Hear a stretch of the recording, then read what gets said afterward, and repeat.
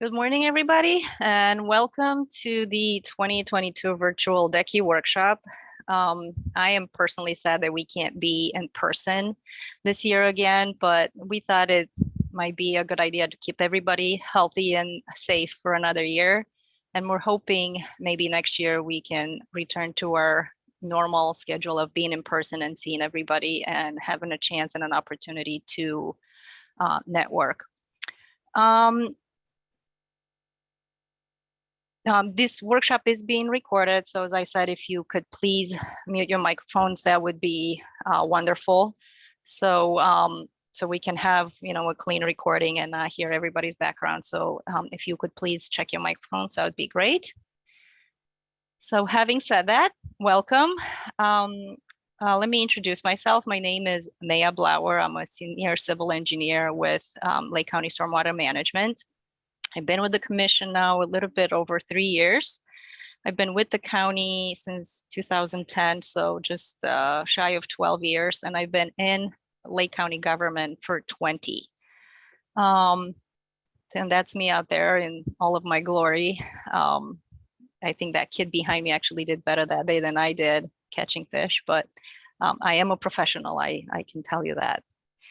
So before we get started, I would like to just get some house cleaning items out of the way. First of all, I would like to very much give a heartfelt thank you to all of our presenters for taking time out of their busy schedule today to share their experience and knowledge. Obviously, this workshop could not take place without their input and without their effort and hard work to get these presentations together and taking the time to present. Also, none of this would happen without the help of the SMC staff, two of which are in the room with me today, Jeff and Michelle, who will help out with the technical part. And like I said, this would not happen without them. I am not that Zoom proficient, and they are key part of this workshop. So if the reason I had asked everybody to change their Zoom ID to their actual name is to give proper credit for you attending this, we will download the attendance sheet once the workshop is done. So we want to make sure that you get credit for attending, so we need your proper name on your Zoom ID. If you have questions for the presentations and after the presentations, please use the chat feature. Asking questions to everyone so we can see those questions and have the presenter answer them. The workshop is being recorded, and we will have a makeup session at a later date for those who couldn't attend today. So if you have colleagues or coworkers that wanted to be here but couldn't, SMC will send another announcement with the date where they could register for another Zoom meeting and they can attend the presentation that way, the recording. They won't have a chance to ask questions, but they will be able to see all the information. All the materials will be available on the SMC website. We will post all the PDFs for all the presentations on the website after, and they'll be out there for the better part of the year. So if there was some information that you couldn't get, that you wanted to go back and check out, you'll be able to do that. You'll be able to do that on the website.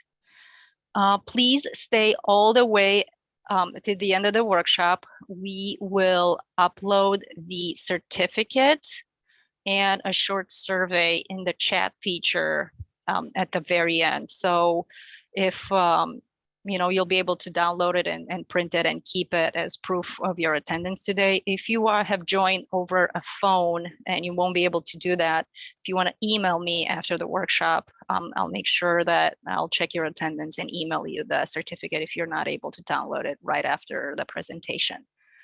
You will receive 4.5 PDHs for today, and this will count as an SMC approved course if you're looking to become a DECI. Also, if you are interested in becoming a presenter for future workshops, if you have any ideas or topics you want to present, or you have a cool case study, please let us know, email me, and we can put you on the list for a future event. We really hope you enjoy these presentations and encourage you to ask questions via the chat feature.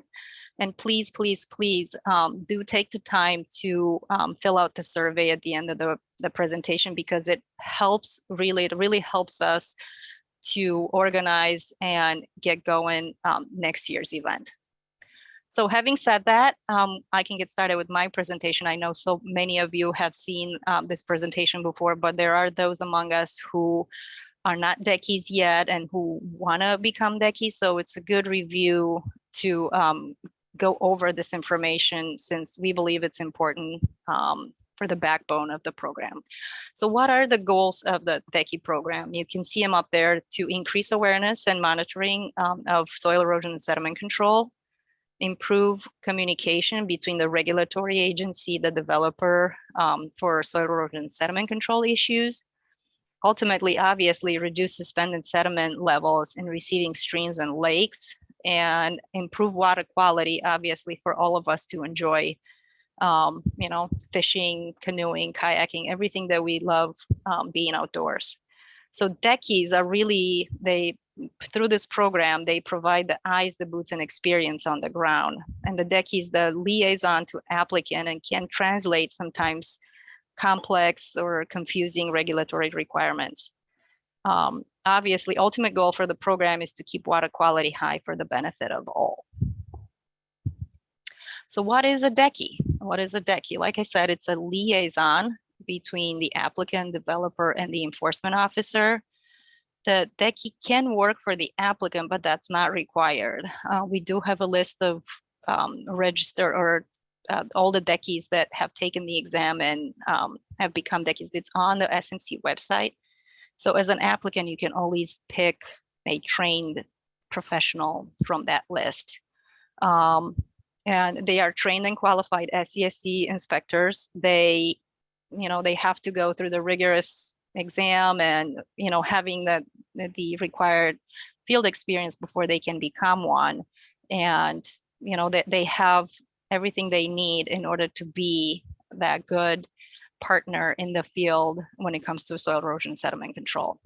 And like I said, they can be employed by the applicant, and they are employed by the applicant and not the permitting agency. How does one become a DECI? There are a few requirements to becoming a DECI. One would be to pass the DECI exam. 2, to complete an SMC approved SCSC course, which today's workshop is an SCSC approved course. And 1 page of statement of qualifications that shows a minimum of 2 years of field experience. So just having book education is not enough, since obviously all of our work is out there in the field. One must have the field experience in order to become a DECI. If you are a certified professional in erosion and sediment control or a certified stormwater inspector, that can be in lieu of the 2 years cumulative experience. Once you have all those in place, send them to SMC for review and approval. And if everything checks out, a review only takes a couple of days. We'll let you know that you are approved. You can take the exam at any time. We recommend becoming familiar with the ordinance first, so you know where to look for the answers in the book. You can, if you are not taking the SMC workshop with us today, there are a couple of courses that are SMC approved that can be taken in lieu of the workshop. When you outline your experience, please be specific what workshops, what projects you've worked on, what actual work you've done in the field. And to become a DECI, there is no cost. So the SMC DECI exam, as you can see, it's 100 questions. We actually re-reviewed the exam this year and tried to make it a little bit clearer, like if there was some confusing language, we clarified that. And it's based on 2 parts. One of them is the Watershed Development Ordinance requirements, which all the answers, if you are familiar with the ordinance or if you look in the ordinance, you will find them. And then there is a part that is the soil erosion and sediment control practical application. So you have to actually know the material, that you need to know the actual practical part of being an inspector to be able to answer those questions. The exam is online and it's open book. You can take it at any time. It doesn't cost anything. And it is, there's a 3-hour limit.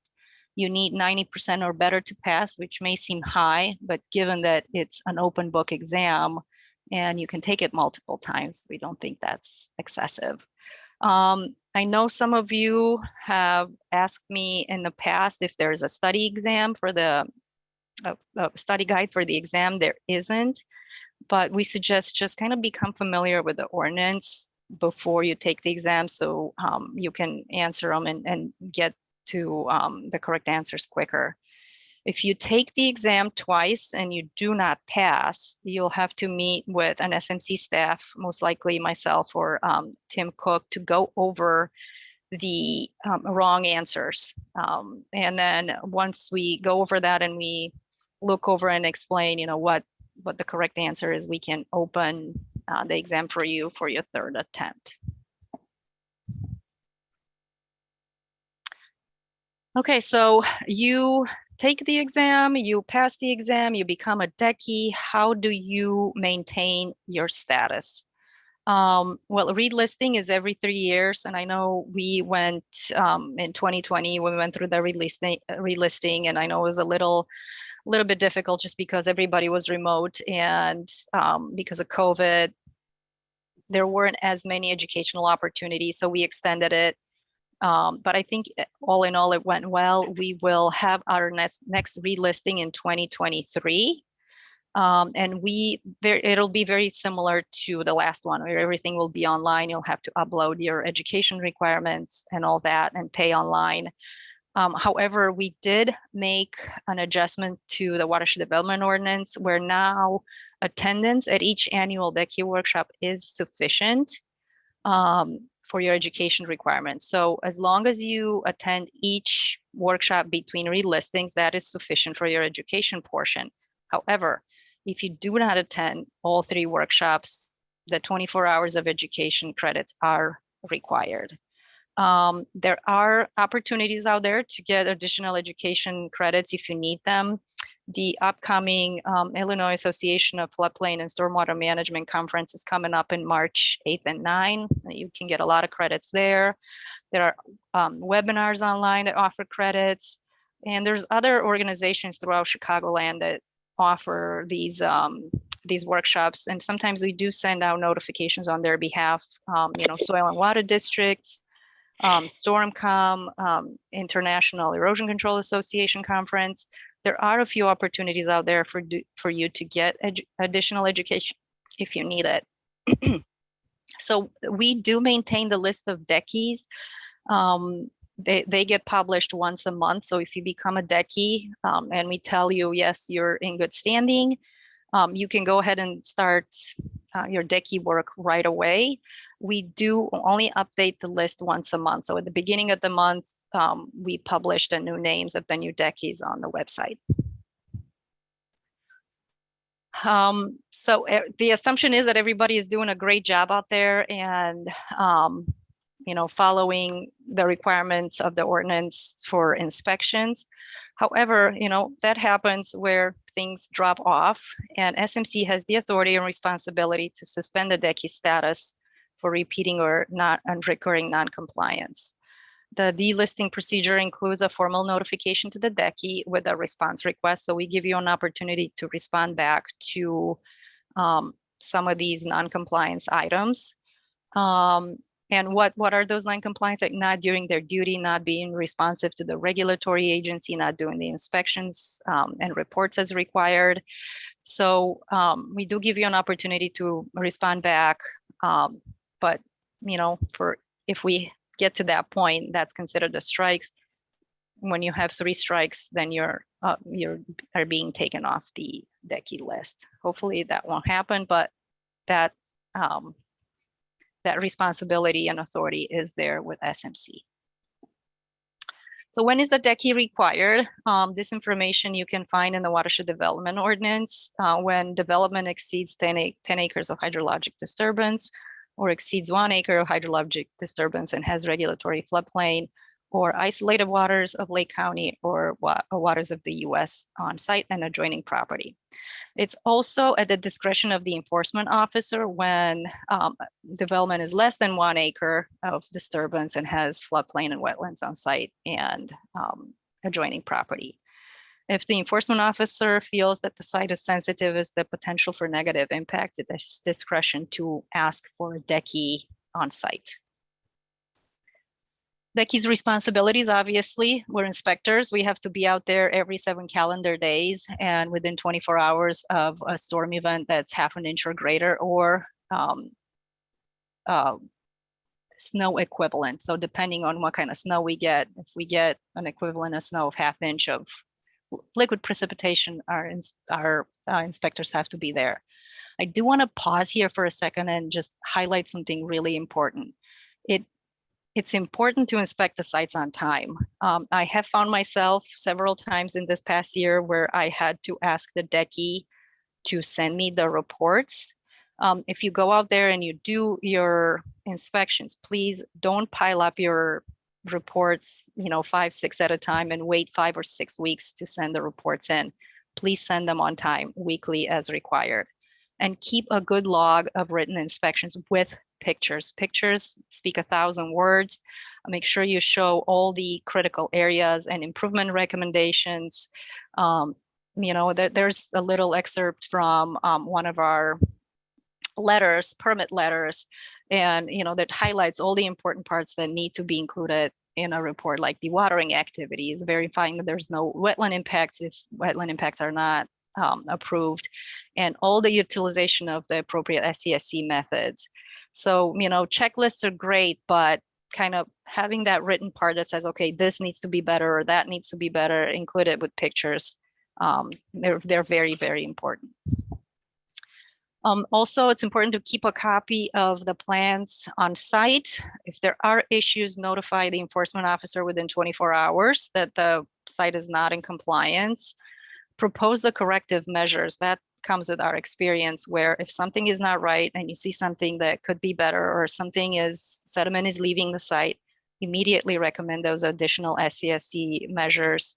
And I cannot stress how important communication is. You may be the greatest DECI in the world, but if your information doesn't get to the right person, to the contractor or the person in charge that could take care of implementing those measures, then those reports are not as good as they could be.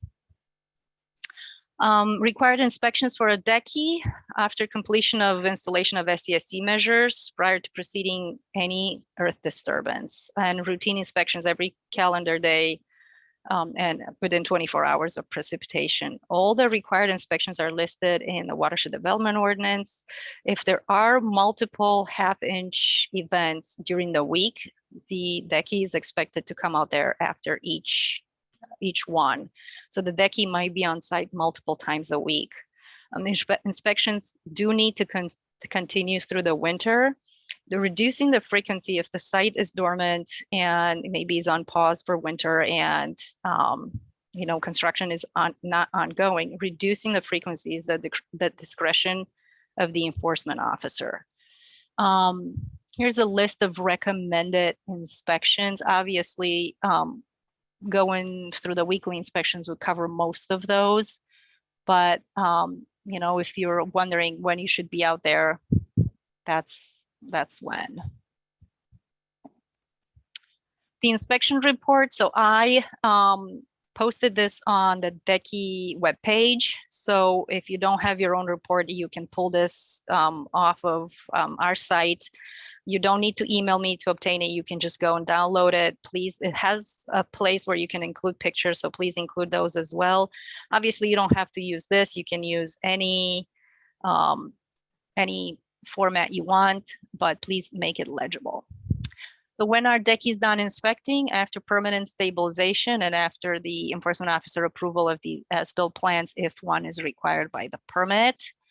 And what is permanent stabilization? A minimum of 70% vegetation coverage. So the Watershed Development Ordinance has been amended to be more in line with the IEPA to show that, it's not more stringent. It used to be 90% for us. Obviously, no open stockpiles, no open areas that are unstabilized for long periods of times.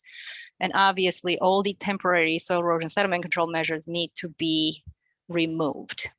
That includes the silt fence, perforated risers, etc. So that concludes my intro and just the regulatory items for a DECI. If there are questions, please let me know. I did post, so the county website is up there, but also the DECI webpage is posted there if you want to go find all this information for our presentation today and all the requirements on how to become a DECI. Okay, there are a couple of questions. Yes. Is there a link to a book online for study? So there is a link to the watershed development ordinance, but there is no study guide per se, since a lot of it is just based on the ordinance itself. Just there is a link to the ordinance itself, which you can download and look through the DECI portion, but there is no official study guide. The other part is of the exam is actual practical experience. So that's something that comes with the territory of being a DECI. Do the credits need to be erosion control related? I have been flexible in the past as long as they somehow relate to the line of work we do. Like I won't give you credit, for example, for I don't know, asbestos abatement, for example, but anything that's related in general to the line of work that we do, I am flexible on giving credits. Will the presentation be available on PDF at a later date? Yes, all presentations will be posted on the website, all of them, the PDFs on the webpage you see there, and they will stay up for the better part of the year. I am hoping to make a YouTube recording of the presentation as well. So if you want to look at it at a later date, including the questions and answers, you can relate there.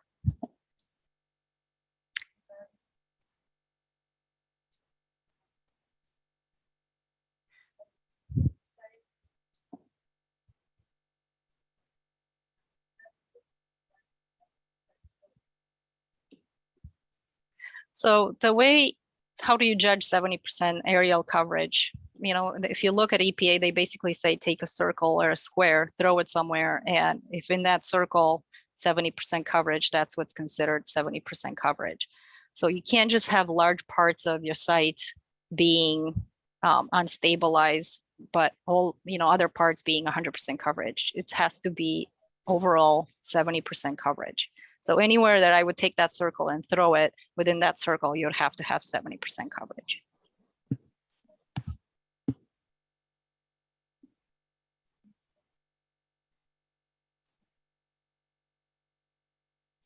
That would, can you remove temporary coverage or temporary SCSC measures in areas that are well stabilized? That's something that you would have to maybe work out with the regulatory agency. I have been flexible in the past where I know for a fact that in that area, let's say you have full vegetation growth, there is no potential for erosion or sedimentation or sediment leaving the site, then I would, yes, be flexible in removing temp measures in certain parts of the site.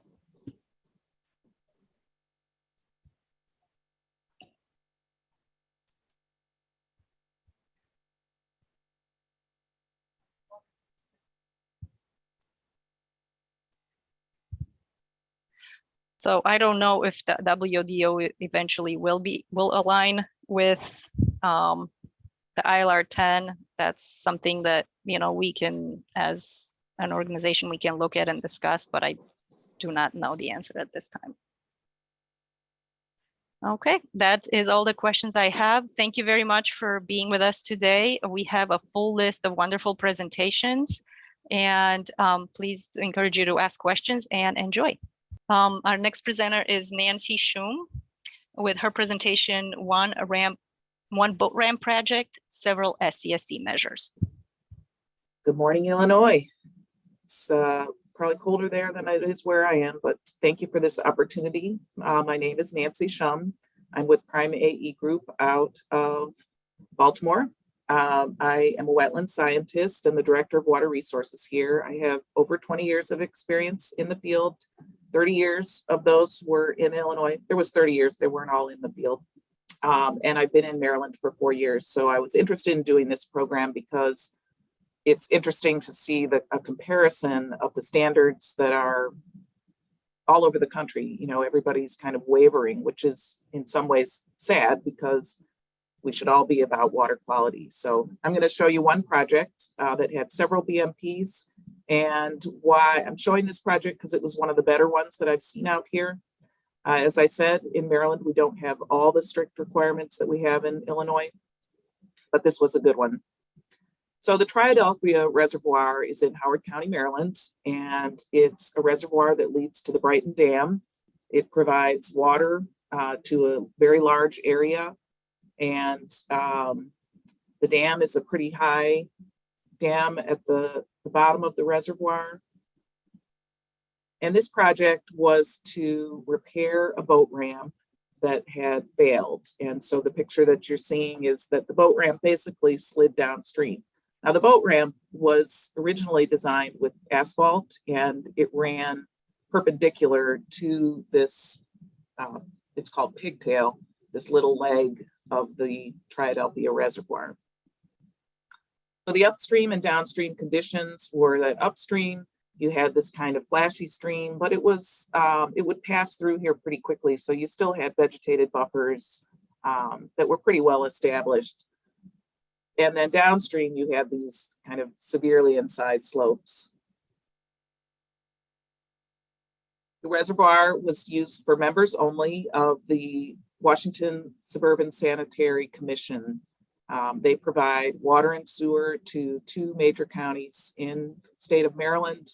So this was a reservoir that helped with their water quality, and it was for people who were residents in the local area, and then also WSSC. When I say members, it was really employees who were allowed to use this facility.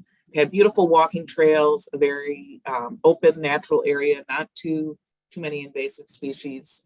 The ramp was needed for emergency access by the local fire department. And it was supposed to be for canoes and kayaks only. And then in the case of an emergency, the fire department could run their boats down there. The water levels at this time that we did this construction project were temporarily down.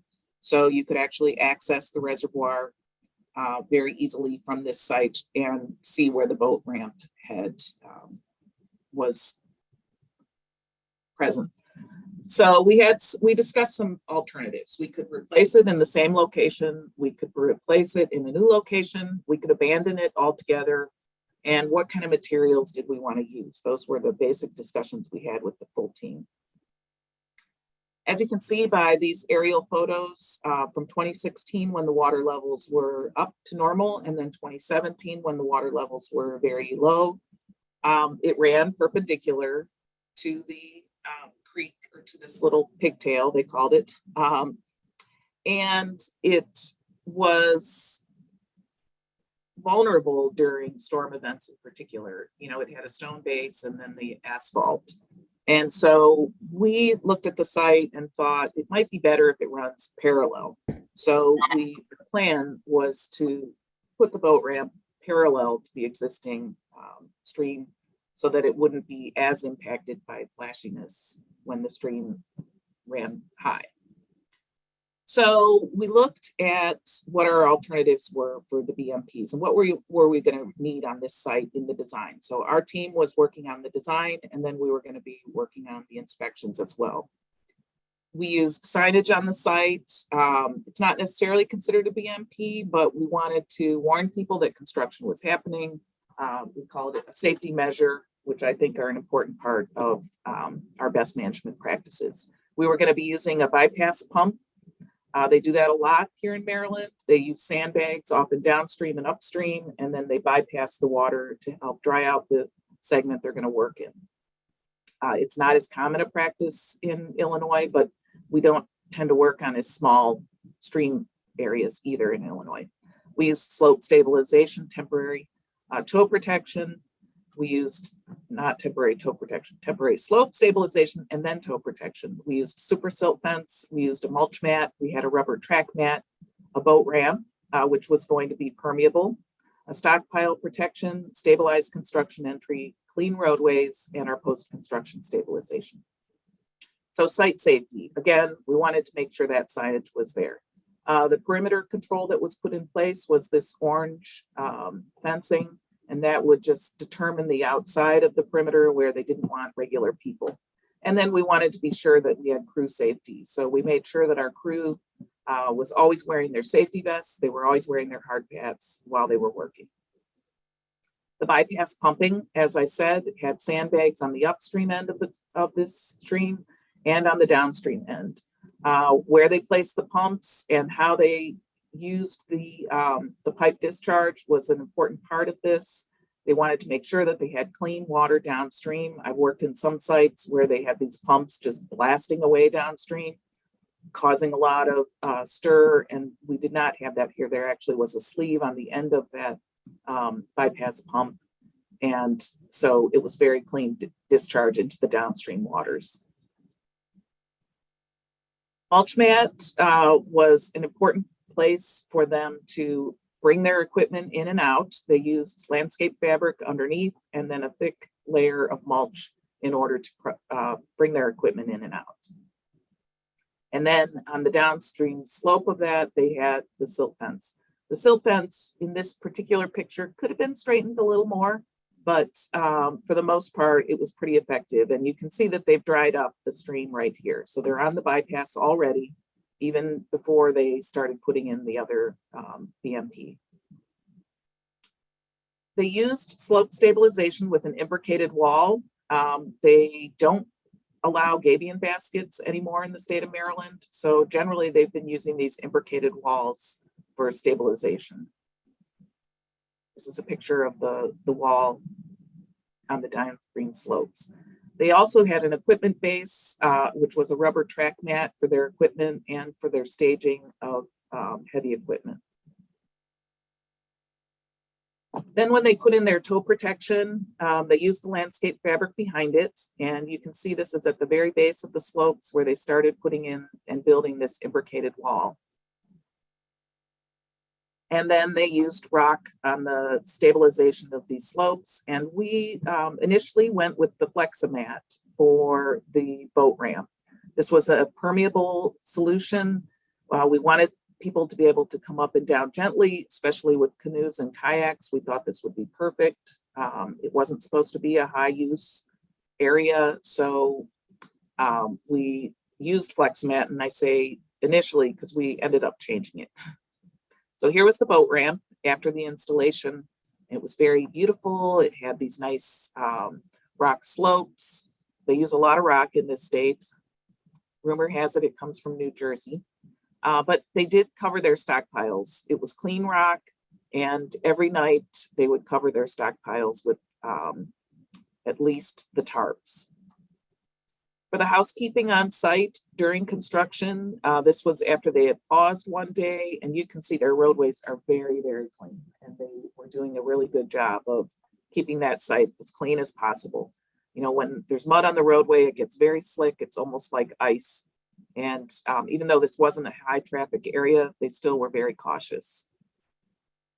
And here's the boat ramp at the end of its installation.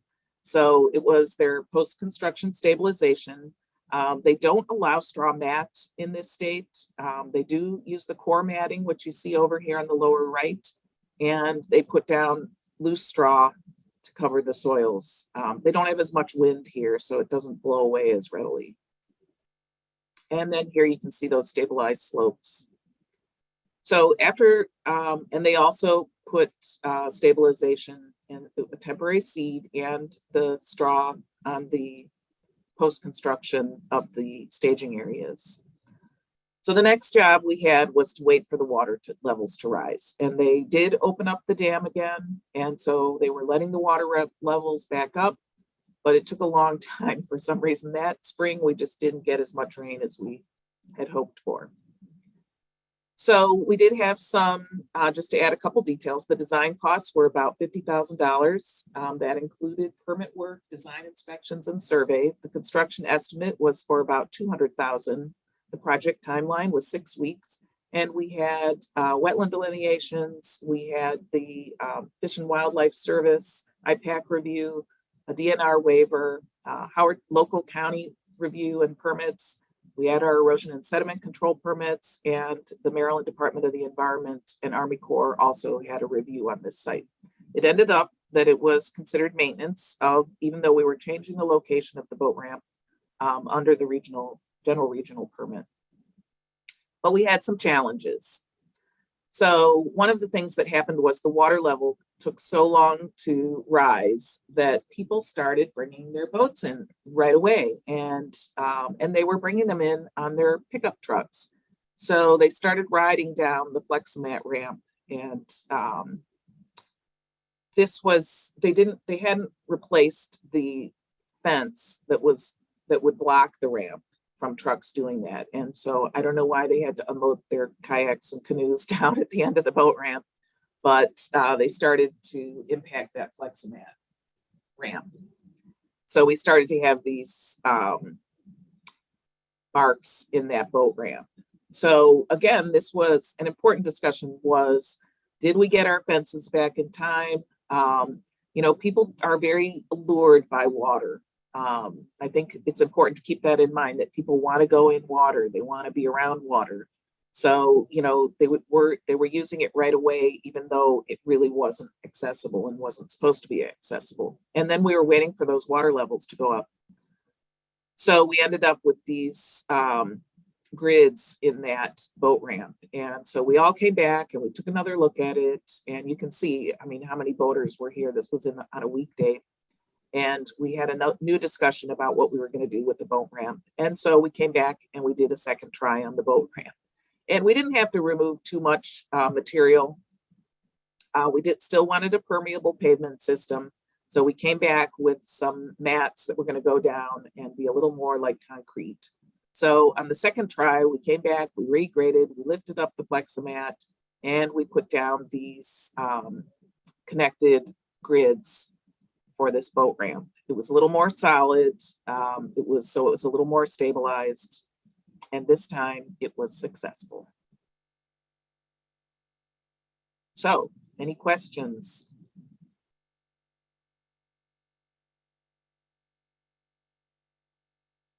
Stop sharing.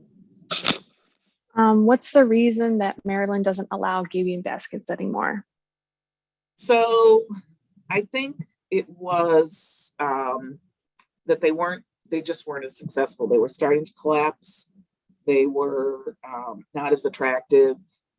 They're still using rock, but it's a little more controllable, I believe.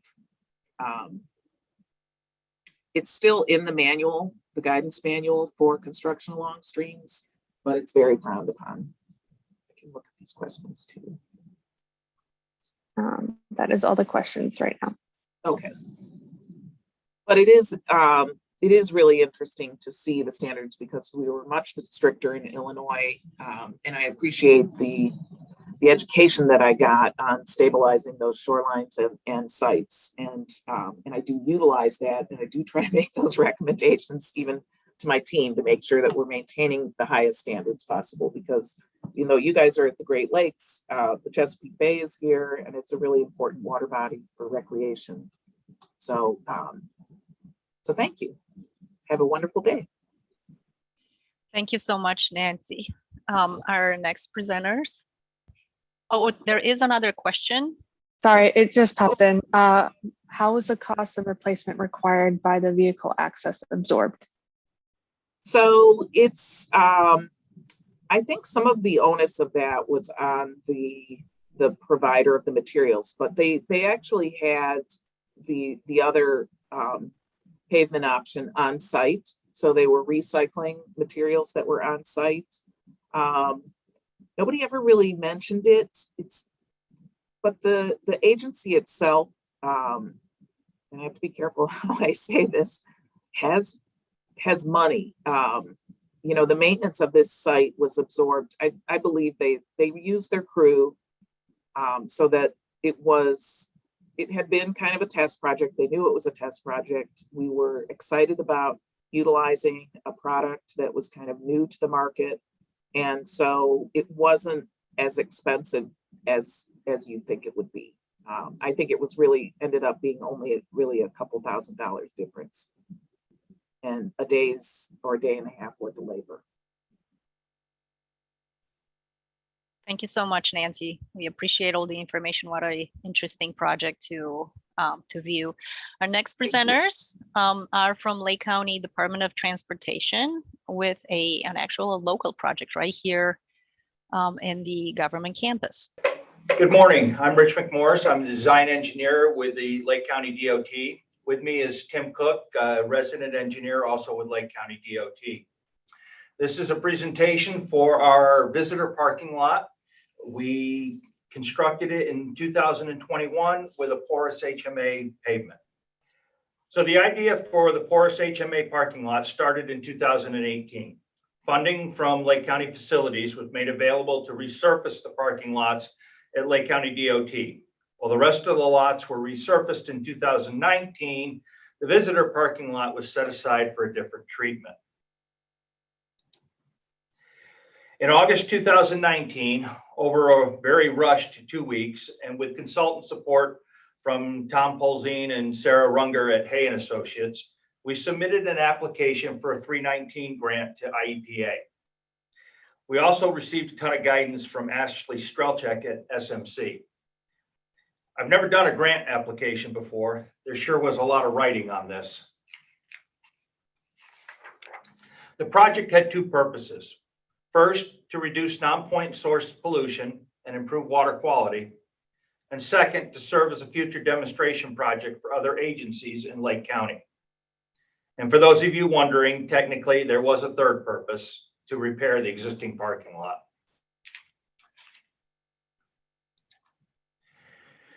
After the adrenaline rush of submitting the grant wore off, the decision was made to move forward with the project design. This decision was made in hopes that we would get the grant, but with the intent to build the project regardless. And in the end, that's what we had to do. We did not receive the grant for this project, so we paid for it out of our own funds. Since they were already familiar with the project, Hay & Associates were selected to do the design plan production. Corey Mace was the project manager for that project. The project design included several stormwater features: a porous HMA pavement for the main parking lot area, permeable brick paver walkways separating the parking lot from the rest of the parking areas, and along the west edge of the building adjacent to the handicap parking spaces. And finally, we constructed a bioswale rain garden type area in between the parking lot and the existing detention pond to the east of the project. The project also included some non-stormwater features. We repaired the pedestrian ramps at the other crosswalk and in the parking lot to meet ADA standards. Landscaped the area in between the parking lot and Winchester Road. Unfortunately, this part of the plan was impacted by COVID. It was originally supposed to be done by Lake County Forest Preserve District, but when we went to remote working, they weren't able to assist us on this. So we eventually moved it back onto Hay to do the landscape design. Finally, the front entrance sidewalk was to be replaced back to even with the building. After we got into the design, we determined that we had to replace the entire front entrance walkway in order to make it ADA compliant.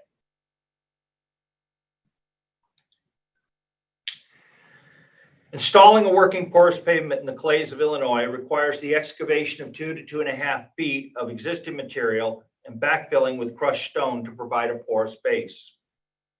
The plan is to produce the pavement here on the right side of this picture. Water runs through the pavement rather than on the left side of the picture where the water sits on the pavement. It was very interesting once our project was done to see the parking lot and look at, after a rain event, the water puddling and pooling on the adjacent parking areas, and it kind of just disappeared on this parking lot.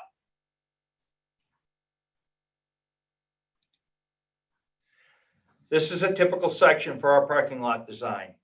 The pavement was placed over a 24-inch thick layer of CA1 aggregate. Note the 40% void space to allow water to pass through the aggregate. The base also included a pipe under drain to move the water away from the aggregate out to the rain garden.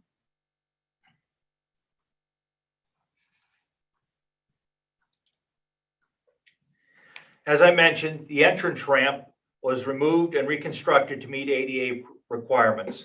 This included widening the ramp at the bottom, at the access button, moving the access button. We have a handicap access button here, and installing handrails on both sides to meet ADA requirements. We also replaced the other ADA pedestrian ramps and reinstalled the detectable warnings at each.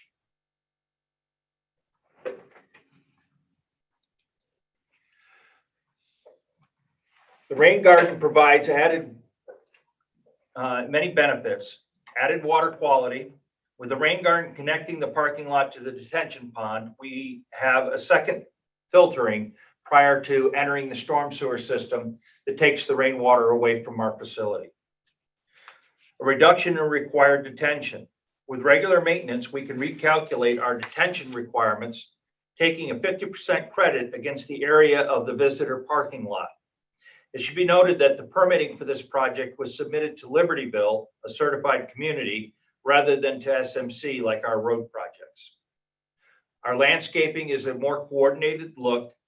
The sidewalk ramps are ADA compliant, and it will serve as a demonstration project for the rest of Lake County. Even though we weren't the first porous pavement in Lake County, it's a project that others can look to copy, hopefully throughout the county. I'll now hand it over to Tim to discuss construction on the project. Thank you, Rich. So for installing the sub-base material, we first began by placing 24 inches of wash CA1 at a 40% void space to allow some of the infiltration in the water. We then placed 30 inches of wash CA7 along the under drain, and then topped it off with 2 inches of CA7 on top of the CA1 stone and the CA7. A few things to consider when installing the sub-base. We used wash stone just to prevent any foreign particles that may be on the stone ending up in our sub-base.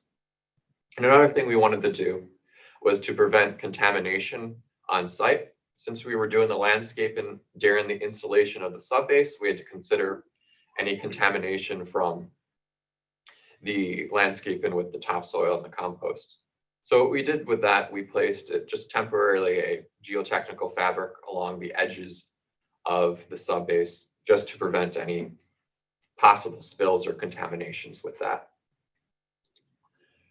For the pipe under drain, we placed a type 2 8-inch PVC pipe under drain, and this pipe under drain drained any excess water that did not infiltrate into the ground and drained it into our newly created rain garden. When constructing the rain garden, we first placed a few structures and a type 2 4-inch PVC pipe under drain. We then placed wash CA7 around the pipe under drain and wrapped this area with a non-woven geotechnical filter fabric on the top, bottom, and sides of the open grade base. We did this to prevent any fine particles from ending up in our under drain and rendering it useless, since we will be placing engineered soil on top of this. For the engineered soil, its mixture is 40% topsoil, 30% compost, and 30% sand. A note during the construction process, no machine compaction could be done to this engineered soil. So no backhoes or skidsters could drive onto the engineered soil, nor could they compact it with a bucket or anything in that matter. So compaction was done by gently spraying water onto the engineered soil in 4-inch lifts until the 12-inch was met. Afterwards, we then placed over 900 perennials in the engineered soil. This helped with draining, along with just increase the aesthetic of the rain garden itself. Now for our permeable pavers, this was for our crosswalk and for the sidewalk section of it. We placed roughly about 21 inches of CA1, 4 inches of CA7, and 2 inches of CA16. We then placed the pavers on top of the CA16 bed and filled all the voids with a crushed stone that was colored similar to the color of the pavers you see.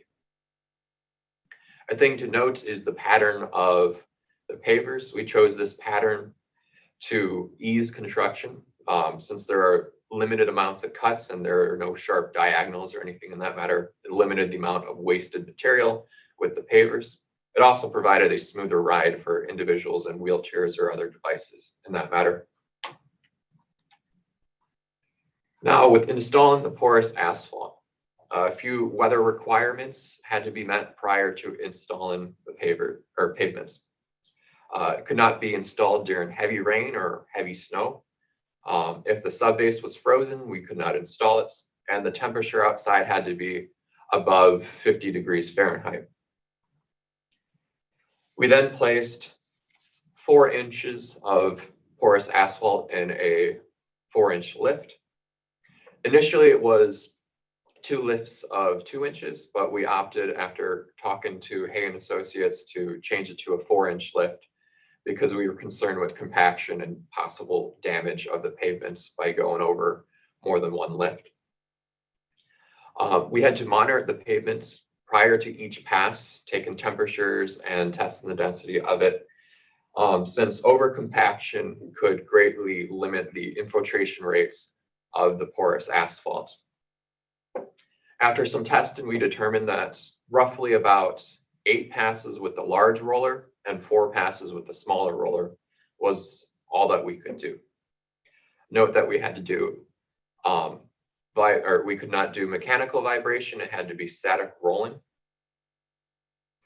After the installation of the porous asphalt was done, we then let the parking lot sit for 48 hours without having any traffic or any live loads on it, or dead loads for that matter. And after the pavement is installed, since it is porous, it can absorb small particles. We could not place any, say, debris or stockpile anything on the parking lot for the foreseeable future. And now that we have a porous asphalt parking lot, we have to maintain it. For the snow removal process, we noticed that during light snow, we were able to get away with a broom on a skid steer to provide adequate removal of the snow. However, we did have some heavier snow this season, and for that, we had to use a plastic plow. We chose a plastic plow over a metal plow to just extend the life of the pavement, since the metal plow may cause some chips or damage to the pavement faster than a plastic one would.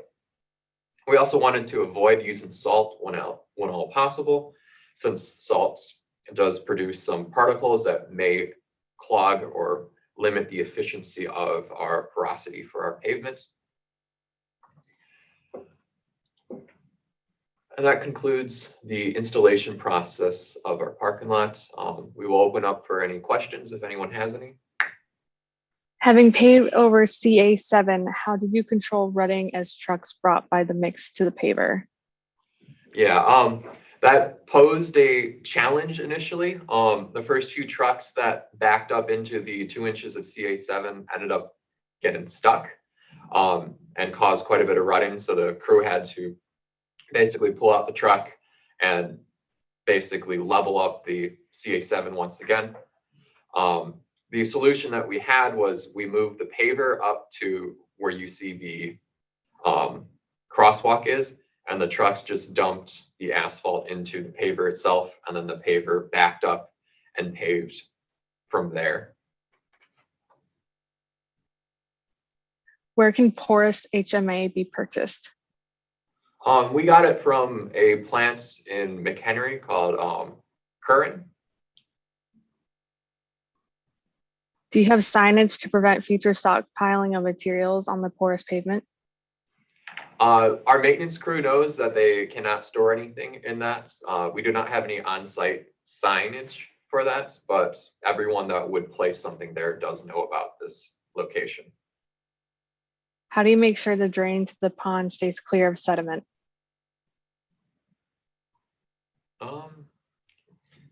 Good question.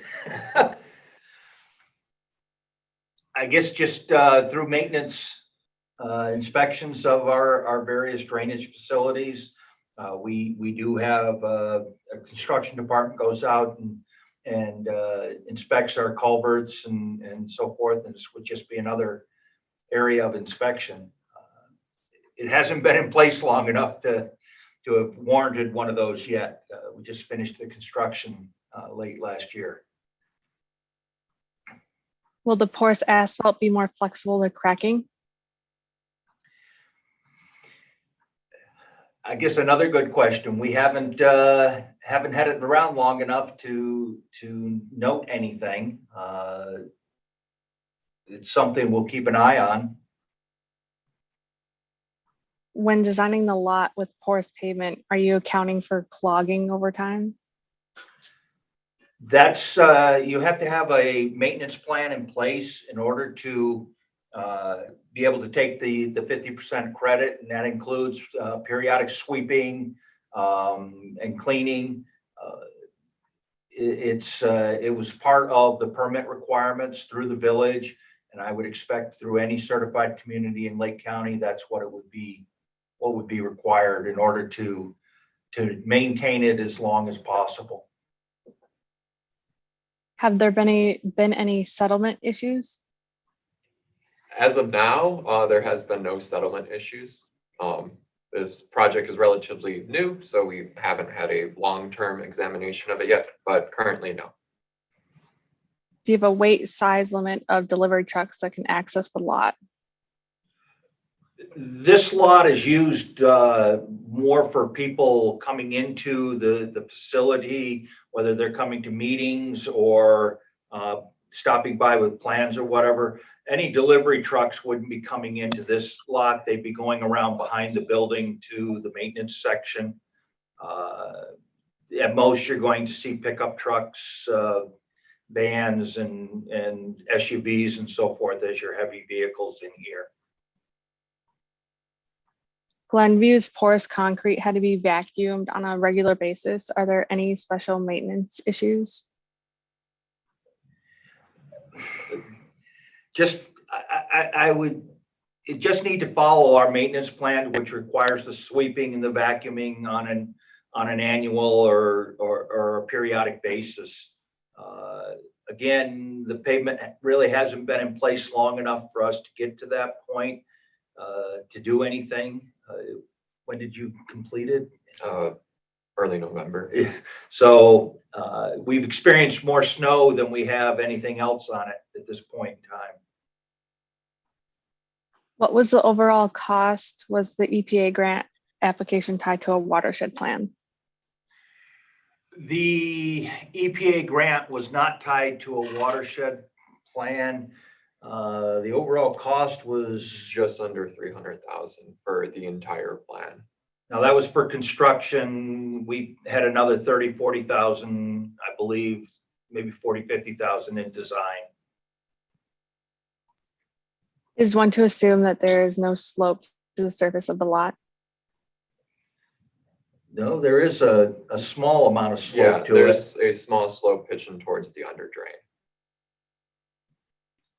And then the last one, address of the project? 600 West Winchester Road, Libertyville, Illinois. Okay, that is all that I have right now. Thank you so much, Tim and Rich. A wonderful presentation right here in our backyard. And we are now ready for our next presentation from Kristen DeCama and Julie Lomax on Ditch Your Ditch, Village of Downers Grove Bioswale Program. Well, welcome to Ditch Your Ditch. We are glad to be here today presenting to you. I am Julie Lomax. I am the Stormwater Administrator with the Village of Downers Grove.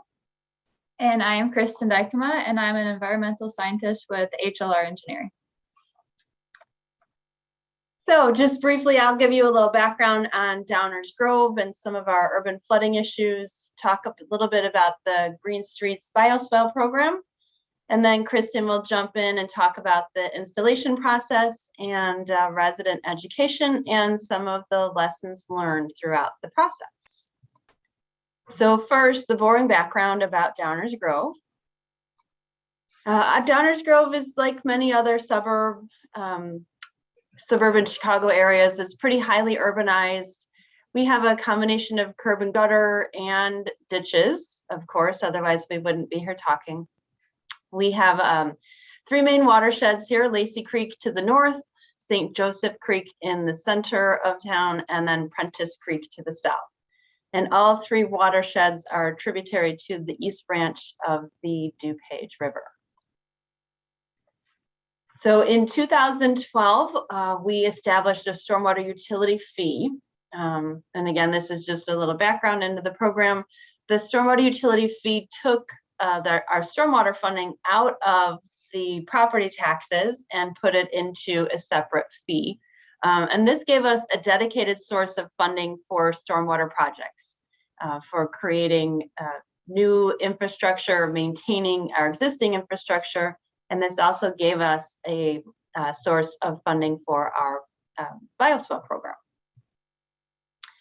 So our stormwater utility fee is a tiered system based on the amount of impervious area on the lot. So impervious is anything that inhibits water from permeating into the ground. So parking lots, roofs, driveways, patios, etc. And the stormwater utility fee was set up based on one equivalent runoff unit, which is called an ERU, and that was 3,300 square feet of impervious area, which at the time was the average impervious area on a single family residential lot. So as I said, it's a tiered system. Single family residential is grouped into these 3 different tiers, and they are charged every other month on their water bill. So the monthly fee would show up for 2 months on their water bill. And then non-single family residential or residential properties with over 7,000 square feet of impervious are charged per ERU or any portion thereof. And then vacant lots still benefit from our stormwater utility or from our stormwater management system, so they are charged at 0.3 ERU. We do have some fee reduction strategies. So first we have incentives. This is a one-time credit that shows up on the bill. This is mostly used by homeowners, rain barrels, rain gardens, permeable pavers. And then we also have credits. And this is an ongoing credit on the stormwater utility bill. This is generally used by homeowners associations or large commercial or industrial properties. If they have a detention basin, if they have a wetland detention basin, they can get the water quality. Originally, the stormwater utility fee was billed to everyone, including schools and churches, etc. So that's why we have the education and partnership credits, but it was later taken out. So it was only if you paid taxes, then you were charged the fee. So any nonprofit groups do not pay the fee now.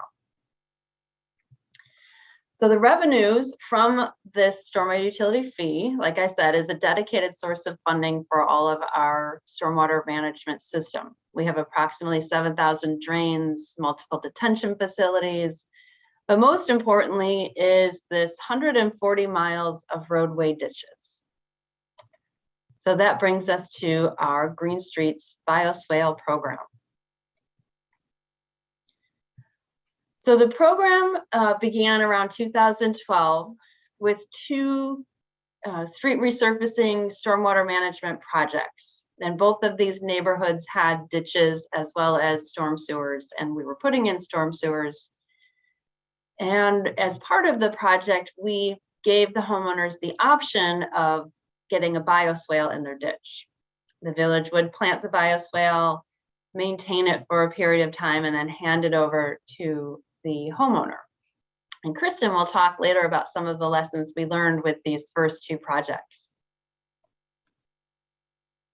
So this is hopefully going to work. There we go. If you have a roadside drainage ditch that is wet or difficult to mow, you may be a candidate for the village's bioswale program. Bioswales are ditches planted with deep-rooted native plants that help absorb and filter stormwater runoff. Bioswales reduce stormwater runoff by about 30% because native plants absorb more water than turf grass. Native plants also attract wildlife like birds and pollinators. The bioswale program was developed to convert existing roadside drainage ditches into beautiful, beneficial landscape areas at no cost to the homeowner. The village will coordinate the selection of native plants with the homeowner, modify the ditch as needed, install the plants, and provide maintenance for the first year. Please visit downers.us to learn more. The Bioswale Program, helping keep our streets green. That little video was developed by our communications department here at Downers Grove. That went out on a Friday, end of the day. We have a weekly e-news. And when I came in Monday morning, I had probably 30 emails, voicemails, phone calls of people wanting to know how they could get a bioswale. So we also developed at the same time this little brochure that we could hand out to homeowners, and it explains what the bioswale program is, what some of the benefits are, reduces stormwater runoff, it absorbs water, it creates opportunities for pollination, and it just takes something that is functional and makes it more beautiful. So as stated in the video, the village will modify the ditch as needed. We will install all the plants. We will provide the first year of maintenance, and then we're here to provide guidance for long-term maintenance. We want these bioswales to work. We want the homeowners to still enjoy them. So we stay involved with them as much as they need us to help them out. The homeowners agreed to work with us to select plants that they like, that are appropriate. They care for the site. During that first year, they provide watering as we're maintaining it. And then after that, they take on full responsibility of the site. And so now Kristen will take over and talk a little bit more about HLR's role. So Julie just discussed the Downers Grove urban flooding and the Green Streets program, and now I'll discuss how we install a bioswale and then resident education.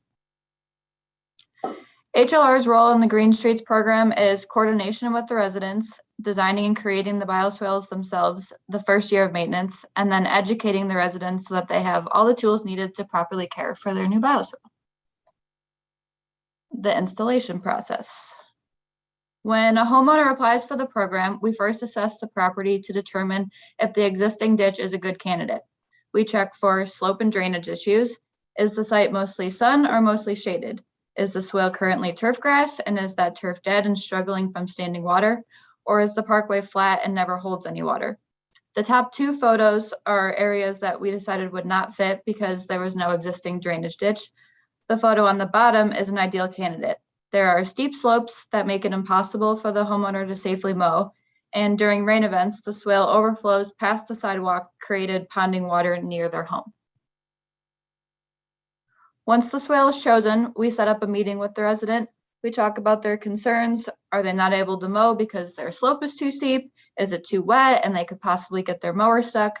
They are ultimately going to be caring for this bioswale, so we work with them to determine what they'd like to see, how wide they'd like it, what native plants. The ultimate goal is to counter drainage issues, so we explain what plants would work best with them in their bioswale. And then the second picture shows our herbicide application, killing the turf before we start planting. Our next step is planting. We create a planting plan with about 8 to 10 native plant species, depending on the size of the bioswale. We plant them in groupings, so it's easier for the homeowners to identify them, and also so they look more purposeful. With native plantings, our most common complaint is, that's just a field of weeds. And when you have a small area of 25 different species, it can easily start to look unkept. Our goal is a few species in groupings to make them look purposeful. Because this program is a partnership, we work with the residents to pick out what species they would like to see. We've had some residents, they tell us that they hate yellow flowers, so we avoid yellow flowers. If they have a hand in choosing their plants, they feel more connected to the project and have more incentive to take care of it. There are certain requirements for the Green Streets program when it comes to the plants themselves. All of these bioswales are along the roadway, so plants within 5 feet of the roadway and within 10 feet of an intersection or stop sign should be less than 3 feet tall. The plants within the perimeter of the site should be low growing, and the interior should be less than 3 feet in height. Following these guidelines, and we kept in mind plants that are salt tolerant and have lots of color and various blooming time. Each bioswale has its own custom list of plants to ensure the survival and different growing condition. In these pictures, you can see there are 2 different habitats. One bioswale is completely shaded for a portion of the day, where the other is in full sun. One bioswale has constant standing water, where the other one only has water during rain events. Planting the plants in the proper location is key for their survival. Each plant has a wetland indicator status. There's upland, facultative up, facultative wet, and obligate. The upland plants are found in drier areas, so think more prairies, and obligates are almost always found in wetlands. And then as you move up the slope, facultative wet, like some water, facultative can handle wet or dry, and fac up likes more drier conditions.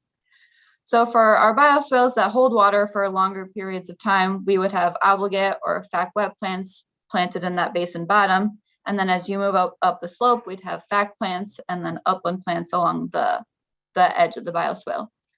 Planting in the appropriate location is super important to ensure that they all survive and thrive. This is the famous root systems diagram, just to prove that having a drainage ditch planted with turf grass with tiny, teeny tiny root systems could never hold the same amount of water that all of these native plants could. When we pave over our landscapes and replace deep-rooted native plants with shallow-rooted turf grasses, we inevitably make flooding events worse. Bioswales planted with native plants reduce stormwater runoff by approximately 30% because of their deep root systems. They also slowly replenish groundwater levels and local aquifers while filtering out many pollutants. After the first year, where our initial planting occurs, HLR will provide maintenance to the bioswales, like hand weeding any weed that will pop up while the plants are establishing, and also any supplemental plantings in the case that any plants hadn't survived from the previous year. When our year is up and it's time to hand over the bioswales to the homeowners, we provide them with handbooks to help aid them, which comes to resident education. So this handbook includes information on the importance of their bioswale and all the benefits it provides. And there's also a description of the work provided by HLR and then tips and tricks for caring for it. It's like, when's a good time to mow it? Should I even mow it? Can I burn it? Can I use herbicide or should I only hand weed? And then the following page is more specific to their bioswale, what species we planted and how to help them care for it. We also provide them a map of approximate locations of all the plants to help them identify them as they start to grow. And we also have a native plant booklet of all the native species planted within their specific bioswale. Each sheet gives a picture of the flower head, photos of how the leaf attaches to the stem, bloom time, and information on what wildlife the plant attracts. We also include a weed guide with the same photos for identification and easy tips and tricks to help identify them. We've included common weeds, but also non-desirable native plants that they don't want growing within their bioswale.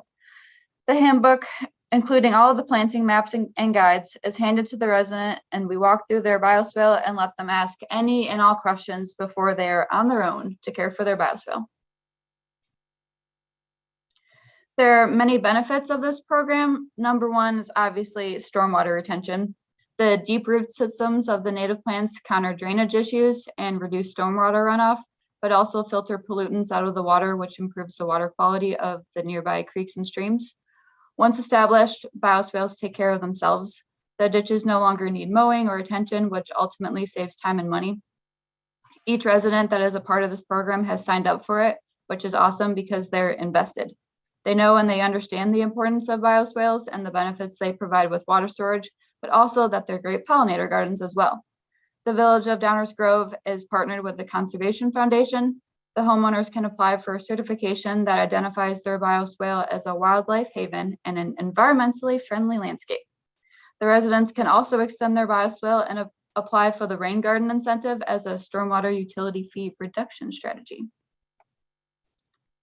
This program has really taken off, and as more residents find out about the program and witness the benefits provided, but they also are seeing how aesthetically pleasing it is to have a beautiful bioswale in your front yard instead of a nasty, stagnant mosquito haven. The waiting list is ever growing. When the program initially started with 18 bioswales, we just installed an additional 10, and more are signing up, which is amazing. Some lessons learned from this program as it's being implicated. Like the diagram I showed earlier, plants have their conditions that they like to grow in. If you plant an upland plant in the bottom of a bioswale where standing water is a constant, they likely aren't going to survive. So knowing your plants is key.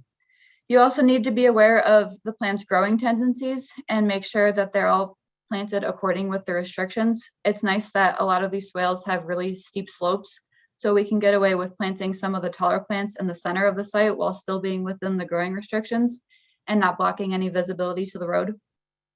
Planting only a couple species within the swale makes them look more manicured and purposeful. Once you start adding more and more species, it just starts to look a little crazy. As for resident communication, it's important to set communication boundaries. Residents can be passionate, and one of the things we learned is implementing communication lines between project leads and residents and limiting those forms of communication.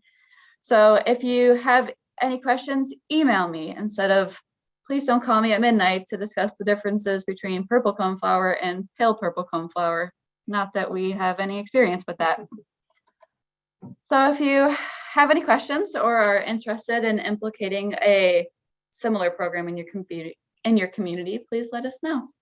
And thank you for the opportunity to present our project. Does anyone have questions? There are a couple in there. How are invasive species dealt with within the bioswale? Well, we hand weed bi-weekly, so we'll go out as often as possible and just hand weed everything out as the bioswales are growing. We've had a couple where we'll do mulch borders, or we've used mushroom compost to try to make sure that the plants are establishing as quickly and as densely as possible. We try to plant as dense as possible to keep any weeds out, but they're going to be inevitable as they're establishing and growing. So we try to just get out there as often as possible to take care of them.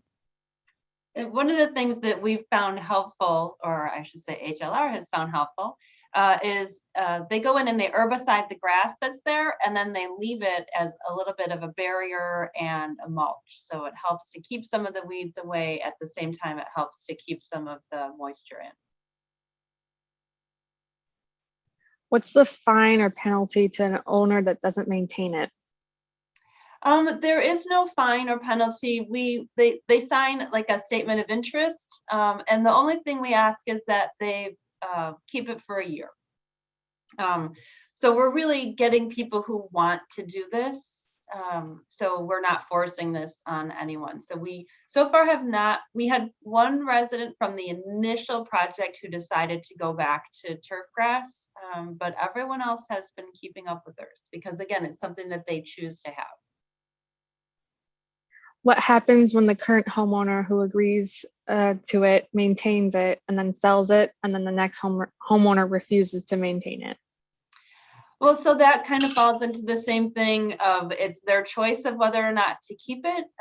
If they were to just let it go wild and it would become weedy, then it would probably become a code compliance issue. because we do have like weed codes and how high weeds can grow and stuff. So we haven't had this, but I would imagine at some point we would have to call code compliance in to ask them to reestablish grass instead of the bioswale. How much damage occurs from annual snowplow salting practices? Well, we do try to pick plants that will are salt tolerant. So we haven't had a huge issue with that so far. So far, luckily, we haven't had any damage from cars parking too far over on the side of the road. We haven't had many, knock on wood, I haven't had any major issues. Julie and Kristen, there are a few more questions in the chat box. However, in the spirit of keeping on track, I would ask you to maybe go in the chat box and answer them. So we can move. Thank you so much. So we can move on to our next presentation by Joe Moore from Siltworm on the advantages of rolled filtration technologies. Okay, so just to jump in and try to keep us on time, I'm going to give you a quick professional introduction. My name is Joe Moore. I am the founder of a company called Siltworm and another company called Erosion and Construction Services. So we have been involved in the industry for about 13 years. I try to stay involved on every level, and when I say every level, from the international level all the way down to the town that I live in. So just to put that together, I've worked with the Erosion Control Technology Council as a material specialist. We've been published in Erosion Control Magazine and Environmental Connection Magazine. I'm the treasurer for the Indiana MS4 Partnership, which is an organization in which we train MS4s across the state. I am a member of NISWAG, which is the Northwest Indiana Stormwater Advisory Group that trains more locally. And then I'm also the chairman for the St. John Stormwater Utility in the town that I live in. So I'm going to get into the presentation just quickly to talk about EPA regulation and how we all landed where we did. First and foremost, I know that most of us on the call have probably seen some of the events that happened with the Cuyahoga River catching on fire, and what really sparked publicly this need for us to have clean waterways.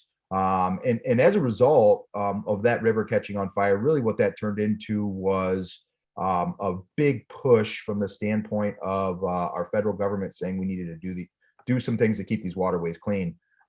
So as the EPA was created and dug into the issues that we were having, they really went to some sources to say, hey, what's causing rivers to catch on fire? What's causing our waterways to be dirty? Number one, they jumped right into industrial pollution, right? They identified the point sources and the pollutants and the amount of pollutants were there. And then they started to look at agriculture, right? Was agriculture an issue? As we all know, agriculture is exempt from the Clean Water Act, and there's some real good reasons for it. So when you think about agriculture, topsoil is really a farmer's gold. They spend a lot of money on nutrients, and they try to keep that soil on site with different grading situations, vegetated swales, and things of that. And they keep their topsoil, which is good for infiltration absorption. What the EPA really found out is that construction sites were some of the biggest polluters in our waterways. Constructors come in, they strip vegetation, they really put erodible soils in motion, and they grade in a manner to get the water away from the sites and into those discharge points. So EPA figuring all this out really passes this Clean Water Act, creates the National Pollutant Discharge Elimination System, identifies what those waterways are that need to be regulated, and then puts sediment as one of the largest point source pollutants in the waterway. Again, so the impact of that was, well, how do we fix that, right? The EPA had this huge task of really covering from shoreline to shoreline every single construction site that was out there. So for you, those of you who've seen the movie The Patriot, if you remember aim small, miss small, that was really the approach that the EPA took. So in this case, if we had the entire country to cover, the EPA through a permitting process created a situation for the state of Illinois where they said, hey, Illinois EPA, you were responsible to do some things through a permitting process. The Illinois EPA has done the same thing to the county that that you all are in Lake County and in Cook County, and even down to the town of Libertyville, right? So we all have a permit that we have to answer to that really was created from this Clean Water Act. What that really did for us is without the permitting process and enforcement, nothing really was happening, right? So the real version of the Clean Water Act happened in 1948, right? So that clean water introduction was happening, but there was no enforcement between 48 and 72. So that Clean Water Act really set up how enforcement was going to work. And as a result, people like the DECIs that are on this call were the people that were out saying, hey, we have some things going wrong. So for us as entrepreneurs, we looked at it and said, hey, there are some better ways to do some things in terms of sediment control. So I'm really going to get into our devices, what we do, and what some of the differences are in regard to traditional devices. To do that, we really have to understand where we're at in Illinois. Is Illinois doing well with its waterways? Is the country doing well with its waterways? Has the Clean Water Act had an impact? It's obvious by listening to the previous presentations that the answer is yes, right? We've made some good headway. We're doing some real good things as a state, but we aren't out of the woods yet is probably the best way to say it, right? If you, well, for this presentation, I Googled fish kills in the United States in 2020, which was a couple of years ago, and we had 50,800,000 results in 0.29 seconds, right? So we still have some issues. When we talk about being out of the woods yet, is it getting better? Does your town drink from the Fox River? Just again, a quick look at things in your area. In 2012, the Fox River supplied over 330,000 people, and that went from Elgin to Aurora with drinking water. And there have been a couple of times where they have literally had needed to boil water to be able to drink it, and had some algae blooms and some pretty bad stuff going on with that river. So how does that all tie into our advanced sediment control technology? The EPA, again, has looked real hard at construction sites to say what's happening to the Fox River, right? Where is or how are those algae blooms happening? And really, when you look at the nutrients that are involved, they're being carried to that river from construction site pollution. That's one big thing that happens. So for us, when we think about technology, I want everyone in the room just quickly to answer the question for themselves. Have you used a hammer? Most people are probably shaking their head. Yes, we've used a hammer. The next question is, have you hit your thumb with a hammer? We've all done it, right? And human nature takes us back to the hammer. Okay, so for those of you that have used a nail gun, nail guns have on the big jobs basically replaced the hammer, right? And they've replaced the hammer, but because they're better technology. So what are we using today is really what we should be thinking about in terms of some of our sediment control devices. Getting sediment, the largest pollutant, out of water isn't easy. There's only a couple of ways you can do it.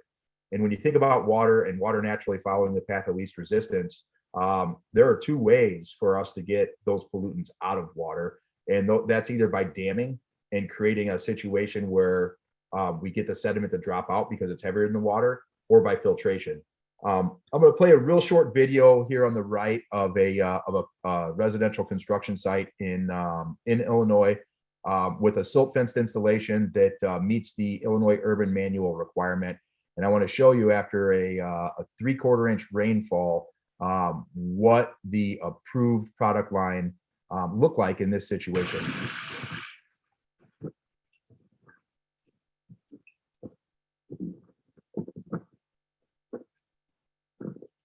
I want you to pay attention to what's happening at each one of the stakes hydraulically.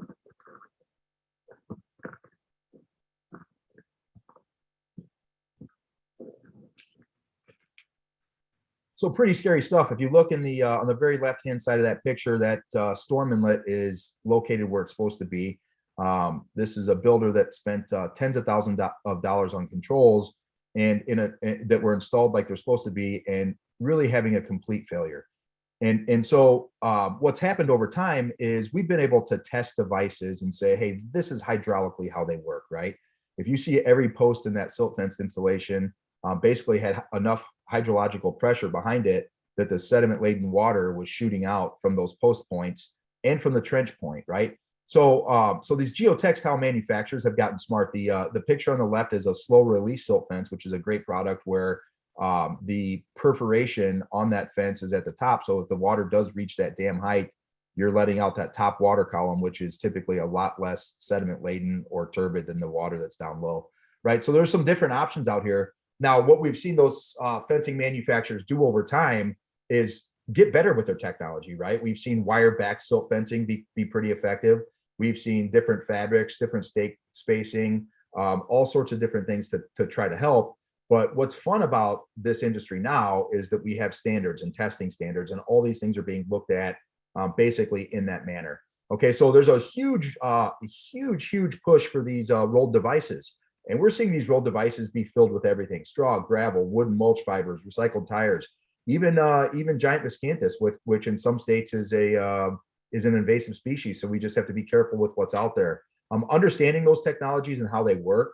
There are testing facilities, again, that put all these things to quantitative measures, right? So jumping into those quantitative measures, silt fence technology with an ASTM 7351, which is a toe of a slope application. If you look at the testing, which I've highlighted on the right, 51.8, 1.6, 0.1, this is the sediment capture rate for that product. And if you look real close at the picture, you see the same exact thing that we saw in the field. You see sediment laden water escaping through the trench.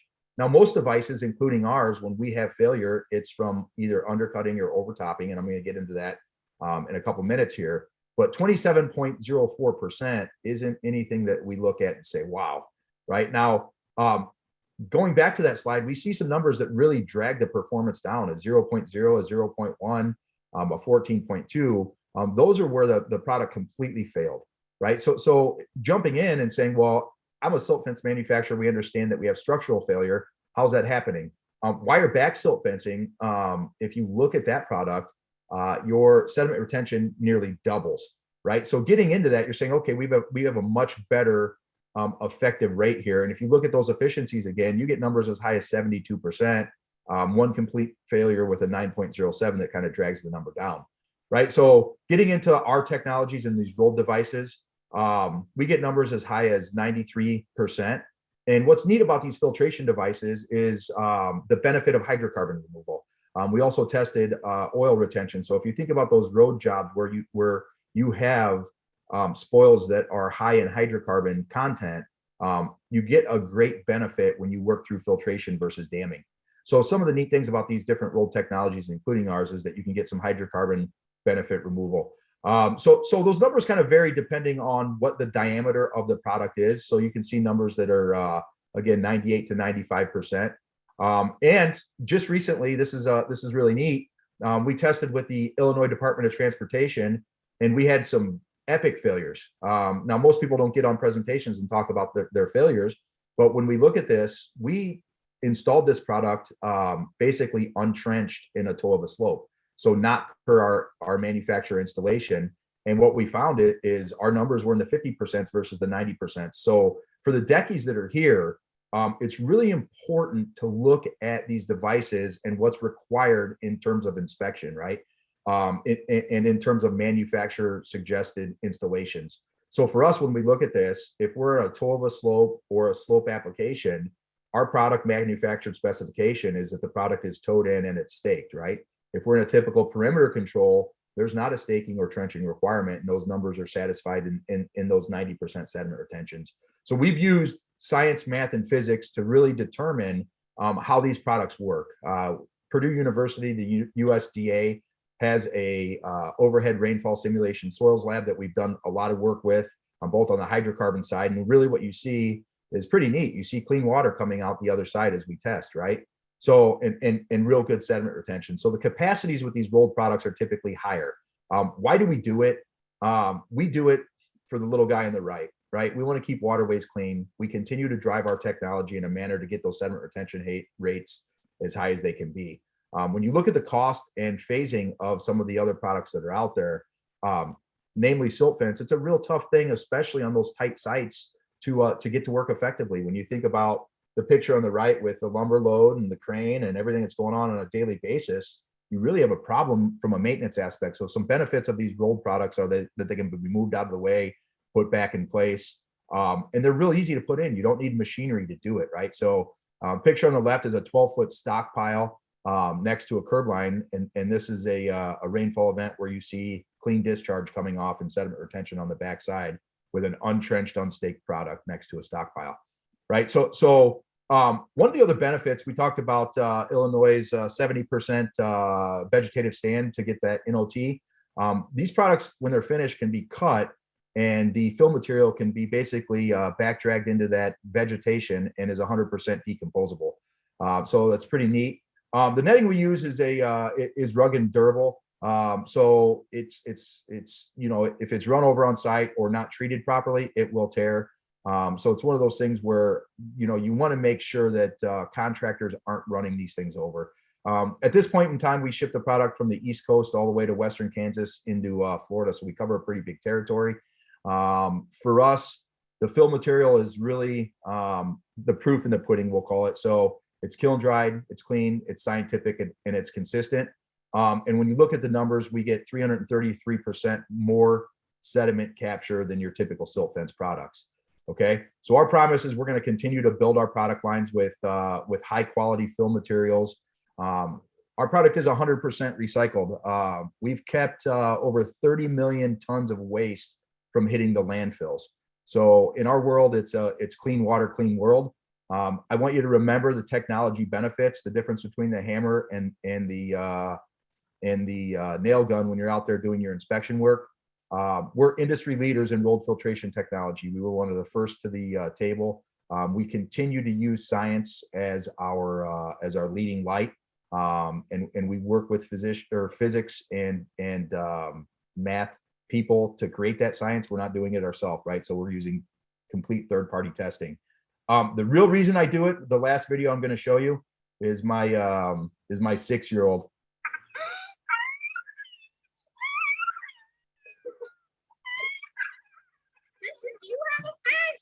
Keep reeling.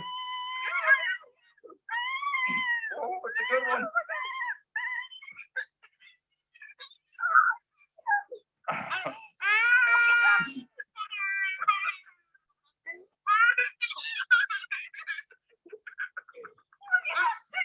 In my life, there's nothing like that joy of having clean water and a clean water resource to enjoy with our families. It's our water. We're going to continue to work hard to continue to protect it. I appreciate everyone's time today and look forward to any questions. I think that's the reason all of us are doing the work we do, for the joy of our children and hopefully leaving the environment in a better place than we found it. So Great. There's one question that just came in. Is the siltworm used as a ditch check when staked?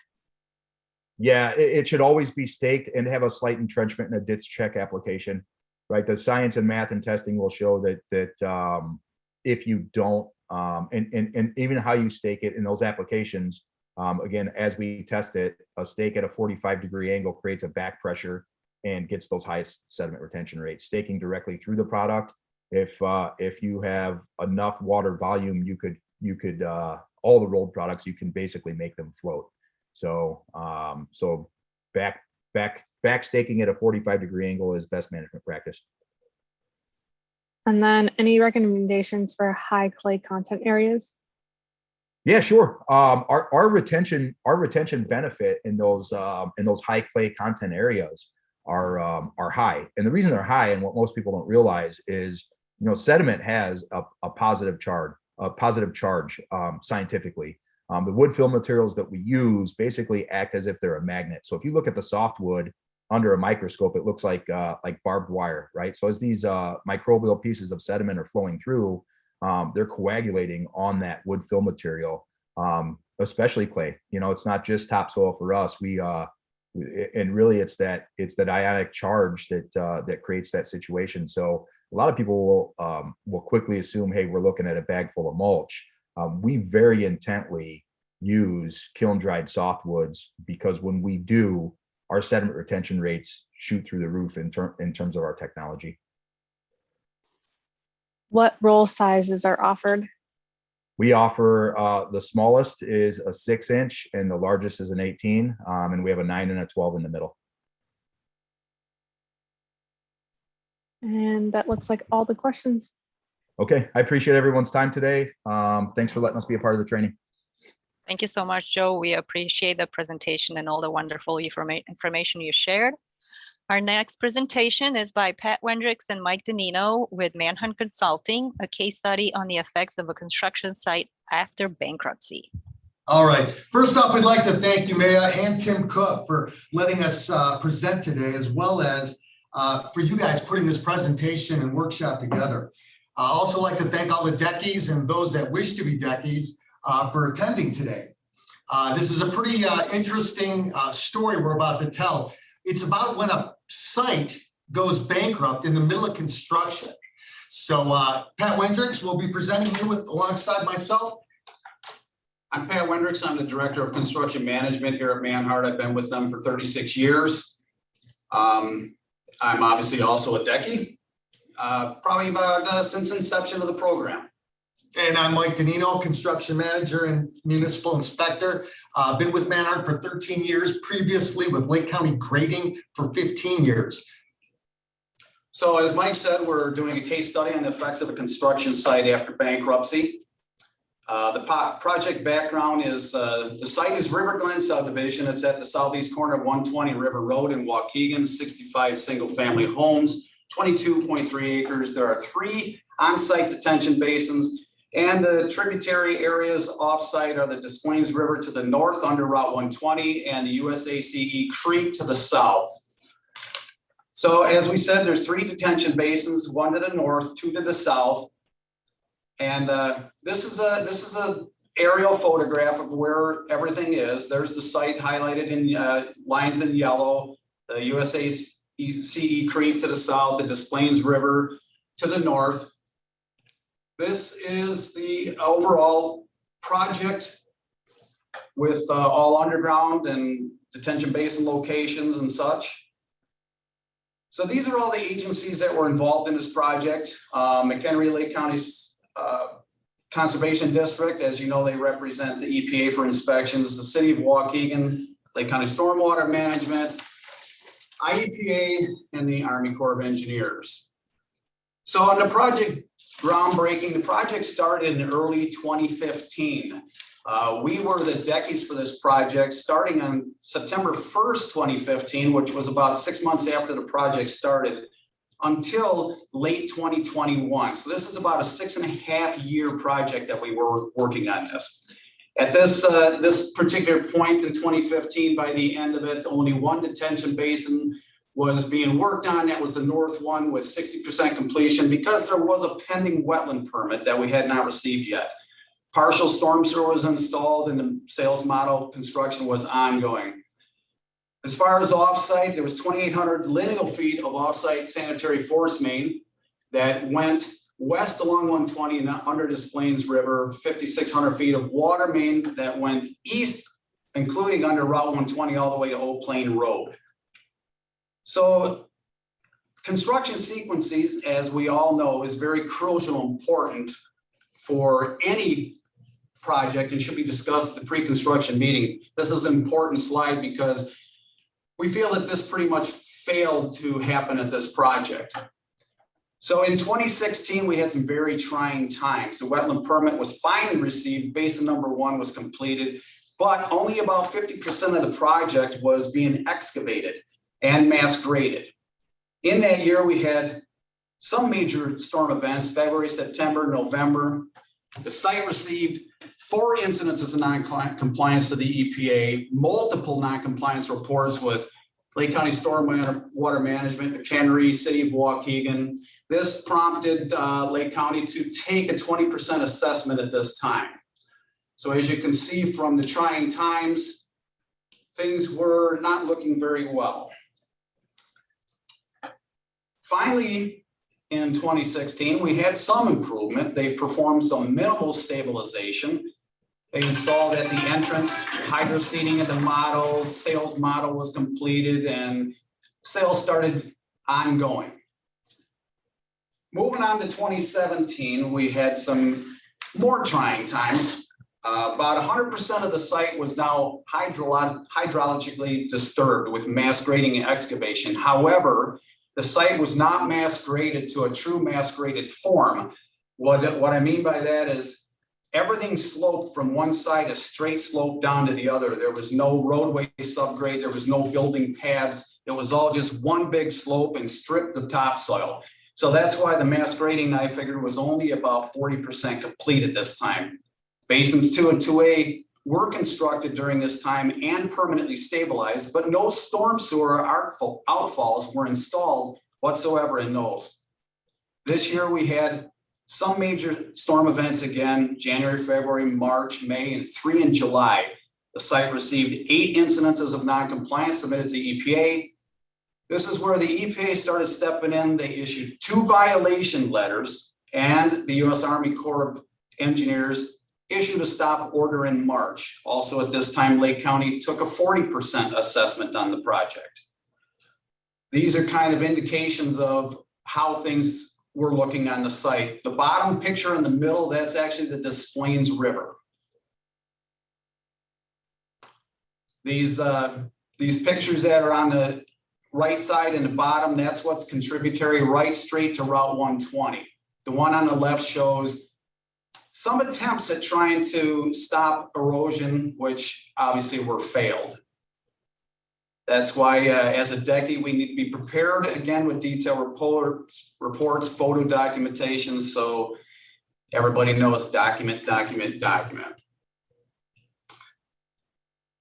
We had some major storm events. If you look on the top left, you'll notice that that is actually the remnants of a dewatering treatment train that we had a large rain event that sent the straw bales under Route 120 towards Des Plaines River, which is indicated by the picture on the upper right side. The bottom left is where we went to the site and found our contractor decided we needed to dewater by cutting a trench through and draining right straight towards the Army Corps of Engineers ditch to the south. Yeah, those are good pictures there. So with only a few houses sold, the developers started having cash flows. Contractors weren't getting paid. Repair work wasn't getting completed within the violation deadlines.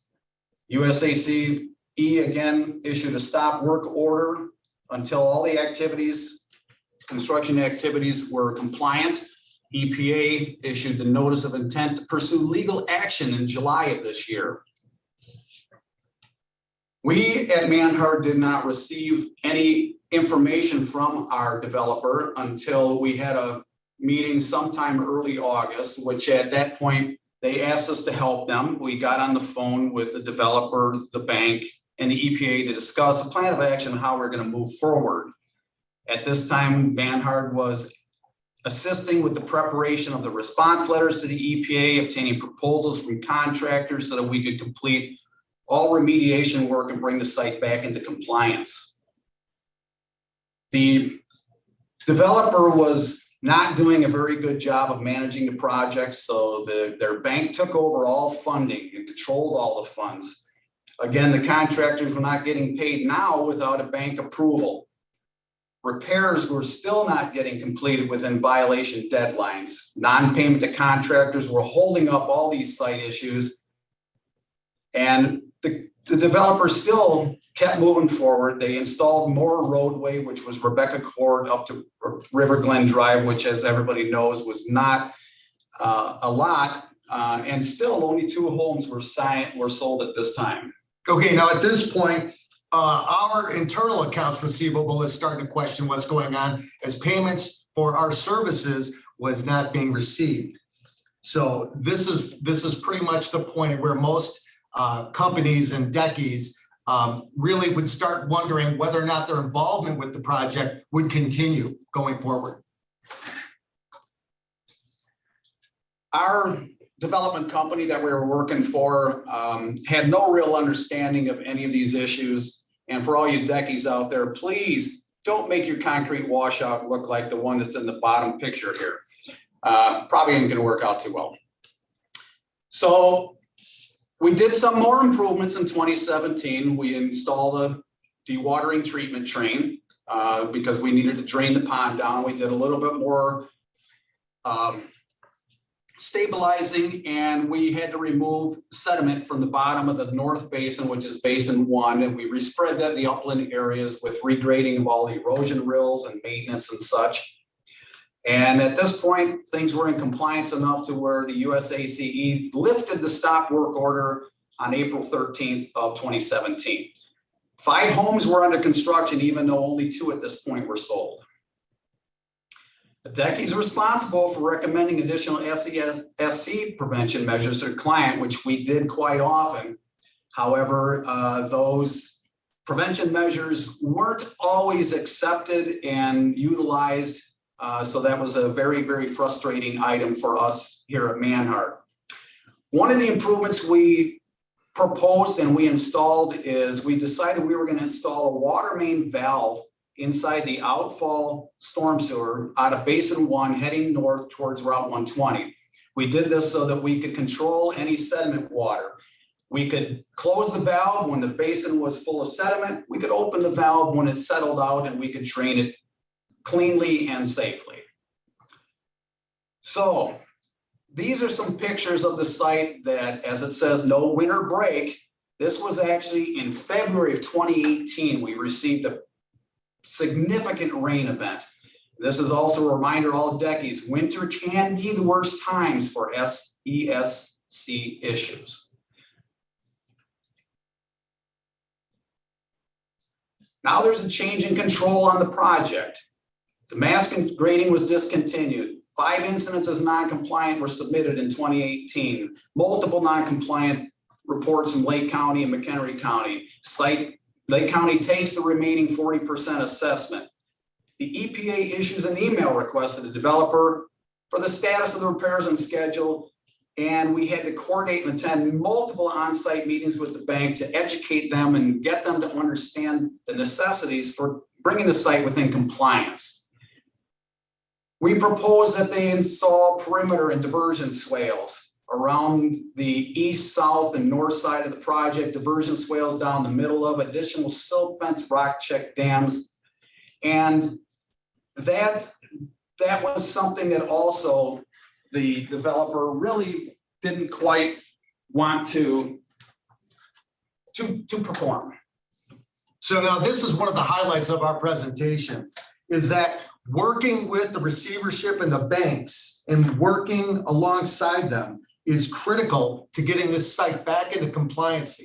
Whereas most, potentially, a lot of DECIs, maybe after the bankruptcy had been filed, they might have walked away from the project, assuming they might be able to file a lien against or some kind of encumbrance against the project. But in this instance, we chose to work with the bank and the receivership in order to get the site back into compliancy. And they in turn helped us to become whole at the end of the project. So. Also, a point to note, even though we did propose the perimeter and diversion swales, if you note right on the top of the screen here, not completed until July of 2019. So SESC woes continue through the year. The development and management is taken over by the bank entirely. So now the developer has no control over the funding. The EPA is now attempting to coordinate with the bank solely. The bank started negotiating with other developers to buy the property. That all fell through. Eventually, the bank files foreclosure and the property goes into court receivership in July of 2018. September 17th, the Attorney General gets involved. This was escalated all the way up to the Attorney General. Developer notifies the EPA that they are in foreclosure. Court receivership is reassigned in October. Bank changes ownership and the site continues to erode away. On-site meetings held in 2019. It's time for action. On-site meetings with SMC, Manhart, court appointing a receiver. Receiver will not sign future IONs, so none submitted to the EPA this year. We're not off to a good start. However, but wait, winds of change.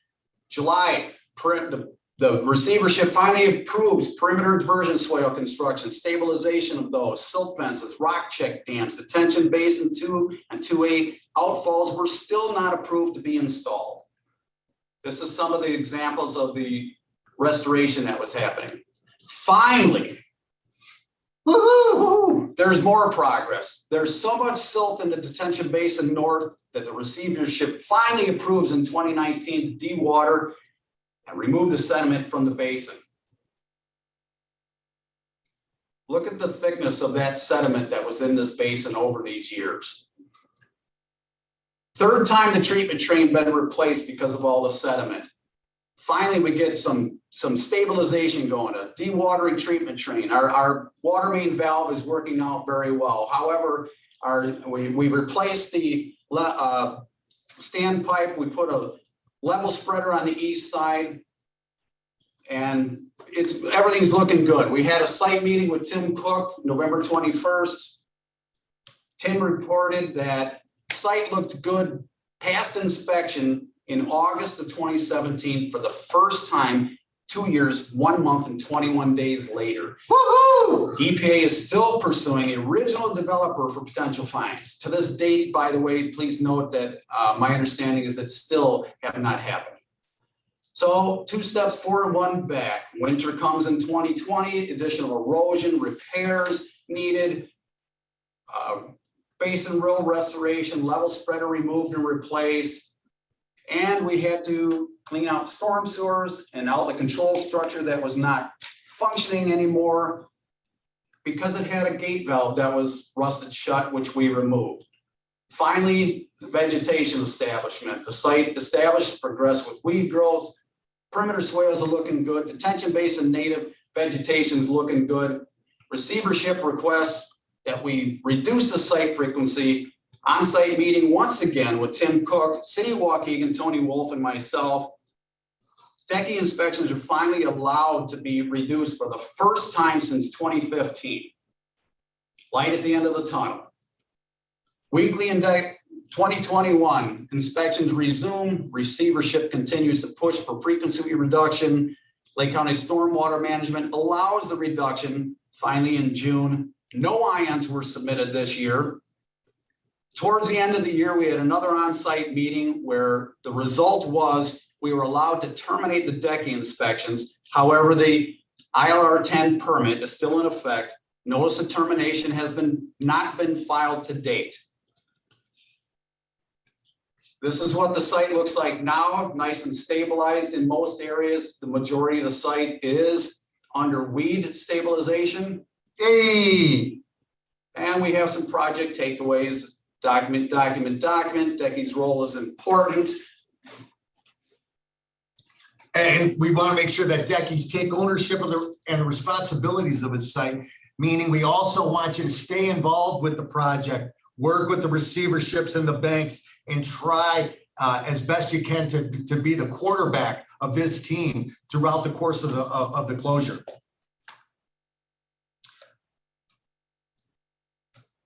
Willing to take any questions? There is a question that just came through. What made you stay when you are not being paid? Well, at one point we were 8 months behind on getting paid for it, and working directly with the owner of my company and understanding that this project was very complex and going through a lot of issues, we had faith that we could educate the bank and educate the receiverships and get through this process and eventually get paid for it. Not to mention, we here at Manhart feel that it was the right thing to do. What was the City of Waukegan role in the failed subdivision development? Well, that's a very good question. The City of Waukegan got involved, let's just say not too many times in probably the first 5 years. The first real city involvement happened when we had issues with the lift station from flooding. They got involved at that point. We got that resolved. But as far as any assessments or dropping the hammer, that really wasn't a big part of this. Most of our hammer dropping was actually from Tim Cook with Lake County Stormwater Management, which him and I worked on this project very closely together. Okay, our next presentation is recorded, so please follow along. And when you have questions at the very end of the recording, put your questions in the chat box, and Mike and Dave can answer them. Good morning, everyone. Welcome to the 2022 DECI Workshop. I'm Dave Bugai with Civil Tech Engineering. And I'm Mike Lubicki with Civil Tech Engineering. We will be presenting a case study on erosion control and stabilization during construction to you this morning. During this case study, we will discuss a construction project in Lake County, Illinois. Campanella & Sons constructed the project, and we provided construction engineering services on behalf of IDOT in the Lake County Forest Preserve District. We will provide an overview of the project and discuss the plan, challenges, lessons learned, and successes we experienced with erosion control and stabilization during the course of the project. This construction project is located in northern Lake County in Antioch Township near the intersection of US Route 45 and Miller Road. The purpose of this project was to connect the Raven Glen Forest Preserve to the Ethels Woods Forest Preserve via the Millennium Trail. In order to connect these two forest reserves, a mile of new trail was constructed and an underpass was constructed to cross the new trail under US Route 45.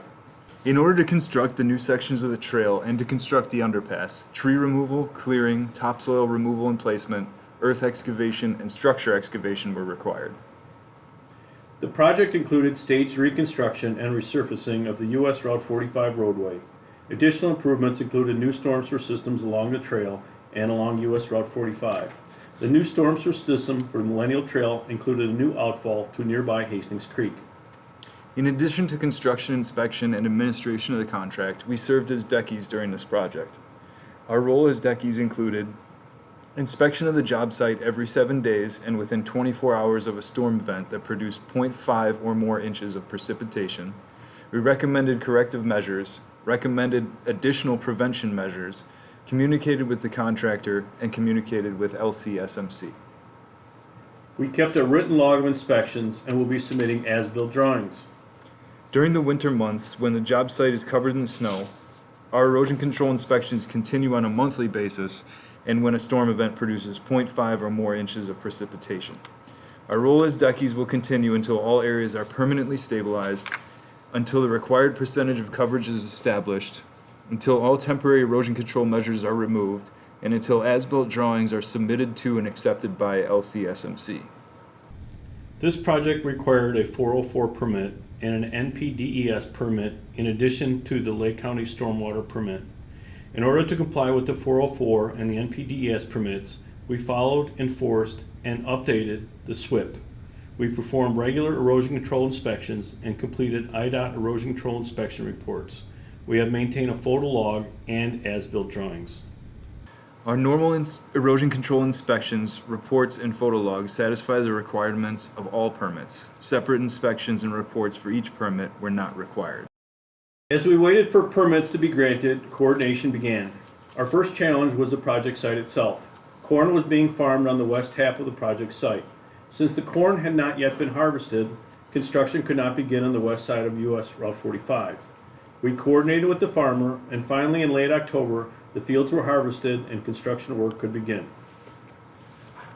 Another project challenge was the lay of the land itself. Hastings Creek ran along the northern perimeter of the job site, and the project site naturally drained to Hastings Creek.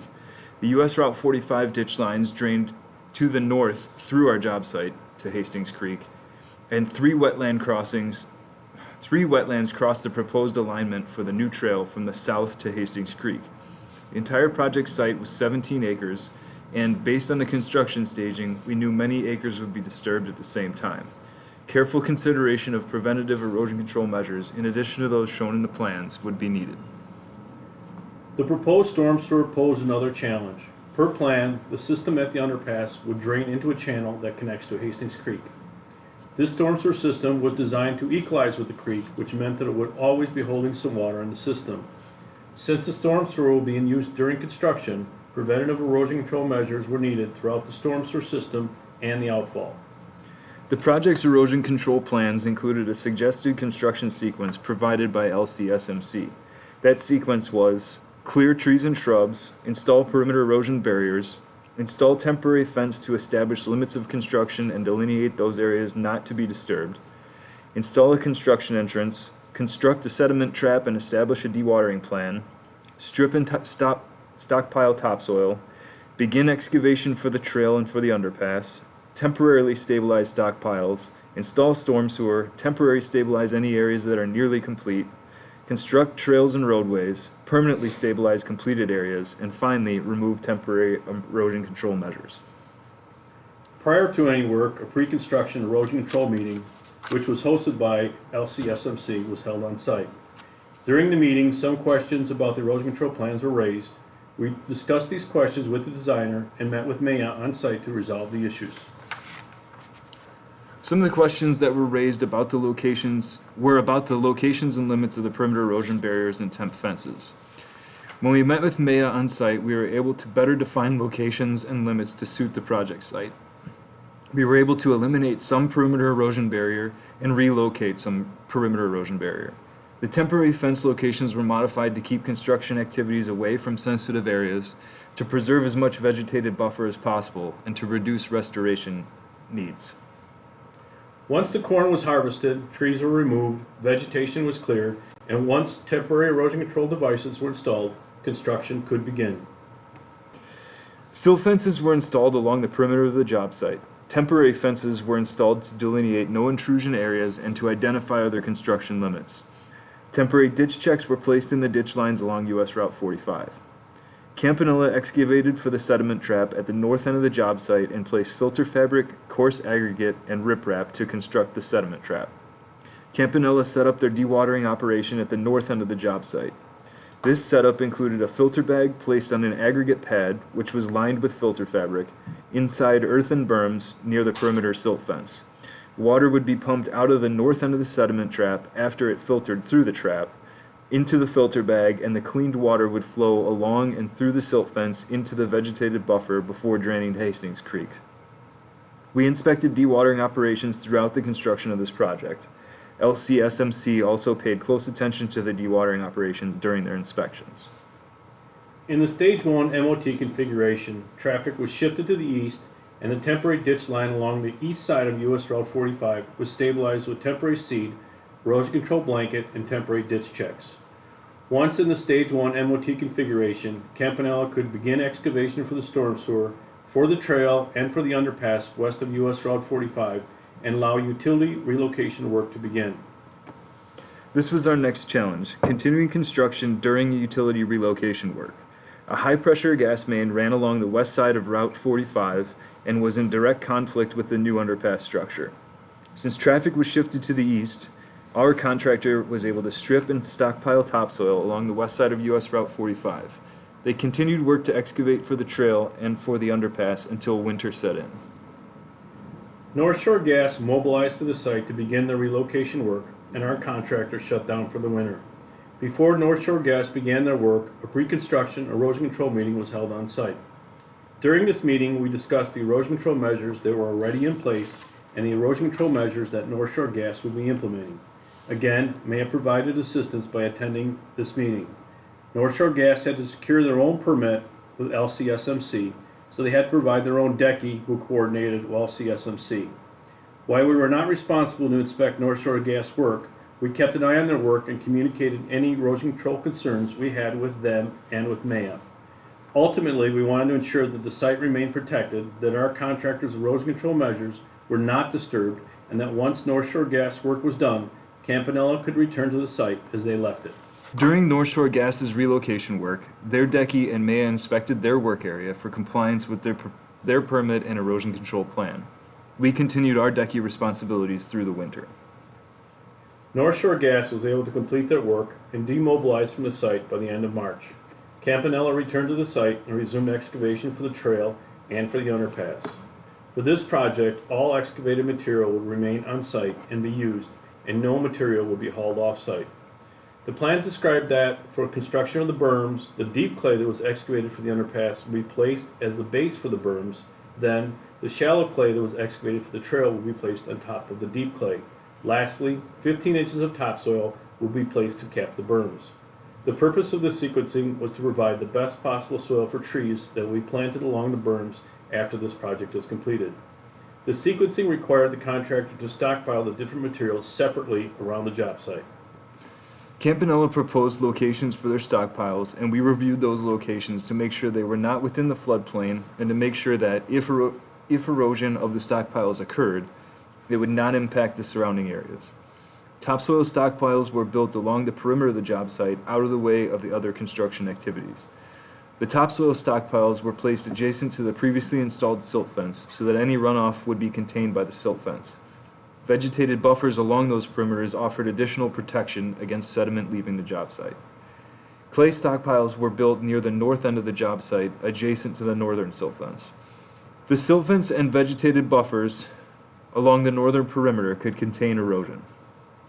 Once the stockpiles were constructed, temporary erosion control seed and hydromulch were placed on the stockpiles. During April, May, and June, Campanella constructed the Stage 1 portions of the storm sewer system, the trail, and the underpass, and reconstructed the west half of US Route 45. The clay stockpiles were used to construct the west berm, and most of the stockpiled topsoil was placed. The topsoil was placed along the north perimeter of the job site, along the trail, and over the west berm. By the end of May, these areas were ready to be permanently stabilized.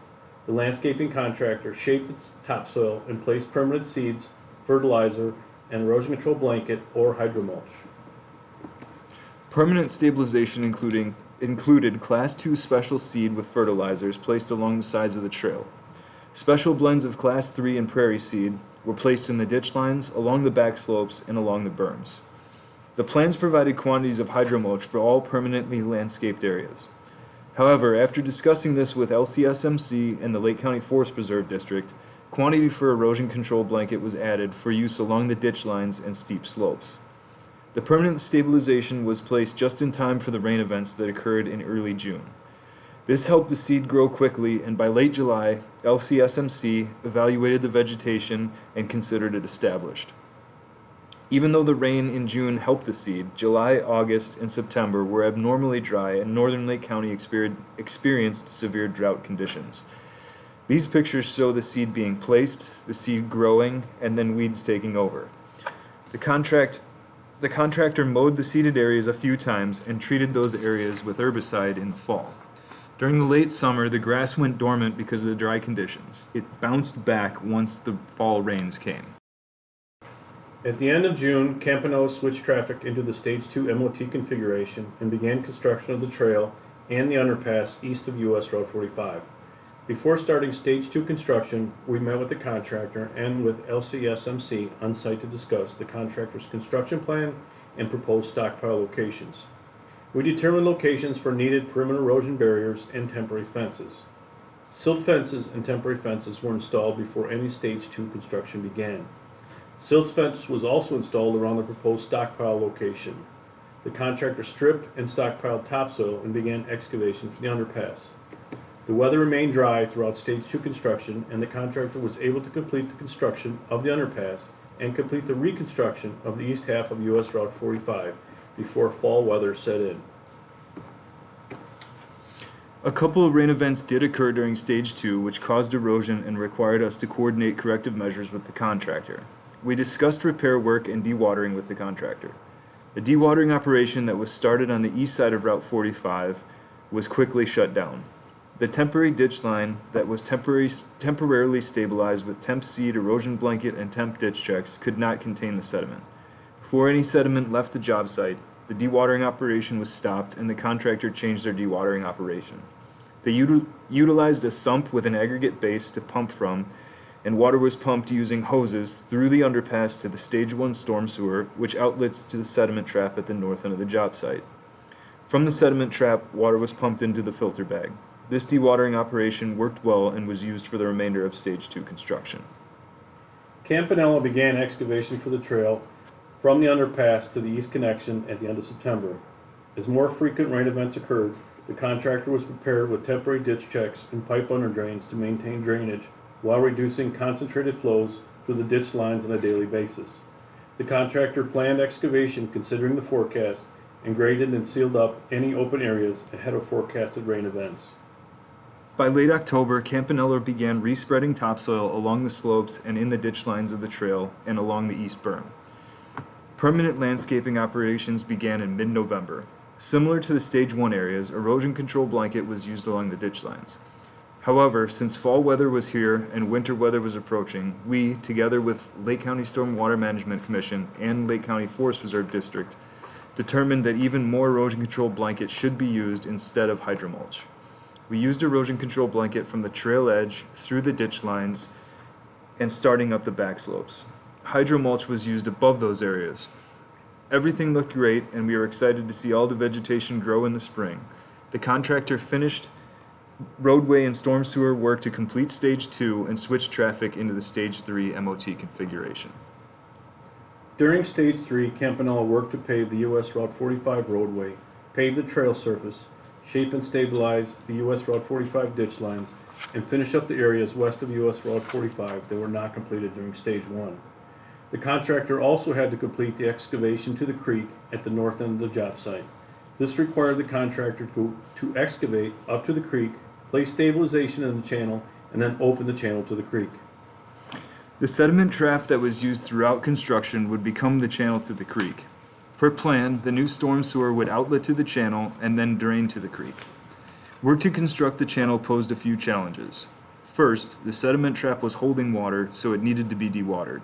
Secondly, since the channel was designed to equalize with the creek water elevation, it would always hold some water. Therefore, the channel needed to be kept dry in order to place permanent stabilization along the slopes and in the bottom of the channel. The contractor began by dewatering the sediment trap and cleaning the trap.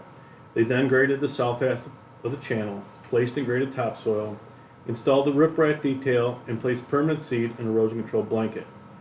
Geogrid-style temp ditch checks were also placed in the area. Next, Campanella installed a turbidity curtain in the creek to contain the work area.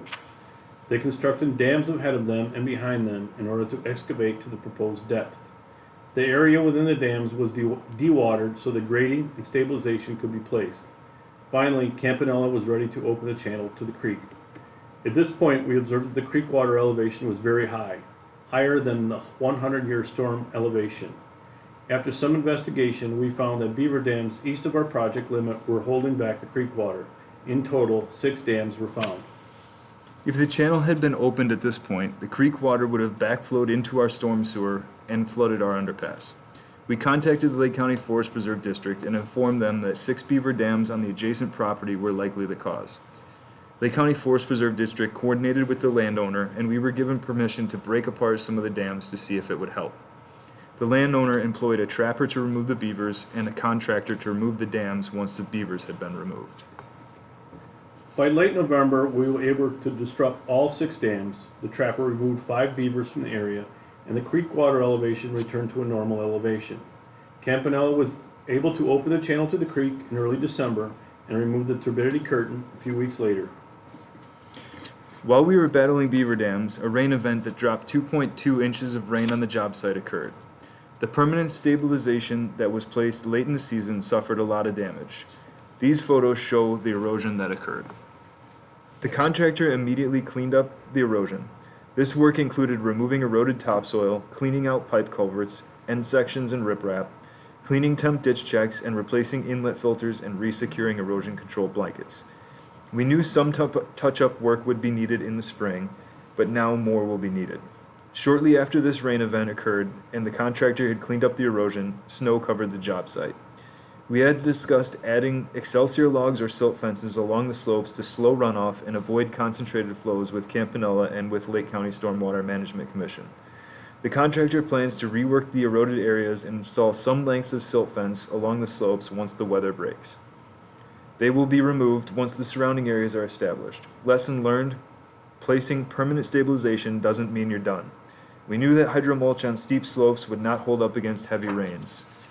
But since we were expecting snow instead of rain, and because our erosion control blanket quantity was limited, we placed the hydromulch. In hindsight, we could have installed excelsior logs or silt fences with the permanent stabilization. Perhaps that would have reduced or eliminated the erosion that we experienced. The construction of this planned improvement was successful. The project was completed on time, and both the roadway and the trail are open. While we did experience some challenges with erosion and sediment control along the way, no sediment was observed leaving the job site thanks to our contractor's efforts to maintain erosion and sediment control measures. We were able to work through the challenges we experienced with the contractor and with LSCMC's assistance. The entire project site is currently stabilized and the majority of the permanent stabilization is established. Rework of the eroded areas will occur in the spring.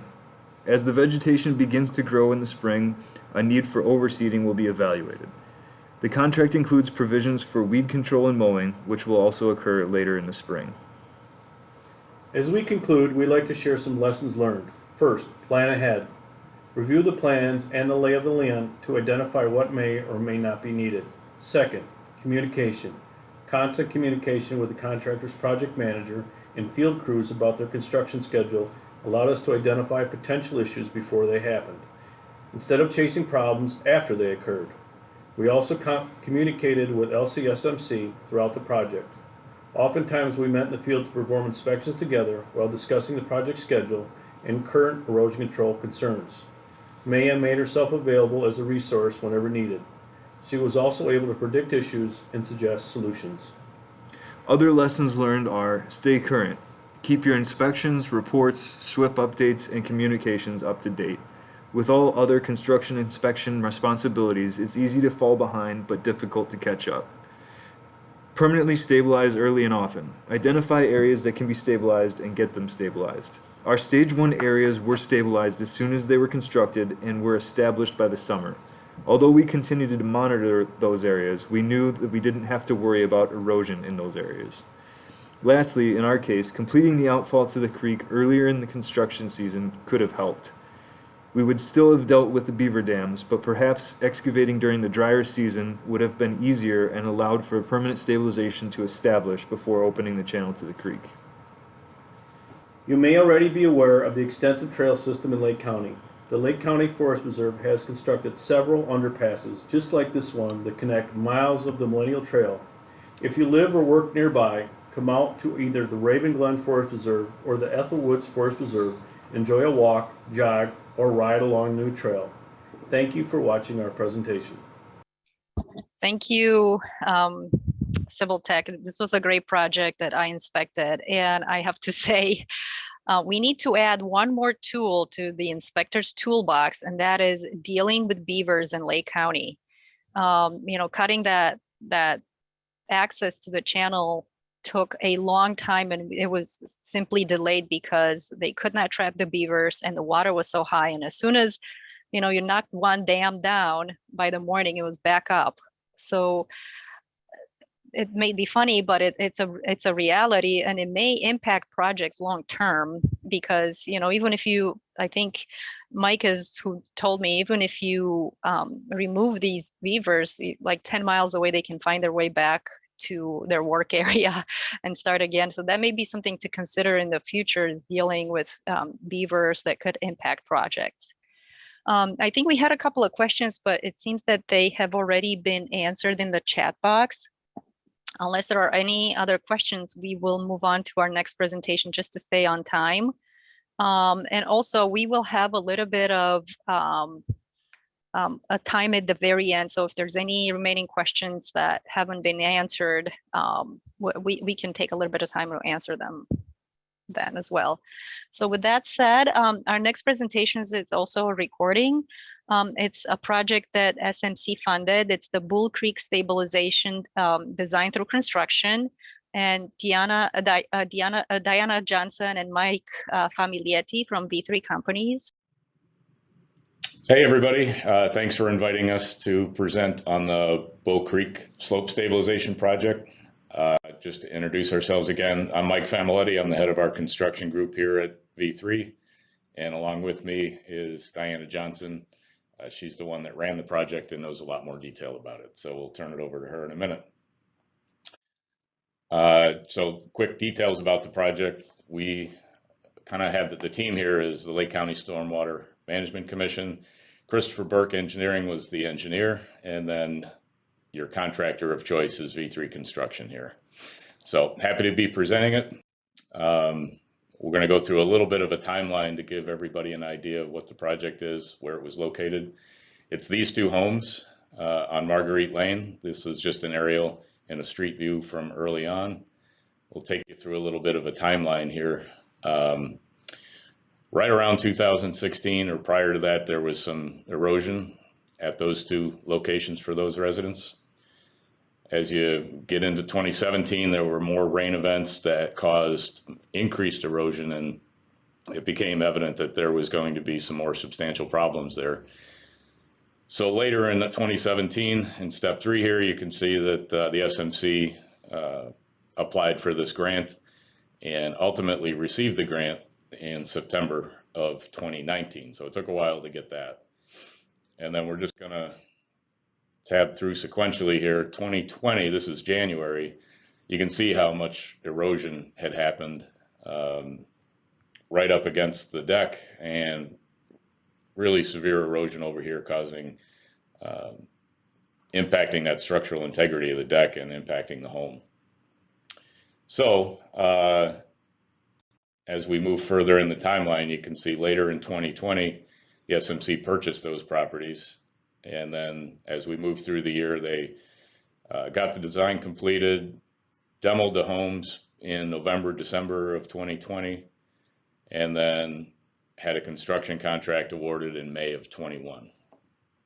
And then that's when we got things rolling. So we'll go through a little bit of the design and some of the existing conditions. I'm going to let Diana talk about that.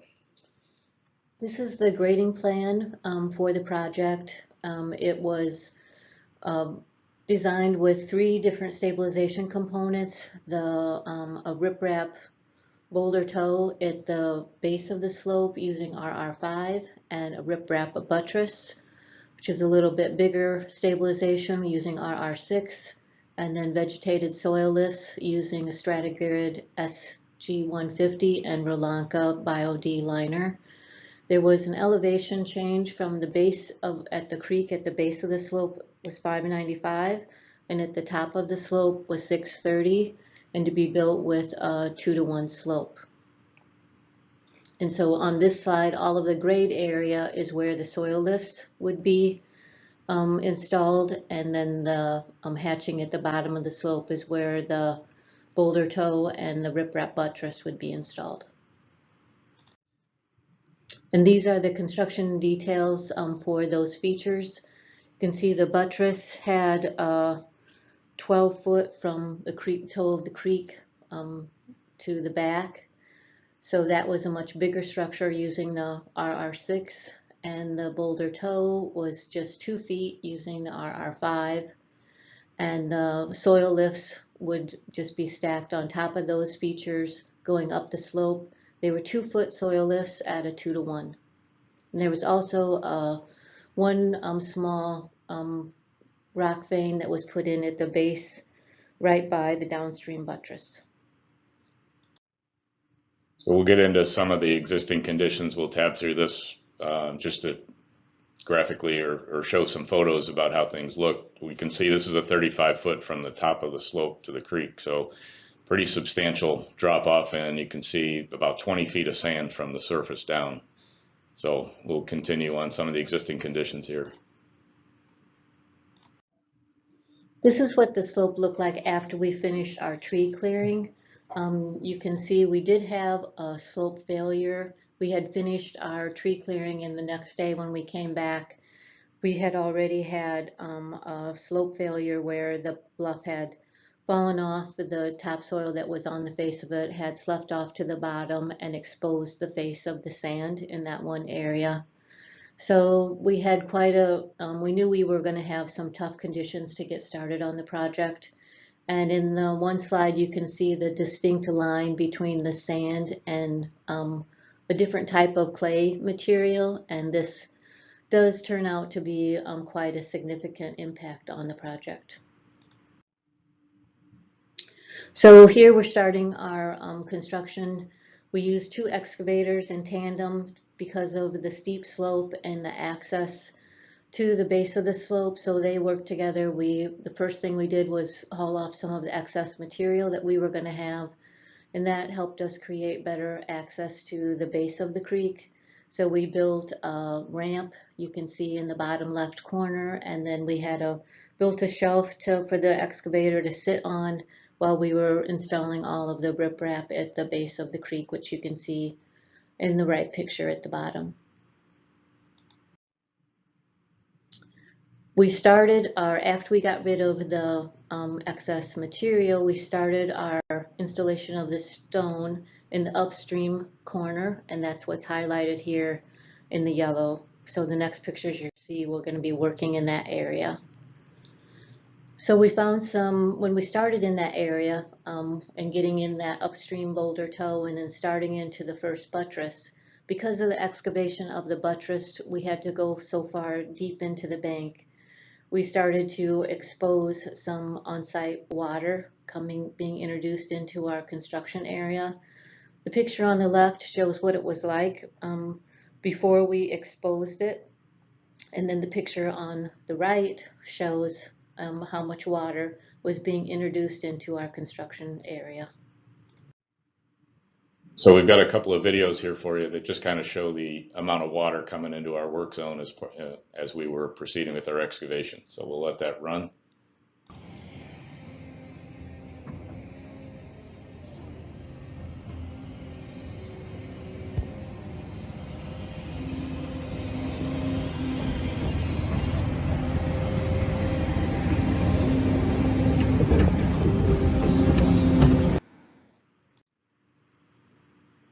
So you can see how much water is in our work zone here. We got one more video to show you. And this next one's going to show how much water is coming in from the bank.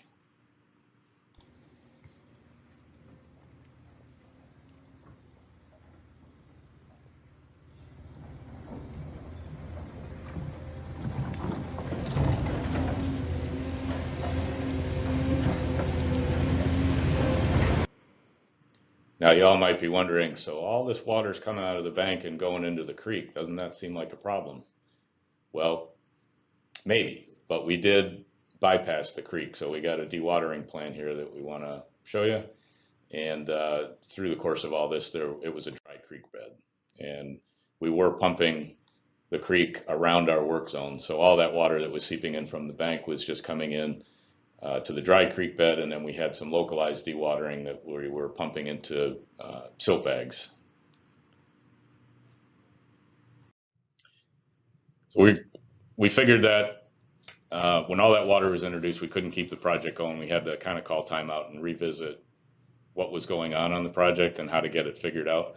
So we went back to the original conditions and back to what we showed you earlier. You can see this line where water was coming out even back. These are the January 2020 photos, and you can see the water coming out right at that elevation there, about 20 feet down from the top. So we had to kind of circle up the team and figure out what the game plan would be. So we brought our concerns to the stormwater management and to the design engineer, and we proposed that riprap would be installed up to a 604 elevation. In the original design, the top of the riprap was supposed to be at 599 for the buttress that we were installing and at 597 for the boulder toe. But the water was being introduced at the sand clay seam, and that was at a 604 elevation. So we reviewed this with SMC and with the design engineer, and the engineer came up with the final design of how we would change to accommodate for this water being introduced to the site. So this is how the original grading plan would have been installed, with the soil lifts coming down over the top of the buttresses a little bit, and then the blue would be just the exposed stone. But it was changed. We added RR4 riprap up to the elevation of 604, and that was an RR4 riprap that we used for that. So this is the details for how it was changed. It was 24 inches deep of RR4 with CA7 chinking above the buttress and above the boulder toe up to the elevation of 604.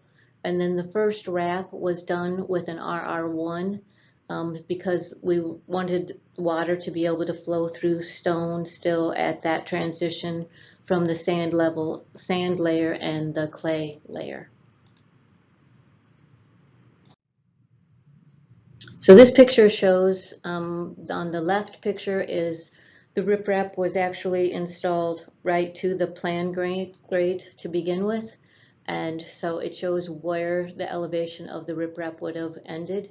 And you can see kind of the glare on the face of the clay. On the left side, that's actually water starting to weep out of there already. And then on the right side is the addition of the RR4 that brought the stone up to the 604 elevation. And here is a photo of some photos of the installation of the soil lifts. So we used the Bio-D liner, was the first layer after we compacted the clay, and we also installed 6 inches of topsoil on the face of the soil lift, what would be exposed to help with the seed germination. So the soil lift was created with the on-site sand and then 6 inches of soil or topsoil, and then the Bio-D liner, and then that would hold in the soil and the seed, and then the Stratagrid 150 was over top of that, and that will stay in place for many years after the Bio-D liner degrades, and that's what will help keep that soil lift in place as the slope vegetates. And this is the end. We had a total of 13 soil lifts that were installed, and the project turned out very nicely. So we appreciate everybody's time, and if there are any questions, we can answer those. Thank you. Yes, there is a question for Mike and Diana. Please define chinking. What is the ratio by weight of RR4 and the chinking material, and what is the construction technique? Well, the chinking material was something that the design engineer wanted us to do, and it's just sprinkling the CA7 in on top of after the RR4 is placed. So there's no real ratio decided for that. It's just, he just wanted that to help fill in the voids of the RR4 a little bit for the water filtering through there was their request. Are there any more questions for this presentation? How long ago was the project? It was just this past year. We started it at the beginning of June, and it was done in a month. We finished it right around July 4th. And is it still stable? Yes, it is.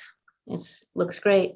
Yes. So just to answer this question, the permit is still open. We haven't reached permanent stabilization yet. The slopes are stable, but the vegetation hasn't grown in yet to 70% coverage. So we will continue to monitor it until it reaches final stabilization and then be able to close the permit. I think the as-built plan is in for review already. So we're getting there, and it's looking great, and it solved a real problem in Beach Park. Okay, if there are no more questions, we will move on to our next presentation by our very own Julie Crane, entitled It's Stable, Now What? Well, good morning, everyone. I hope that you have been finding the presentations so far this morning as informative and as interesting as I have. So today we are going to cover a couple of general areas as shown here. First, we'll begin by defining some terms and establishing a common language. And then we will review some nuances related to the DECI inspection closeout.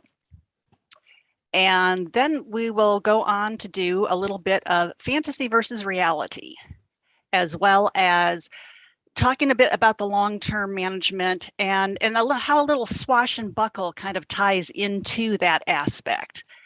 The final bit will be related to some maintenance activities and some tips. And I apologize, I'm having a little trouble seeing my notes going on here.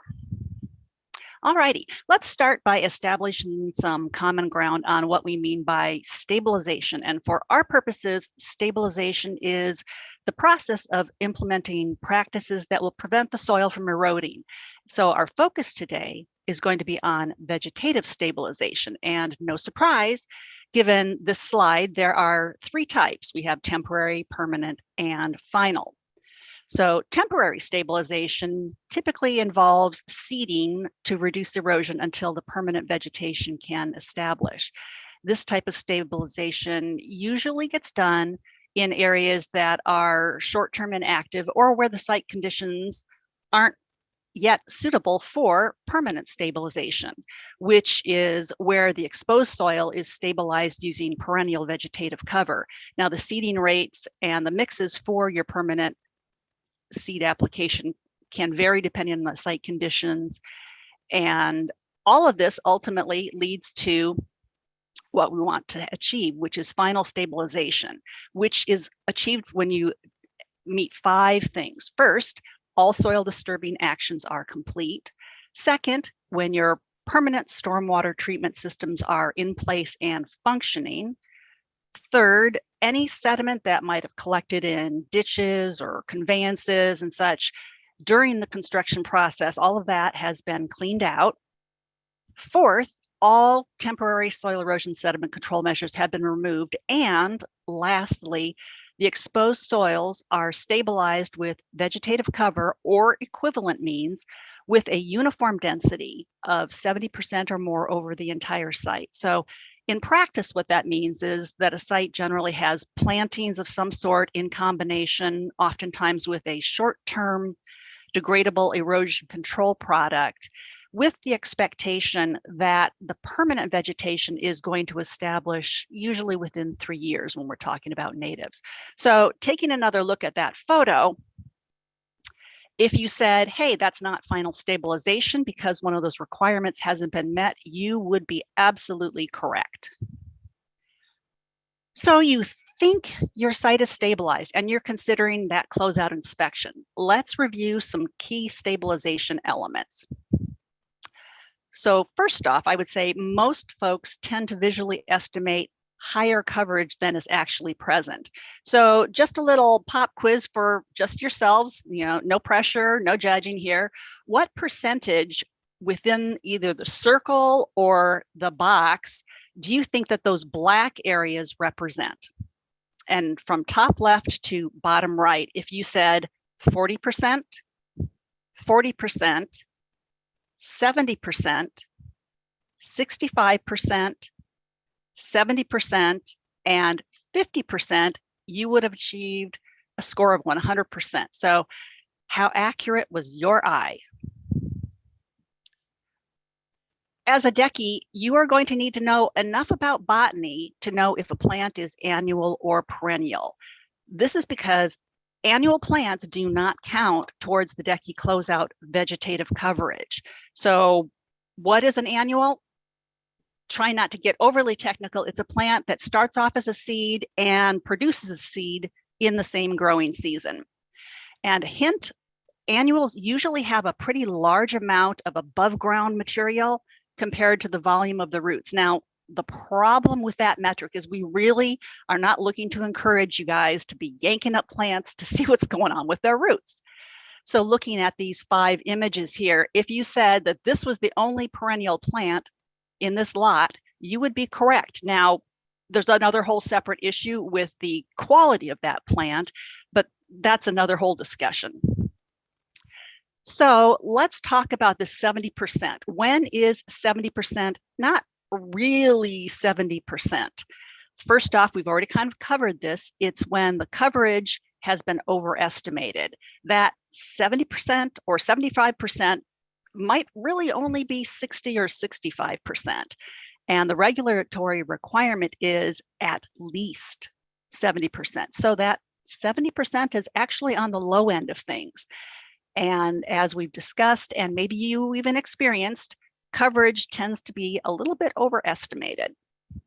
So the second is when the EO actually requires more than 70%, which they can do under the Watershed Development Ordinance if they feel that a higher percentage is appropriate. Third is when the coverage is not uniform. So yes, we have yet another definition. Uniform basically refers to an area being or something being evenly distributed and without large bare areas. So if your site has an area of low coverage and an area of high coverage where that averages out to 70%, it's not going to be meeting the requirement. In theory, you should be able to toss a quadrant anywhere on the site and demonstrate coverage of that 70% or more. And lastly is when the background coverage is reduced. Now, here in the Midwest, 70% basically means 70% because our background cover for plants is generally at 100%.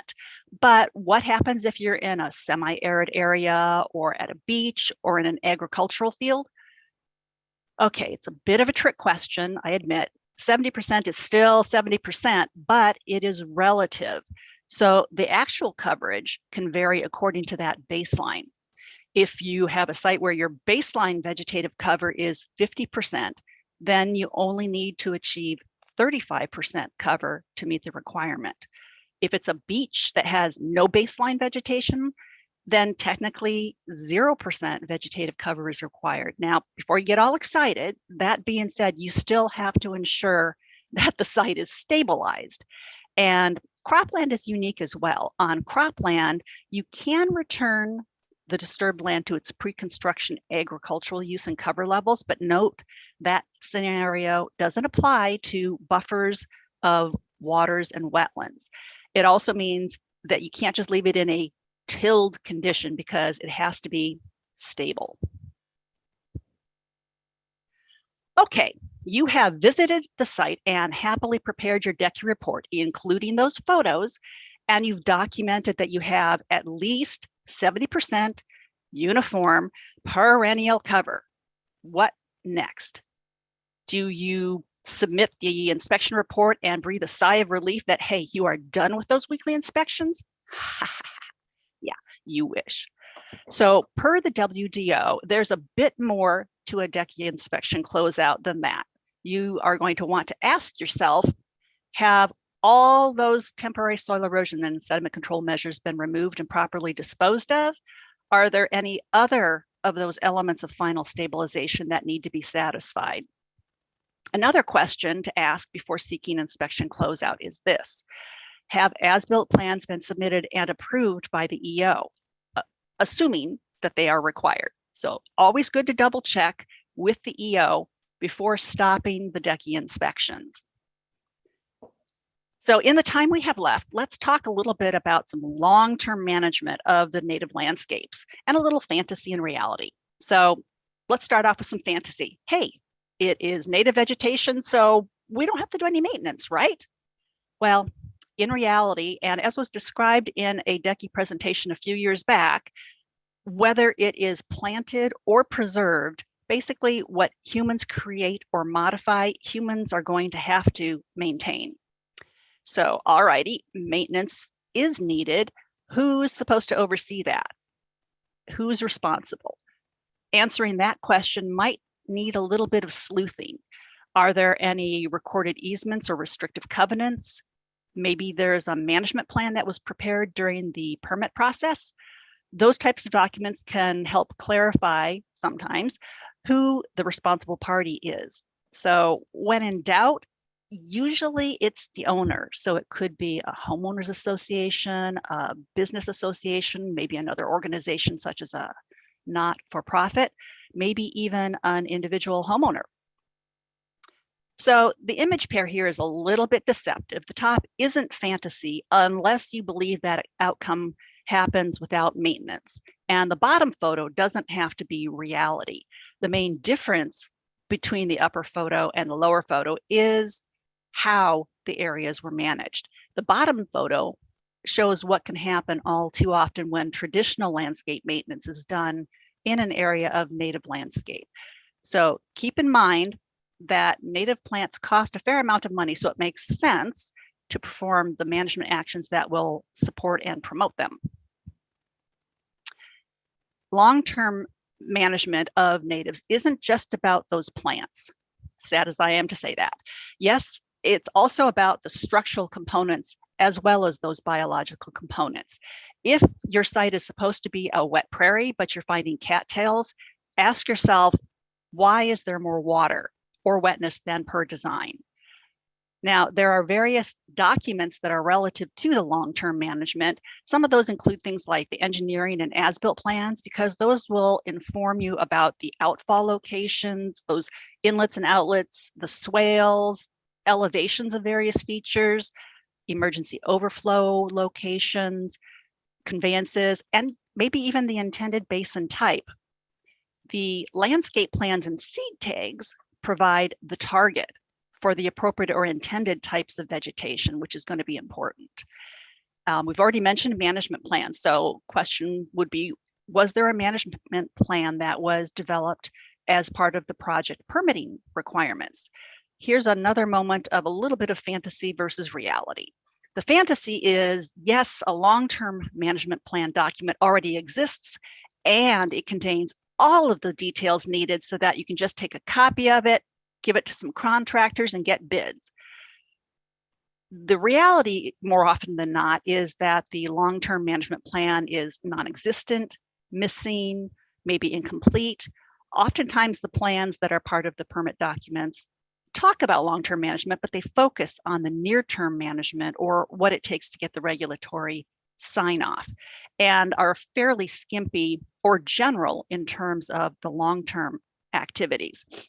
So a long-term management plan will or should identify management locations and tasks, maybe also the anticipated schedule and frequency. Most will fall short. So even a good plan, however, is just that. It is a plan. And reality might dictate the need for different tasks and timing. So because of that, plans are really more what you'd call guidelines than actual rules. And also because of that, inspections are important. Annual at a minimum, perhaps more, depending on the site. Inspection should include a review of things like the structural elements, those outfalls and inlets. You want to make sure they're functioning properly. Also, maintenance activities include things like general cleanups of debris and fly dumping, any accumulated trash or housekeeping type of activities. Then you also have the vegetative management activities. Now, what you do and how you do it depend on your plant community, the time of year, your site goals, the species that are being targeted, and the location. The basic goal, though, really is the same as that of traditional landscape maintenance. You want to keep the landscape healthy, you want to keep those weeds out, and you want to keep it clean and looking good in appearance. And many of the tools that are used are the same as those of the traditional landscape maintenance, but not all. So before we dive into the tools in your vegetative toolbox, let's first clarify what is a weed. And for our purposes, it is a plant that is out of place or proportion for the desired landscape. So this means that it's a context-sensitive definition. Turf grass is fantastic in a yard, if that's your thing, but it's a weed in a native landscape. And while tall goldenrod is certainly a native plant, too much of it isn't healthy for a native landscape either. So the key point is that the danger from a weed is when it goes to seed. And the goal really is to prevent that from happening. For that, we need a variety of tools in our toolbox. The negative impacts from weeds can be reduced by focused and sometimes aggressive use of various mechanical, cultural, and chemical control methods, whether individually or in combination. And the weed characteristics and abundance are going to guide the method or methods that are selected for control. And let's be realistic, so is the available budget. Prescribed burning is a culturally traditional way to weed a native system.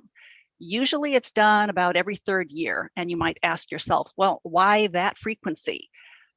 First, my understanding is that there is some research that shows that in a Midwest landscape, they historically burned about every 1.6 years or so, which means that those native plants evolved with a regular burn cycle and the non-natives didn't.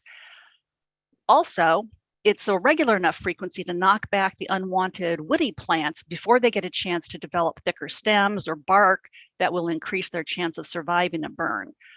Also, that frequency can help keep down thatch levels. And I guess one way to think about it is less thatch equals a bit of a safer burn.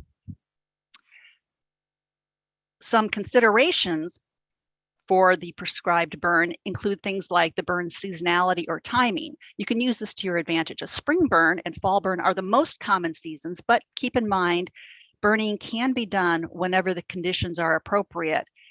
So if you have a particular goal or a burn time, you might be able to use that to promote native grass development or promote the native wildflowers.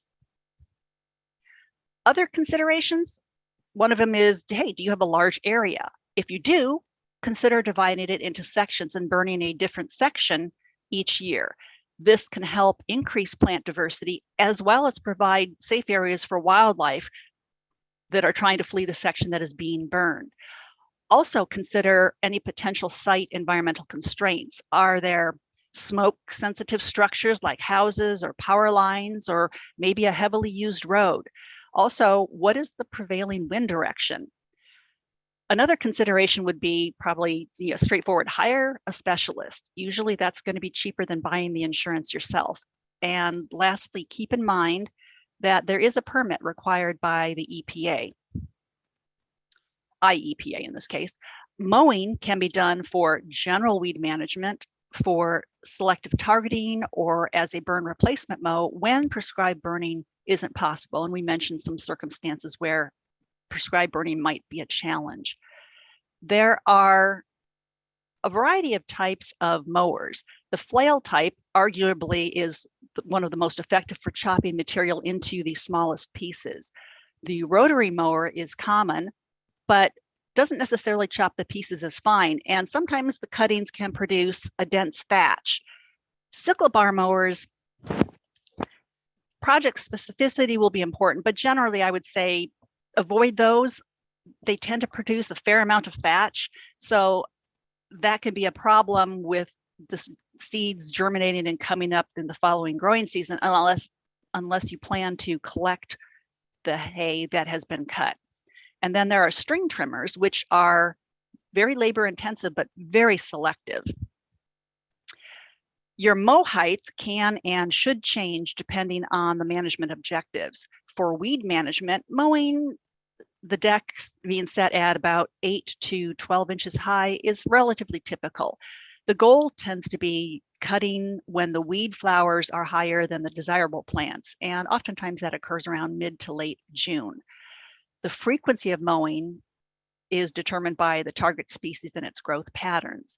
And you might need to adjust the cut height to prevent creating a really dense thatch, which could possibly be considered an issue in this photo here on the left, but not so much an issue in this photo on the right. And you can see there's a different seasonality. This was in the fall. This was more towards the middle part of spring, early summer.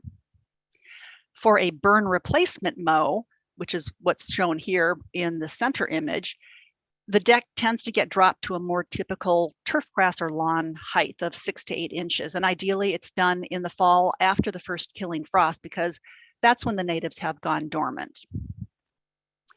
So cutting, for example, weed whipping, is generally used as a selective application when the numbers of targeted weeds are not very high, usually maybe less than 100 individuals. Girdling involves making a series of parallel cuts, and you can either just leave it at that or you can remove the bark. This disrupts the ability to have the plant, the woody plant, provide energy to the roots and kills them over time. Girdling is a variation of, or frilling, excuse me, is a variation of girdling, and it's done by making a series of downward angled cuts around the trunk and leaving the bark attached. Now, whatever method you use, cutting is often used in combination with an application of herbicide, because for all practical purposes, some weeds just can't readily be controlled without the use of a chemical. As you can see, there are various methods of application, and some of them include spraying, wicking, glove of death, swiping, painting, and injection, to name some of them. The type and timing of when the herbicide is applied, again, it depends on the species being targeted.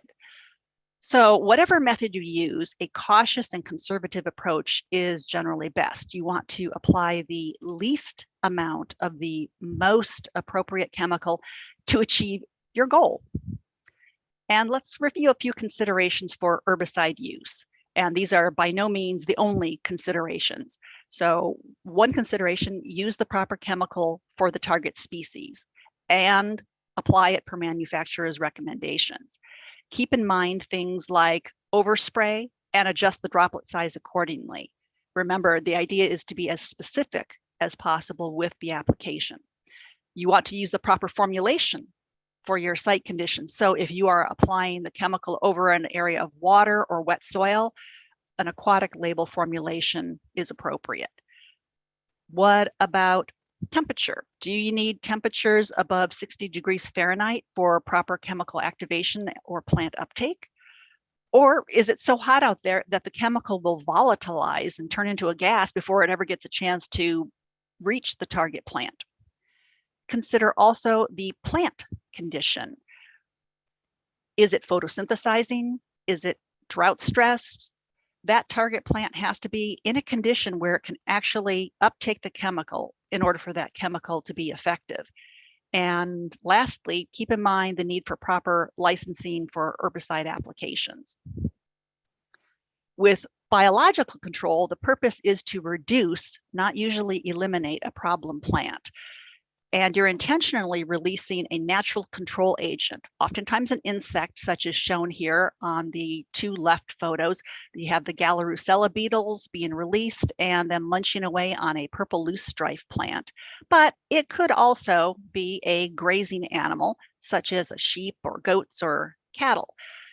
Just a note for those that might be interested, coming up on February 16th, the Great Lakes Phragmites Collaborative is having a webinar on biological control for invasive Phragmites. So I just thought I'd put that word out there. So in closing, let's review some tips for maintenance. Good record keeping and note taking of your inspection observations is very important, because that determines things like how to refine the tasks and the scheduling, and can help create your annual budgets. Don't forget to add or include budget items for those non-routine maintenance tasks. Things like, at some point, maybe there'll be a control structure that needs repair, or maybe a depressional area will need dredging. And then there might be a requirement for both the dredging activity as well as replacement of the plant materials. You want to be proactive with the weed management. That little patch of cattails or Phragmites might not seem like it's a problem now, but if it's ignored when it's at that low cost level, it will grow, and then it's going to take a lot more time and money to address the issue. Also be proactive with brush management, making sure that we don't let the woody plants build up on the basin slopes, especially by outlets or in conveyances. And again, that can be part of the inspection assessment. So I guess you could say that vegetation management is like a chess match with Mother Nature, because every move that you do is going to affect the outcome in future moves, and you can be on the defensive, the offensive, or both. And with that, if there are questions, I would be happy to do my best to answer them.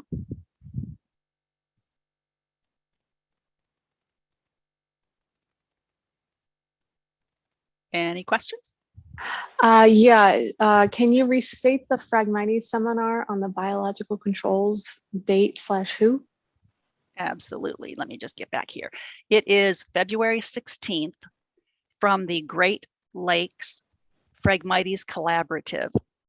And if you want to pop me an email, I would be more than happy to forward to you the information.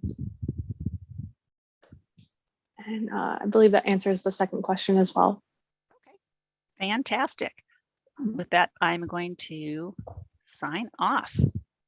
All right. Thank you so much, Julie. We appreciate the very valuable information. Our next presentation is also recording, and it's backed by popular demand. It seems like a contractor's perspective was really popular last year, and Jace and Rich were kind enough to agree to do a presentations on a contractor's perspective on soil erosion sediment control this year.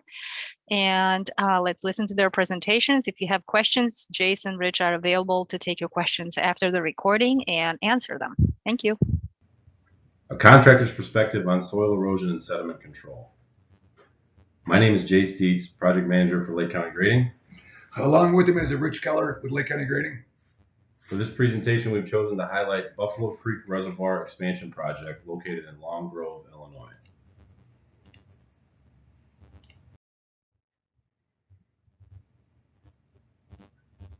This project included 10,000 linear feet of silt fence, 20,000 ton of riprap, 75 acres of permanent seed and blanket, 120,000 square yards of temp seed and hydromulch, installing 30,000 new wetland and riparian plugs, as well as over 1,000 trees.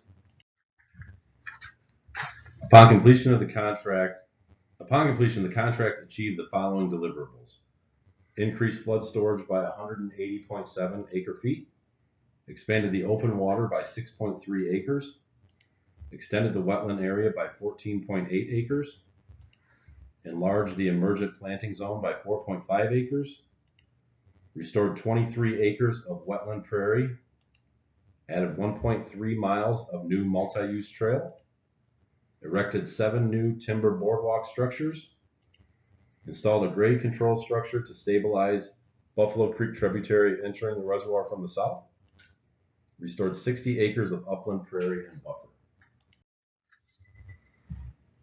So here's an exhibit showing an overview of the entire reservoir. The existing Buffalo Creek Reservoir consisted of upper and lower basins as shown on this exhibit. There was 5 feet of elevation difference between the 2 chambers, which were separated by a gabion basket weir. The goal of the design was to enlarge the footprint on both the upper and lower basins while lowering the bottom of the upper basin to match the elevation of the lower. Per the design, this work was to be constructed in 6 stages. However, we submitted a plan to resequence the work, which allowed us to eliminate 3 of the 6 stages. In order for this to work, the site would need to be constantly dewatered. Buffalo Creek Reservoir expansion sits on more than 90 acres and required submission of a 210-page in-stream work plan covering 10 separate locations. Based on today's allotted time, we've chosen to highlight 2 isolated areas of the contract for this presentation. The first location we've chosen to highlight is shown at the northeast portion of the lower basin, called out as location 1, principal weir spillway, or principal concrete spillway weir. This is just a zoomed in exhibit showing the same thing, just kind of in this location 1 area that shows the outfall channel coming into the principal concrete spillway weir through the 48-inch RCP into the energy dissipation pool, and ultimately it goes out under Arlington Heights Road.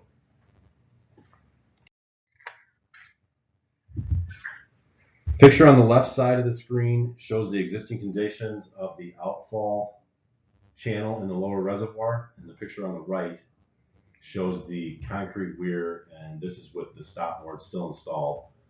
And then you can obviously see the 48-inch culvert going out.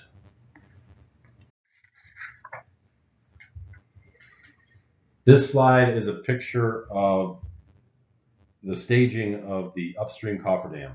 For this installation, we chose to use Big Bag USA cofferdams. Each bag is a 42-inch cube weighing approximately 5,000 pounds. These 2 photos show the Big Bag cofferdam being installed. In the forefront of the photo on the left, you can see the lifting apparatus we fabricated to allow us to install the cofferdam in 14-foot segments.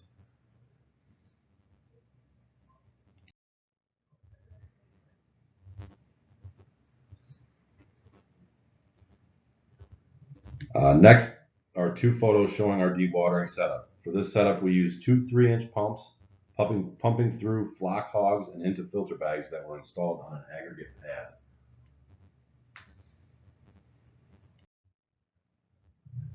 Here's just a picture of the filter bags, during the dewatering process functioning. And then the picture on the right is of a Triton Type 3 turbidity barrier, which is installed at the dissipation pool near Arlington Heights Road to catch any sediment that may get through through the riprap. Through the riprap. So here's just two pictures of us installing the riprap right at the stopboard location. As you can see, the zone is dry, so the cofferdam is holding up. It's working well. And then obviously we're dewatering from the backside, which you can't really see in the picture. But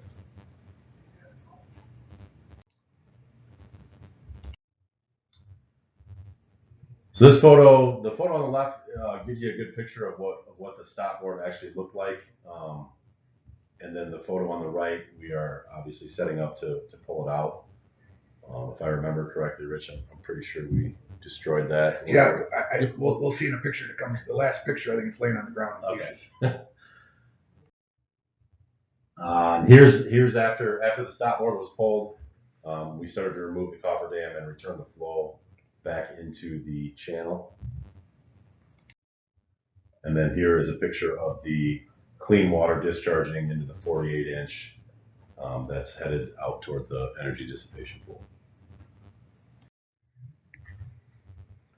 And the last picture we have is we didn't have any picture of the silt fence and the riprap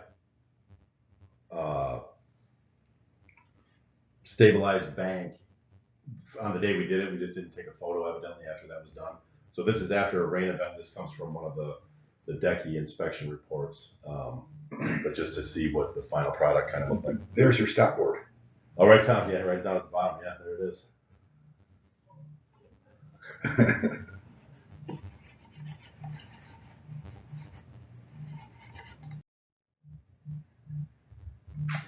Okay, so now on to the second location. Second location we're going to highlight is the installation of the grade control structure located at the southwest corner of the upper basin as shown on this exhibit. And this is once again, we just kind of zoomed in and blew it up a little bit. This shows so the first order of business in this location was to divert Buffalo Creek tributary into a temporary diversion channel, which is shown in the red hatch on this exhibit. The temporary diversion was designed to be 15 feet wide at the bottom and installed at the toe of the proposed slope at the final bottom elevation, as shown on the typical section BB. Excuse me. The reason we chose this location is so it could remain active while we completed the grade control structure and then be modified to complete the remainder of the excavation in the upper basin. The section leading down to the new bottom was lined with filter fabric and riprap as shown in typical section AA due to the grade differential from Lake Cook Road. One thing to note on the grade structure, there's actually 10 foot of fall from Lake Cook Road to the bottom of the grade control structure across 300 feet.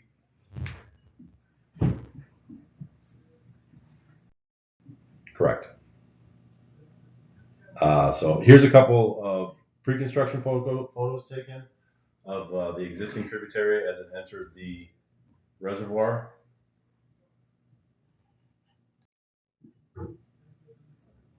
And then here's a couple of pictures as we started the temp diversion excavation, starting right at Lake Cook Road and working our way north and east.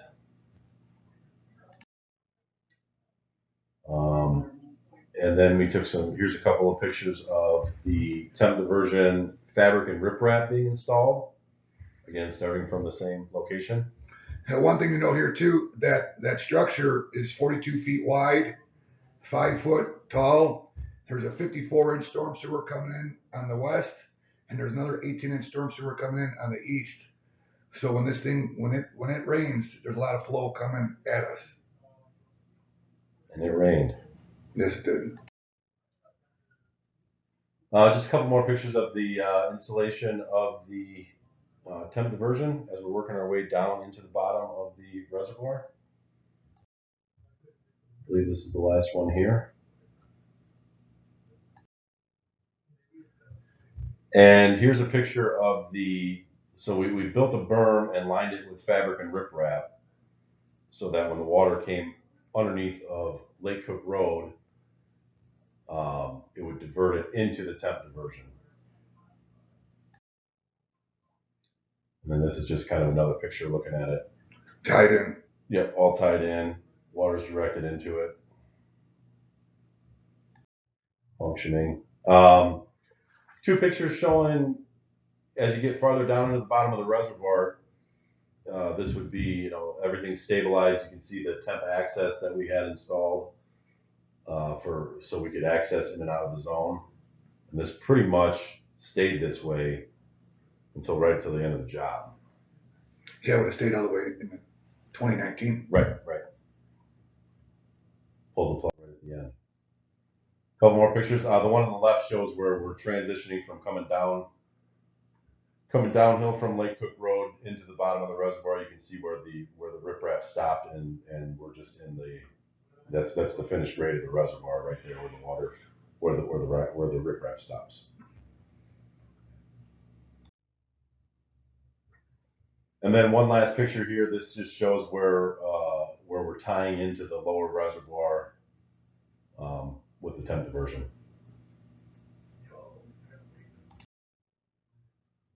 Okay, so once we had the water under control, we move on to the grade control structure. Grade control structure was made up of sheet piling with pile cap. There was 3,500 ton of RR5, 1,700 ton of RR6, and another 800 ton of grouted RR6. And I don't know if you can read on the profile view at the top left, you can see that some of this is 39 inches of riprap with, I believe it's 10 inch of bedding underneath of it. Yeah, 49 inches total of aggregate. Yeah, so over 4 foot of aggregate. So it was pretty significant. It was a little bit of an undertaking. And then on the right is just a 3D view of the surface that we had to build this. And that's the red, one of those is the boardwalk going across. Yeah, correct. That's the red is the line boardwalk. It was actually one of the 7 boardwalks across this. Yep. So here's just a couple of pictures of the sheeting and the pile cap being installed. And then we got a couple of pictures of the riprap placement after the fact, after the sheeting was in. And then here is a couple of pictures after the flow has been rerouted back through the grade control structure. Yeah, that's actually some of that's the grouted stuff right there. Yep. Dark in color. Yep. You can see it pretty clear on the bottom right.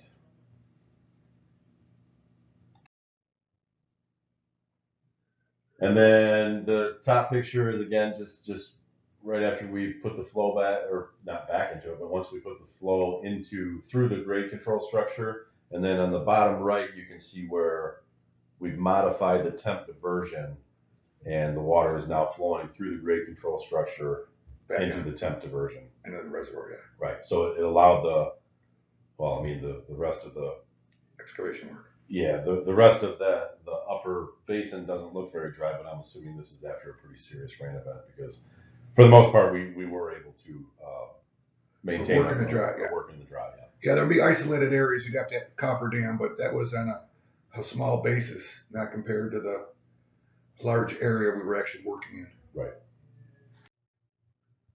And this is just a picture that we had after everything was stabilized, and it's a pretty good picture of the water flowing through after the fact.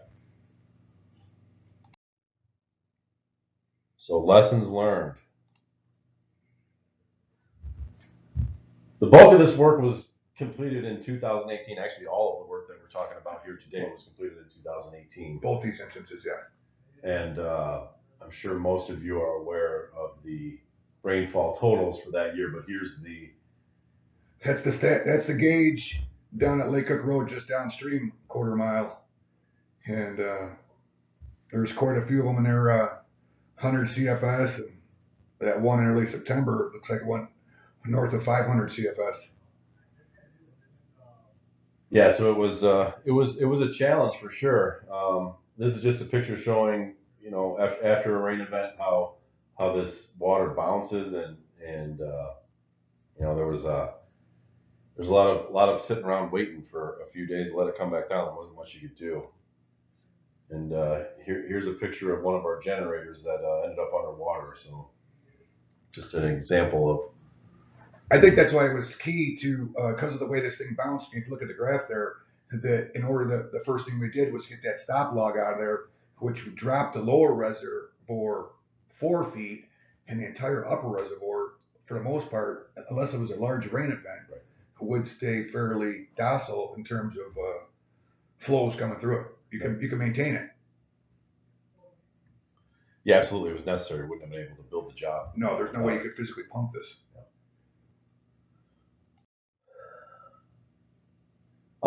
So Buffalo Creek Reservoir expansion was awarded the 2019 Lake County Stormwater Management Commission BMP Project of the Year, as well as the 2021 Metropolitan Agency for Planning's Regional Resilience Award. And then this is kind of a finished product overview in the background.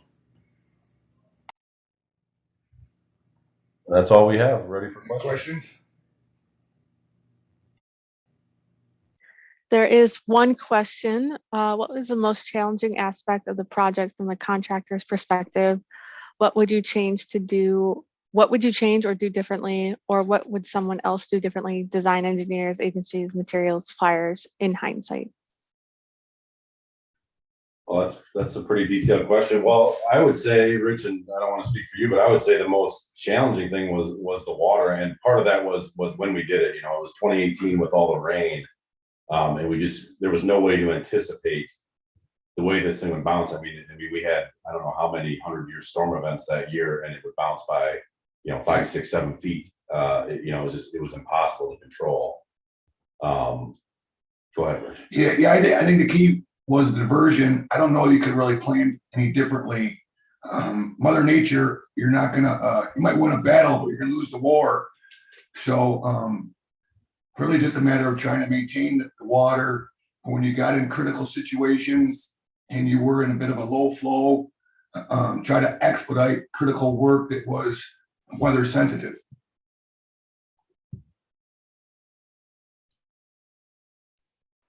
Jason, Rich, I have a question. What do you foresee, like maybe some of the long-term challenges, even after the project is completed, what are some of the long-term challenges that you foresee with this project? Probably the maintenance of the plantings. Yeah, I mean, we're currently, so we have a maintenance and monitoring period that'll run through 2025. And so construction was done in March of 2020. And we've spent a significant amount of time out there on the maintenance side, overseeding, replanting, and the bounce. I mean, it's killed a bunch of plugs, and we've been replanting plugs, and so I foresee it being an ongoing maintenance for forever, I guess. Yeah, I mean. Okay. Unless there are any more questions, and if they come and if you think of questions afterwards, just type them in the chat box and we'll have a little bit of time at the end of the workshop to answer them. But if there are no more questions, we can move on to our next presentation by Sushil Tuladar. And he's got a case study on DECI inspections for linear utility projects. All right, thank you, Mayor. Thank you all for your time and hanging in there. We are almost at lunchtime, so I'll be quick. So today, my name is Sushil Tuladar. I work at Weaver Consultants Group, and I've been working for Weaver for about 3 years. And I became a DECI in June 2019. So today I'll be talking about pretty much the same thing that previous presenters touched on. So today I'll be walking through some of the case studies, 3 specific case studies that I have here, and talk about DECI inspections, the role of DECI inspector for linear utility projects.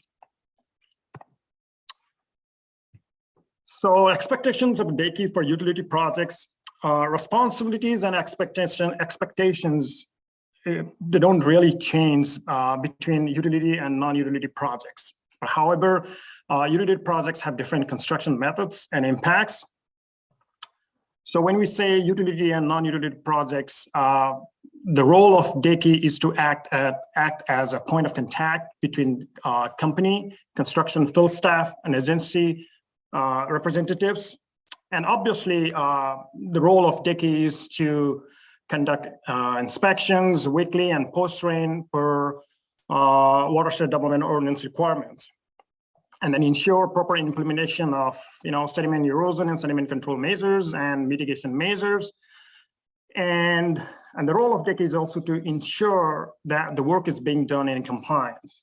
You have to make sure that you are being proactive than reactive. So try to see the overall pictures, try to find out what could be the issues, in the long term, and try to find out that right ahead of time before we get into that situation.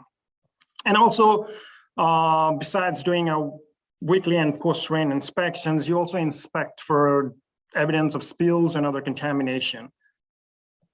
And then for utility pipeline projects, the role of DECI is also to monitor drilling beneath environmental features for inadvertent returns, aka frac outs, document incidents of inadvertent returns, and communicate with enforcement officer and company. And then the final role is to document non-compliance issues, communicate with the contractor, appropriate agencies, Lake County, municipality enforcement officer, and prepare a report with a photo log. So here is kind of like a different phases of the pipeline construction from start to end. So for any project, before we get into the the DECI inspections and the permitting process, we do wetland screening and delineations, identify potential wetlands, isolated wetlands of Lake County and the water of the United States. And then once we identify those wetlands, let's say if there are wetlands within the project area, then we submit our report to the engineer, and the engineer releases the design plans, considering avoiding the impacts to those isolated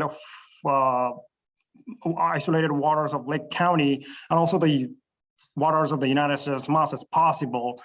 But sometimes, it's not possible to avoid those impacts. So that's why we have to go through the different permit application process. Then that's the next step: application submittal and permit issuance for temporary impacts.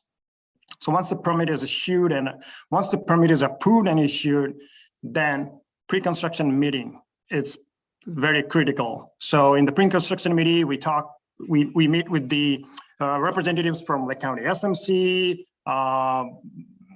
In today's presentation, I'm taking 3 specific NICOR projects in Lake County. So there will be representatives from NICOR Gas and also the contractor who will be doing the work on site. And then we'll talk about different aspects of the construction, the start date, the end date, and different those kind of things. And then once the meeting is completed, and then the initial start date will be determined, and then that's when the crew will come out and install the initial sediment erosion and sediment control measures. And that's where we notify to the Lake County SMC, have them come over to the site and inspect. And that's when the DECI inspections technically starts at the same time.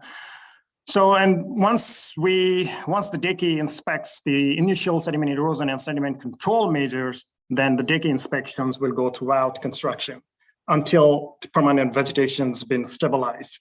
And we'll make sure that there's a 70% coverage. So once we get that to the 70% coverage, then we will formally request the Lake County SMC with our observations, with a photo log and everything, and prepare a final report and send that over to Lake County SMC and request for a permit closure.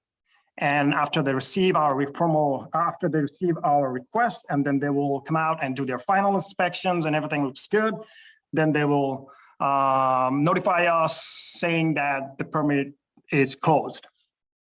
So that's the overall steps. And on the right, you can see the pictures where the pipe is right on the ground and there's a bore pit surrounded with a silt fence, and also there's a safety orange fence, and then you got the stockpile on the side. You protect that with the eel logs around, and once the installation is done, then you go ahead and then do the final restoration, and then you get the 70% after the final restorations. So that's that. So for today's presentations, I picked 3 specific NICOR gas projects in Lake County. One in Long Lake, which you can see on that map, orange and brown, that's Round Lake Beach and Round Lake. So that is that represents the Long Lake over there. And then we have the lime green color is one on the middle one is the Barrington. I'm sorry, Lake Barrington. And at the very boundary of the Lake County is Barrington. So I picked up 3 projects for my case studies for this presentation today. Let's talk quickly about different common underground pipe installation methods. We all know there are 2 commons. Out of many, there are 2.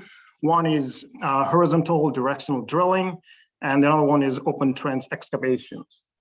The projects that I picked, the pipe installation is mostly done by STD, although there's some portion that pipes were installed by open trench.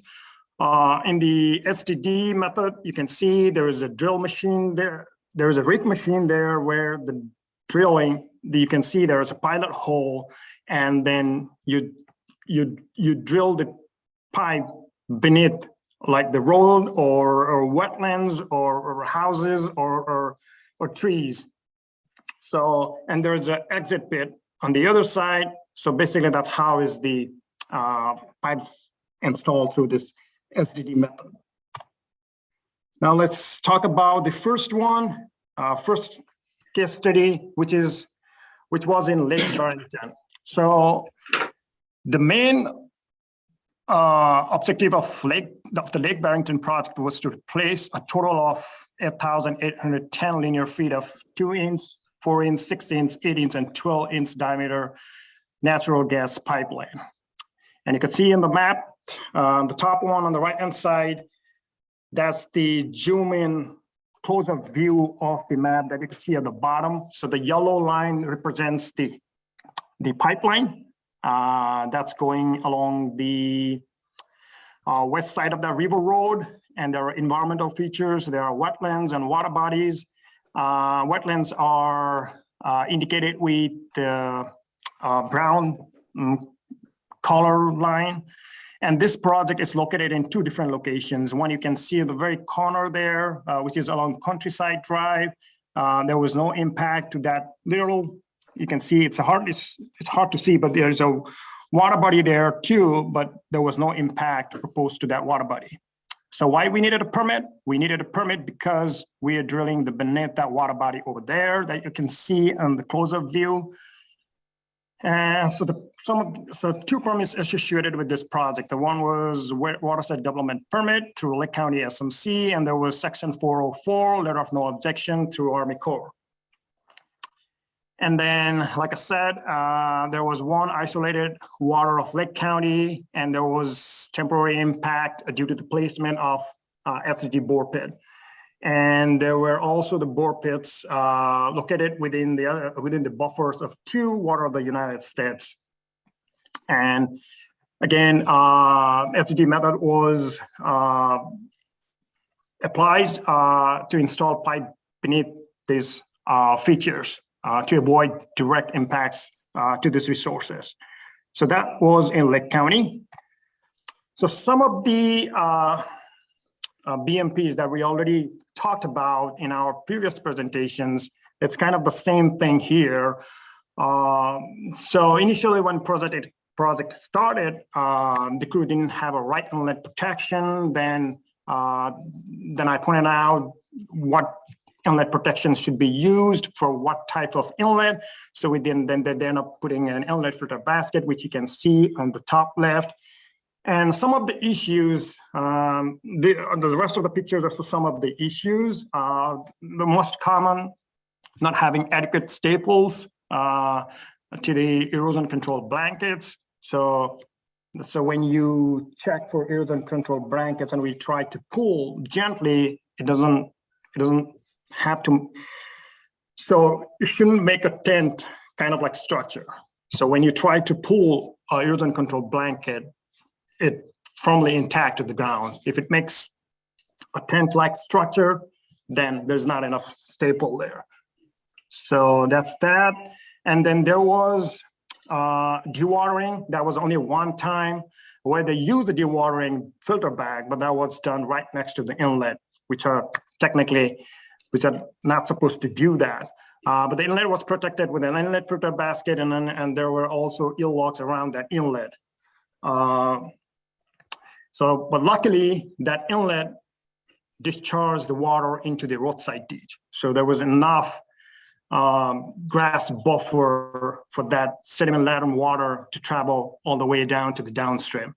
And the next day, when I was out there, I asked the crew to clean that, and they cleaned it, which you can see in the center picture on the bottom. And then another challenge was people driving over the erosion control blankets. It was, at the time, it was ongoing battle. And every time we see them in blanket at the area, somebody come over and, just drive their vehicle over the blankets. And every time we have to go out there and reseed and reblanket that portion of the damage of the portion that were damaged. But in the end, this project came out pretty good. We had good establishment of vegetations. We had that over 70% of the vegetation. Like Julie mentioned, 70% is the bottom, is the at least, but we had over 70% in this Lake Barrington project. Now let's move into next CAS project, which was in Barrington. And again, the objective of the Barrington project was to replace a total of 9,550 linear feet of an 1.25 inch, 2 inch, 4 inch, 6 inch, and 8 inch diameter natural gas pipelines. There was one water body and wetland identified within the project area. Cyan color represents the floodplain and floodway boundaries. And again, the yellow is the pipe installation.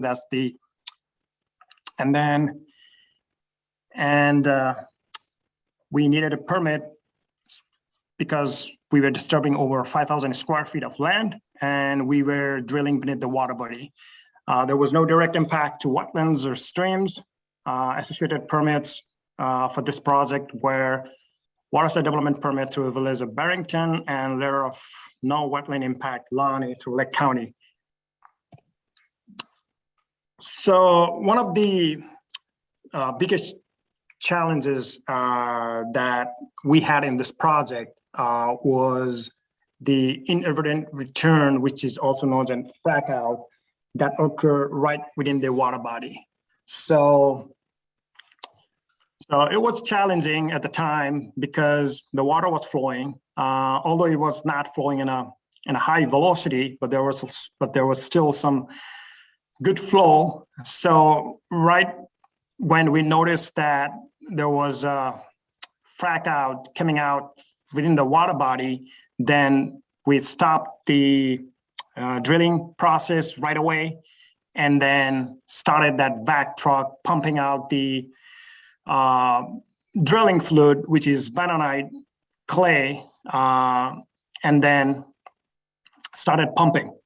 And then we also did, since it's the water body, so what we decided is we isolated that the area of incidents from other areas by putting some sandbags and isolated that area and made dry, but at the same time also let the water kind of like a flow. And then we kept pumping the drilling fluid until it stopped. So there is a inadvertent return contingency plan for NiCO gas that has already been approved by Lake County SMC. So basically in the plan, it talks about response equipment on site that has to be there on site at all the time when they're drilling beneath the water body. So some of the equipment like vac truck, sandbags, bags of clean rocks, metal drum, buckets, all those kind of stuff that we need when we're especially drilling beneath the environmental features. So when frac out does happen, then it's ready to go. We can implement that plan right away. And then there are always, and the Lake County requires someone, either DECI or one of the crews, be on site throughout the drilling. At least one full-time member of the field crew needs to be there watching the drilling and to see if there are any frac outs. And then I already mentioned about the containment and cleanup. Here we seeing in those pictures, the vac truck is being used, sandbags are being deployed to isolate the area. And then after everything is cleaned up, then there is a notification step. So what we have to do then is that you notify to the Lake County SMC within the 24-hour of the incident. So, and then you document with all the pictures, when it occurred, what time, how many volumes. So all those kind of informations need to be documented. And the last one I'm gonna talk about really quick, it's on Long Lake project. The Long Lake replaced a total of 10,740 linear feet of 2-inch, 4-inch, 6-inch, and 8-inch diameter natural gas pipeline. We needed a permit because it involved STD near the one water body. There were temporary impacts to a buffer of one water of the United States wetland due to the placement of STD bore pits, and associated permits that were approved for this project were watershed development permit and LANI. And here are some pictures. There were no frac outs in this project, which was good. And then some of these pictures indicates what did good and what did not. So let's go back. And the top left one, that was the temporary restorations after the job was done, but it was done, I believe it was in 2020 when it was dry and hot and the germination did not do well. So that's why we didn't see any good amount of vegetations from that temporary restorations. And the same goes in the top right picture. And then again, like I mentioned, there was always a challenge of people driving over the seeded area. And then there were a lot of dirts moving around within the project area. And that was in the staging area right next, not right next to the creek, but very close to the creek. So overall summary. So for these 3 projects, so the construction started for Lake Barrington on June 29th, 2020. And the DECI, the number of inspections completed by DECI were 50. And some of the BMPs installed for Lake Barrington were ill logs, inlet protection, sill fence, dewatering bag, erosion control blankets, the checks. There were 12 inspections completed by Lake County SMC, and there was no frac out on this project. Final restoration was initiated on August 17 and October 22nd of 2020. And then we had that 70% coverage on June 29, 2021, and we were able to close out the permit on July 19, 2021. And Barrington, June 5, the project started on June 5th, 2020. Number of inspections completed for Barrington were 71. Similar BMPs were installed for Barrington, logs, inlet protection, dewatering bag, erosion control blankets. Some of the issues, soil stock protection, inlet protection, and restorations, and also I forgot to add there the frac outs. And then number of inspections completed by regulatory agency were 2, and there was 1 frac out, which I already talked about, and then final restoration was started on November 16. And then final stabilizations was achieved on October 26, and we were able to close out the permit on November 16, 2021. Similarly, Long Lake, the construction started on October 26, 2020. Number of inspections completed by the DECI, 57. Similar BMPs were installed for this Long Lake. Issues, most of the issues were erosion control blankets, like were not enough staples, or some of the erosion control blankets were rolled over, and the vegetation didn't do well because of the dry weather. And the number of inspections completed by the Lake County SMC is 7. There were no frac out. Final restoration started on May 3rd, and also on June 21st, 2021. And then final stabilization was achieved on October 26th, 2021, and we were able to close out permit on November 1st, 2021. All right. So what are the important tips that, like being a DECI, should consider while you do your DECI inspection, no matter what, if it's a linear project or if it's a non-linear project? So make sure the DECI participate in pre-construction meetings. That's very important. That's when we talk about aspects of projects, the scope of projects, what are the challenges, what we could do, what we could not do, because that's the time where the county SMC and representatives from, in this case from NICOR and their crew will come out and talk about it. So it's very important the DECI participate in this pre-construction meeting. And then, again, like I already mentioned, DECI is a point of contact between company, construction field staff, and agency representatives. So once DECI starts their inspections, make sure you coordinate any issues among these parties, and then evaluate potential issues ahead of construction. So in pre-construction meeting, this is a good time to look overall pictures, like what could be the potential issues once the construction starts. We can talk, we could talk about right in the pre-construction meeting, again, being proactive than reactive, and then also identify, prioritize, and suggest solutions for non-compliance issues. DECI is not only there for doing weekly inspections, they are also there to do and help the crew understand and educate them, how this should be done in an effective way.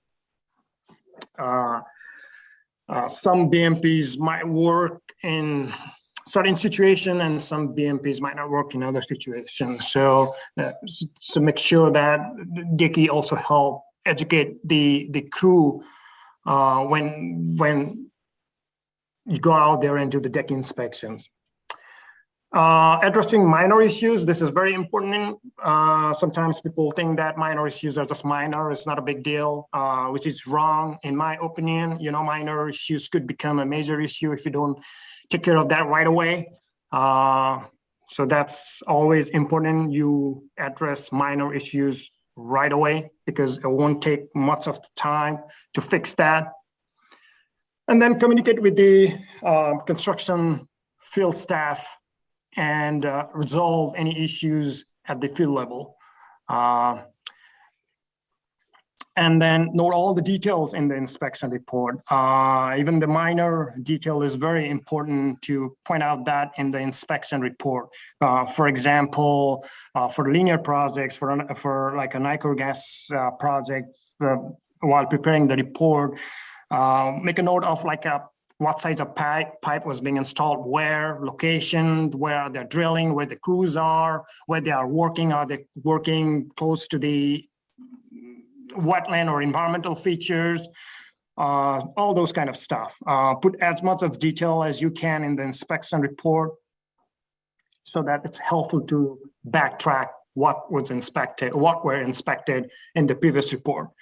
And then always, we already mentioned this, prepare reports with photo logs. Like Maya mentioned, pictures, 6,000 words. So make sure that you document your report with all the pictures. And then also follow-up inspections is very important. When you identify some issues, then you make sure that in your follow-up inspections, you make sure that's been corrected. With all that, if anyone has any questions, feel free.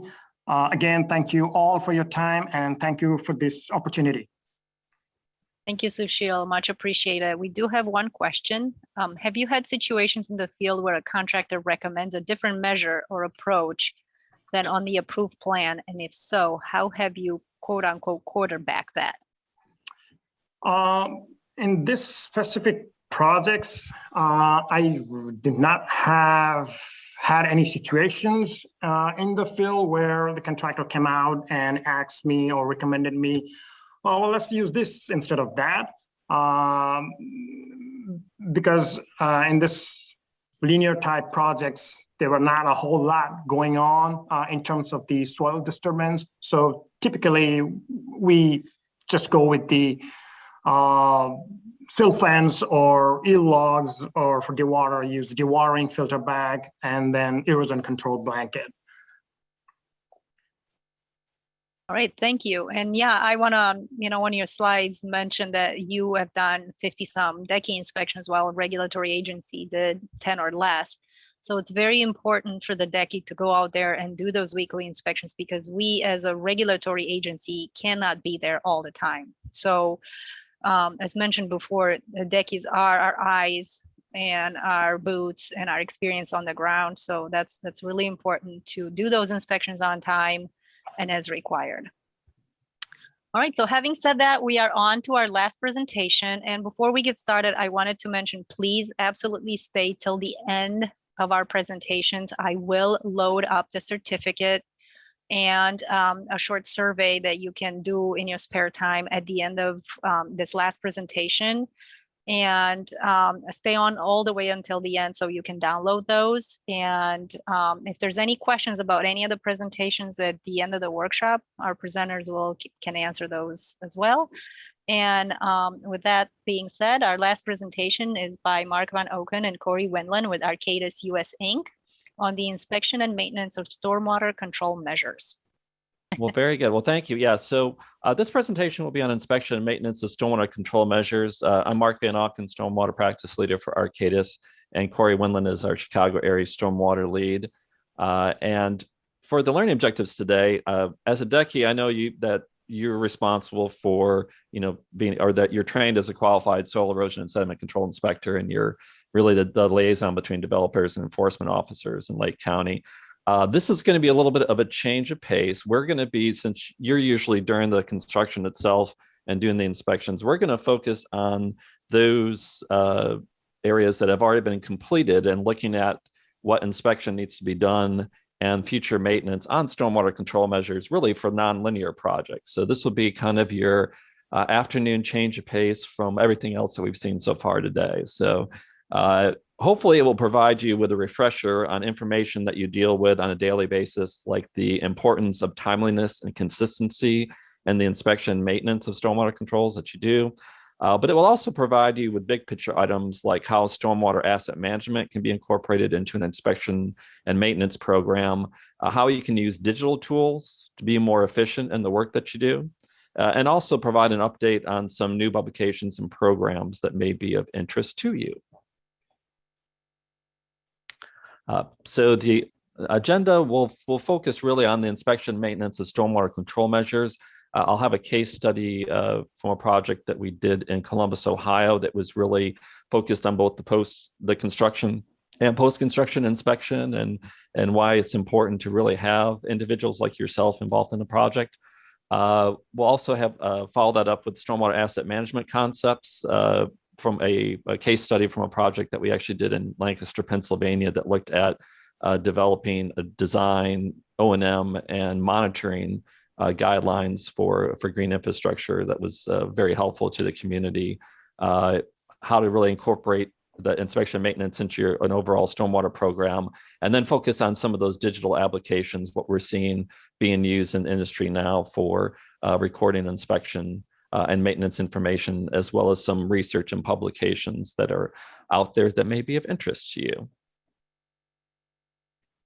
So for the inspection and maintenance of stormwater control measures, there is a lot of different assets that are there. Like I say, you are pretty much involved in linear and nonlinear projects where you're involved with a lot of swales and other filter strips. This just shows the whole range of assets that at least as a municipal specialist like myself that we deal with on a regular basis, whether it's wetlands, forebay areas, and swales, and all the different types of filters and infiltrators, and even gross pollutant traps and mechanical ones that are out there.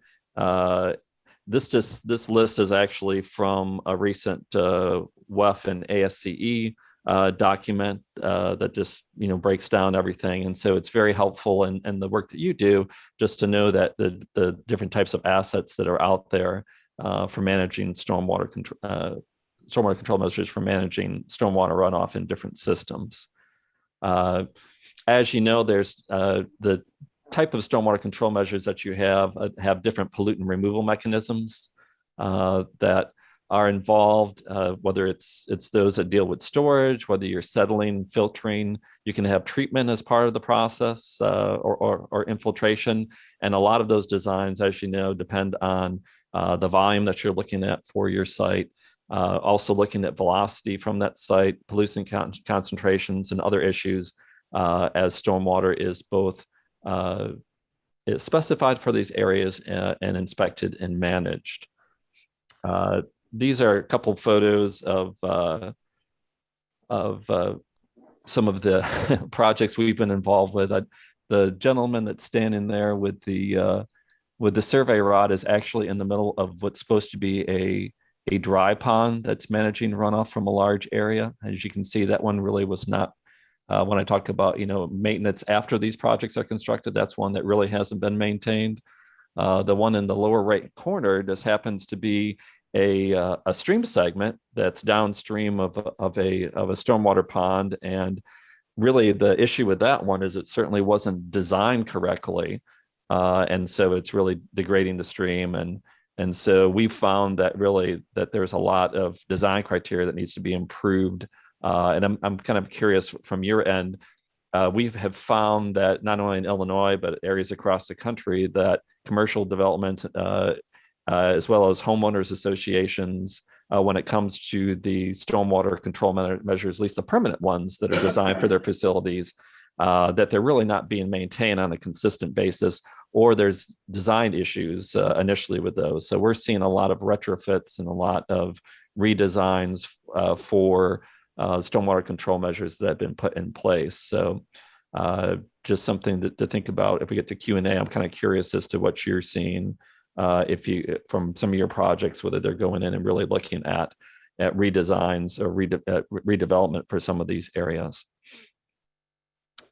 So for performing routine inspections, just like the DECI field observation report helps you to identify potential issues with different stormwater control measures during the construction of developments, having inspections of permanent stormwater BMPs help detect issues early in the process and are the first line of defense to ensure that facilities are operating optimally and to avoid long-term problems. So the frequency of required inspection is usually found in technical guidelines or in a facility's design specs. But in general, they certainly need to be inspected monthly or on a regular basis until they become fully established, and then at least a few times a year or annually after that, and checked after major storm events. So this just happens to be an inspection checklist that we have for looking at the structural integrity and other issues. But having, as you know, having forms like your field observation report that you use for your projects, it's very important to have that uniformity and consistency for inspections across whatever you're looking at in terms of your field evaluation. And so for some of the regular inspections, at least on the more permanent best management practices that we're seeing from the non-linear projects, I'm sure these are very familiar to you.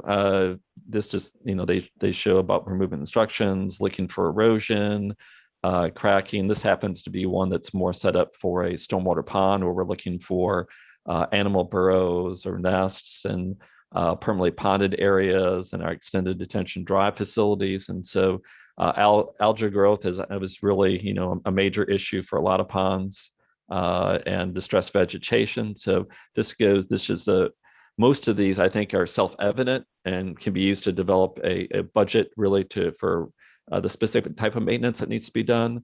And then you can see here's a continuation of that list that looks at, other area issues that we deal with ponds, about outlet piping, deterioration in the spillway itself, washouts, especially woody growth, and we have that in embankments, unstable side slopes, and even signs of vandalism are something that, as inspectors or those that are coming out to do maintenance, those are all things that we want to be certainly be looking at. And as you can see, with any site, there's a substantial number of items that can be reviewed, and that's why it's a good idea to have a very detailed checklist when you're going out there to look at the structural integrity, vegetative growth, working conditions, and other categories. In terms of maintenance issues for, like I say, a lot of these permanent stormwater control measures that we're seeing in community-wide sites, we're looking at trying to control the debris and sediment for them. Really addressing that sediment accumulation, vegetative growth. We're looking at incorporating, at least on the municipal side, we're looking at what are some of those design improvements we can have, and how these really, a lot of the best management practices that are in place tie to the permit requirements for communities to get credit, especially if they're looking at total maximum daily load credits. So just certain items that you want to be looking at in terms of maintenance when you're looking at these permanent facilities.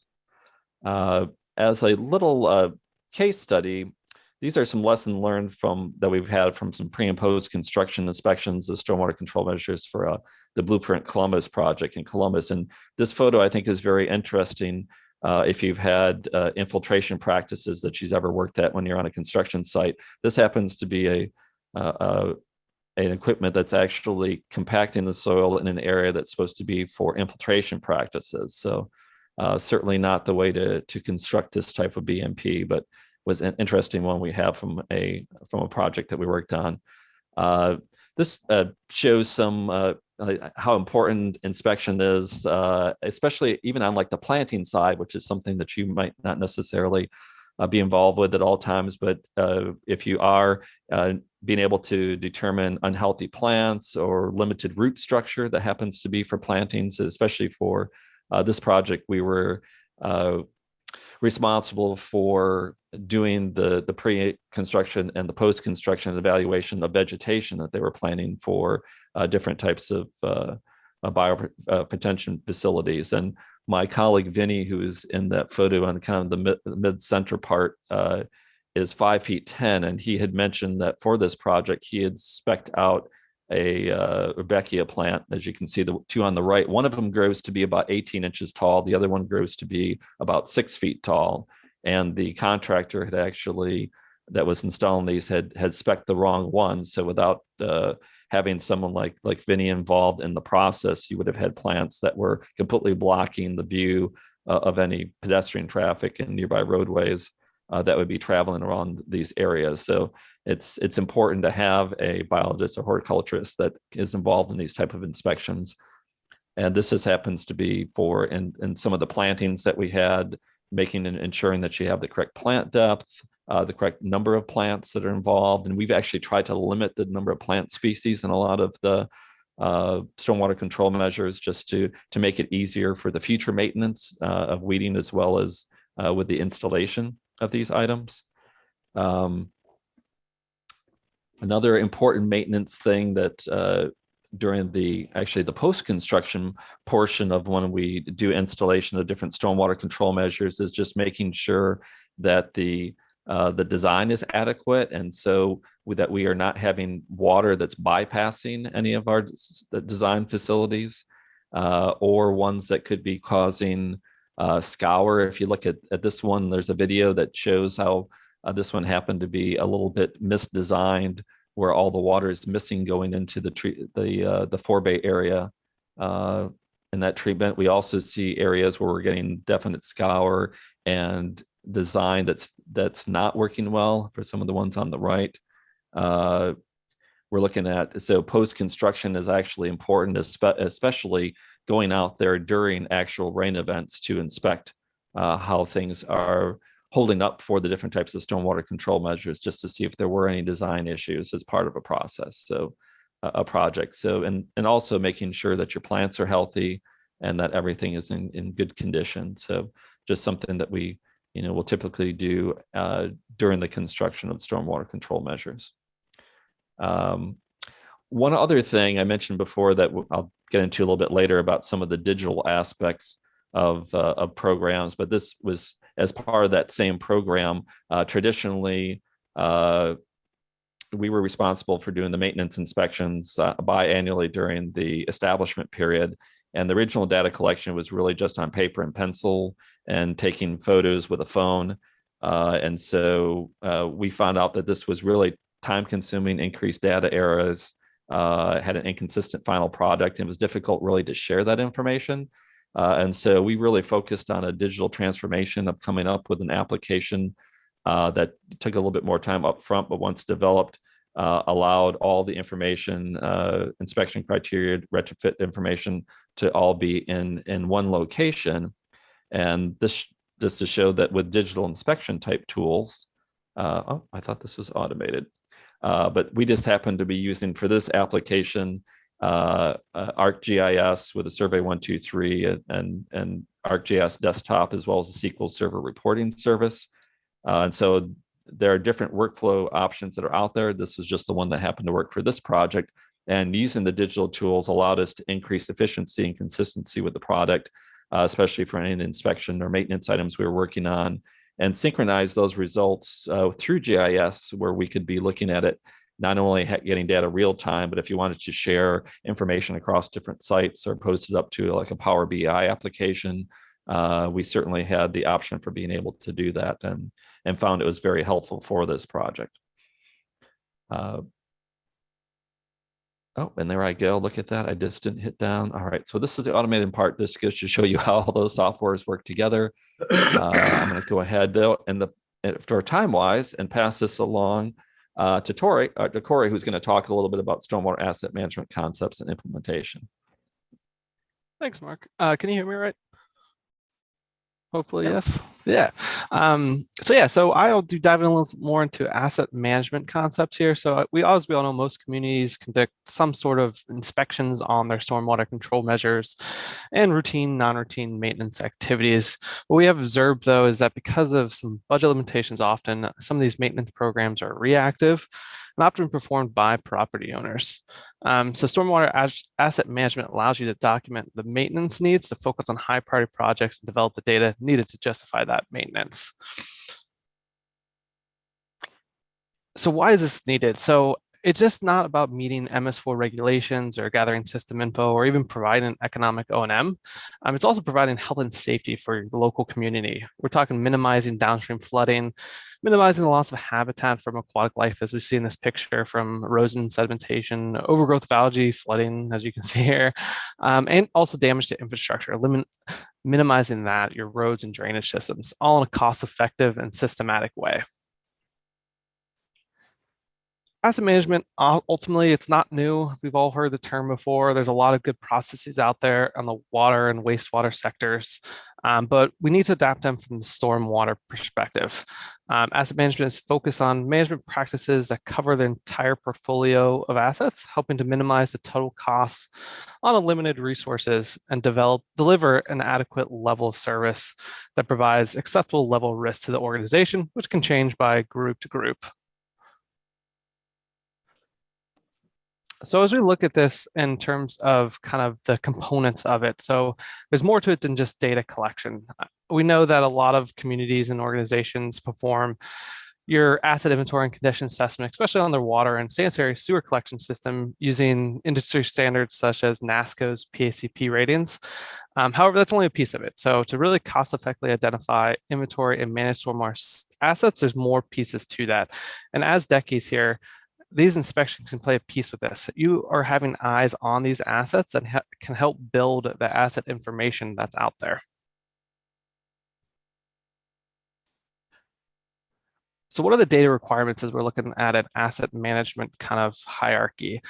Field collection programs can get you lots of great data, even if it's not the main source of the inspection that I just mentioned. If it's not just if you're on site near something, collecting information while they're out there is always great to see, get eyes on the assets.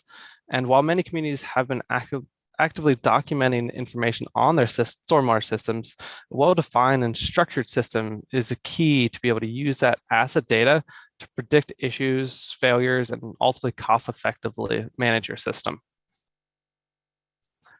So when we start to look at the different kind of assets in the structure on the stormwater front, there's the common ones that we all know. So these familiar ones of the pipes, outlets, manholes, catch basins, pumps, and all the kind of standard stormwater infrastructure. But then what we're also looking at is the ones that would be more visible sometimes in construction projects, your ditches, channels, swales, your stormwater control measures of rain gardens, bioswales, wet ponds, dry ponds. What we found is that many municipalities may not have the most detailed information on these assets.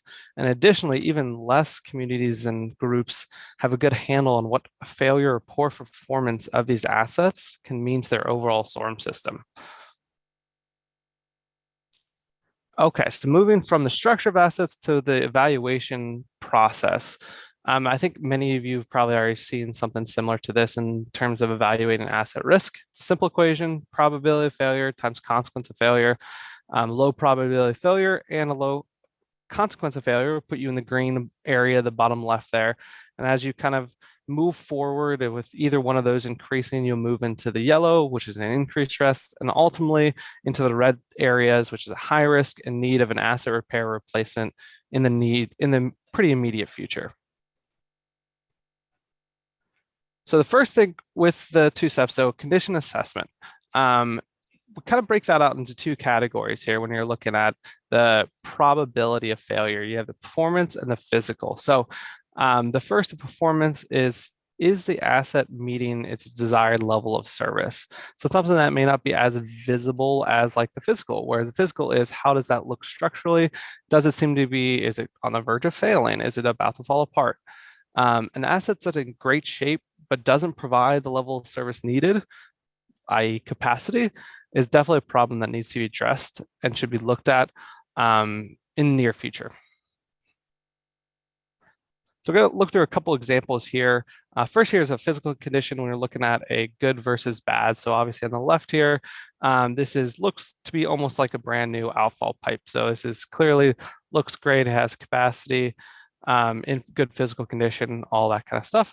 And on the right, we're looking at another actual outfall pipe, which you can't really even tell. So this is buried underneath a lot of sediment. So this would obviously, if we're just looking at a kind of a general 1 to 5 scale, this would be the worst, as it's barely recognizable for the purpose it's supposed to be doing. So, and yeah, and then another example here is the bottom right is an outfall pipe as well. So this is one that the structure looks all right, but on performance angle to it, when we're looking at the capacity, maintenance, or kind of regulatory focus, this clearly does not have the capacity that it is designed at. It's filled with sediment. It won't allow flow through it like as it was designed. The top right's actually an interesting example as well, in that this is a overgrown dry detention pond. So it may look okay at first glance, but dry ponds don't really provide the level of water quality treatment that wet ponds or wetlands would. So this would be graded poorly as well from a technical perspective and could be a candidate for a retrofit. Okay, so moving to the consequence of failure portion. So the key way to look at this is that we've identified is through a triple bottom line analysis of each asset. So looking at weighted average of social, environmental, and economic scores based on the preference of municipality. This can be varied just based off of kind of what the drivers are for the group. Social categories can include in assets proximity to residents, distance to critical facilities such as a hospital, highway, things along those lines. Environmental categories can include discharge to impaired waterway, violation of a permit condition, and then economic is obviously focused on finance. So your cost of repair, replacement, or loss of revenue, work delays. And putting that all together, you get kind of the breakdown here. So the overall risk score is calculated based off that probability of failure times the consequence of failure. This risk score supports your optimization of what your capital improvements look like. So with a low risk score in the bottom left in the green, you're in good shape, whereas you may not need to replace or repair it for a decade or two, while those in the yellow will likely require more immediate attention. And then finally, those, once you get into the far top right-hand corner, in the red section, will be addressed in the very near future. Okay, so with that, I'll pivot into a quick case study here that we've done out in Lancaster, Pennsylvania, and taking these principles and utilizing how or showing how Lancaster implemented a holistic kind of program here. And this may be a little in the weed, just kind of as a warning, but hopefully we'll have some interesting items and note that could be applicable for some people on the call here. Okay, so the first part of this, so in Lancaster, they've been doing some level of green infrastructure maintenance for the last decade or so, and they kind of wanted to formalize it. They wanted to take what they've been doing and really put pen to paper. And they also wanted the private sector to be able to utilize a similar process to what the city was using. So while its primary use was for the city, it also served as a reference document for those in the community with green infrastructure to really improve the operations and maintenance of that green infrastructure. And ultimately, this was designed as a living document. It's adaptive, and it'll be changed based off of how things change over the coming years. So it's relevant and consistent with the designs that are implemented. So looking at the first kind of section of it was looking as standardizing inspection and maintenance. So it covered many different inspection types, from your general routine inspections, inspections of vegetation, and then also the frequencies associated with them. And then it also covers maintenance side of things, your mowing, replacing plants, removing weeds, your maintenance triggers, such as standing water, and the frequency associated with those as well. With those, each of those kind of standardization, the O&M plan dived into some detailed protocol instructions for actually 35 different tasks. It was fairly extensive. Provides a description of these, the applicability, and even got into the details of the equipment required and how the maintenance should be performed. So you can see on here a couple examples, inlet pre-treatment clearing and pruning. These may be very common and very kind of take for granted by the green infrastructure field personnel that see this every day, but it's also just a good informational guide for new employees, or what we were talking about previously of other parts of the community that could utilize these kind of protocols to help improve and maintain their green infrastructure as well, which ultimately benefits everyone in the city. With this standardization, they're also kind of standardizing the forms, logs, reporting. So using the city's central maintenance system, CMMS, to ensure that everyone's kind of working off the same platform, use pre-populated fields, make sure there's consistency across inspectors, inspections, all that kind of standardization that you want to see to make sure you're not having different kind of data coming back from different people at different times. And then with that too, standardizing that data, you can then start putting that data into the system, performing regular review, and ultimately looking at some kind of performance indicators to see how your system's doing. So taking a look at how things are going, what you need to be improving on, what you need to be putting more attention to, with goals ensuring the function of the BMPs, maintaining the appearance of components and features that can be viewed by the public, and also optimization of resources and maintenance effort to really maximize system efficiency. Okay, and the last piece before handing it back over to Mark. So looking at the personnel, equipment, and budget. So this is something the city had, and they knew they needed to increase their staff, but they didn't know by how much. So something that we helped them with was detailing the needed personnel, equipment, budget to justify hiring more staff. So going into that level of detail and realizing that the city actually found out that they needed twice as many staff as they had previously had. So it's helping them kind of justify that to really have the program be successful. And with that, I'll hand it back over to Mark, who's going to dive into incorporating maintenance and stormwater programs. All right. Well, thank you, Corey. And hopefully my slide deck will advance here in the near future. Give me just a moment. It seems to be acting up.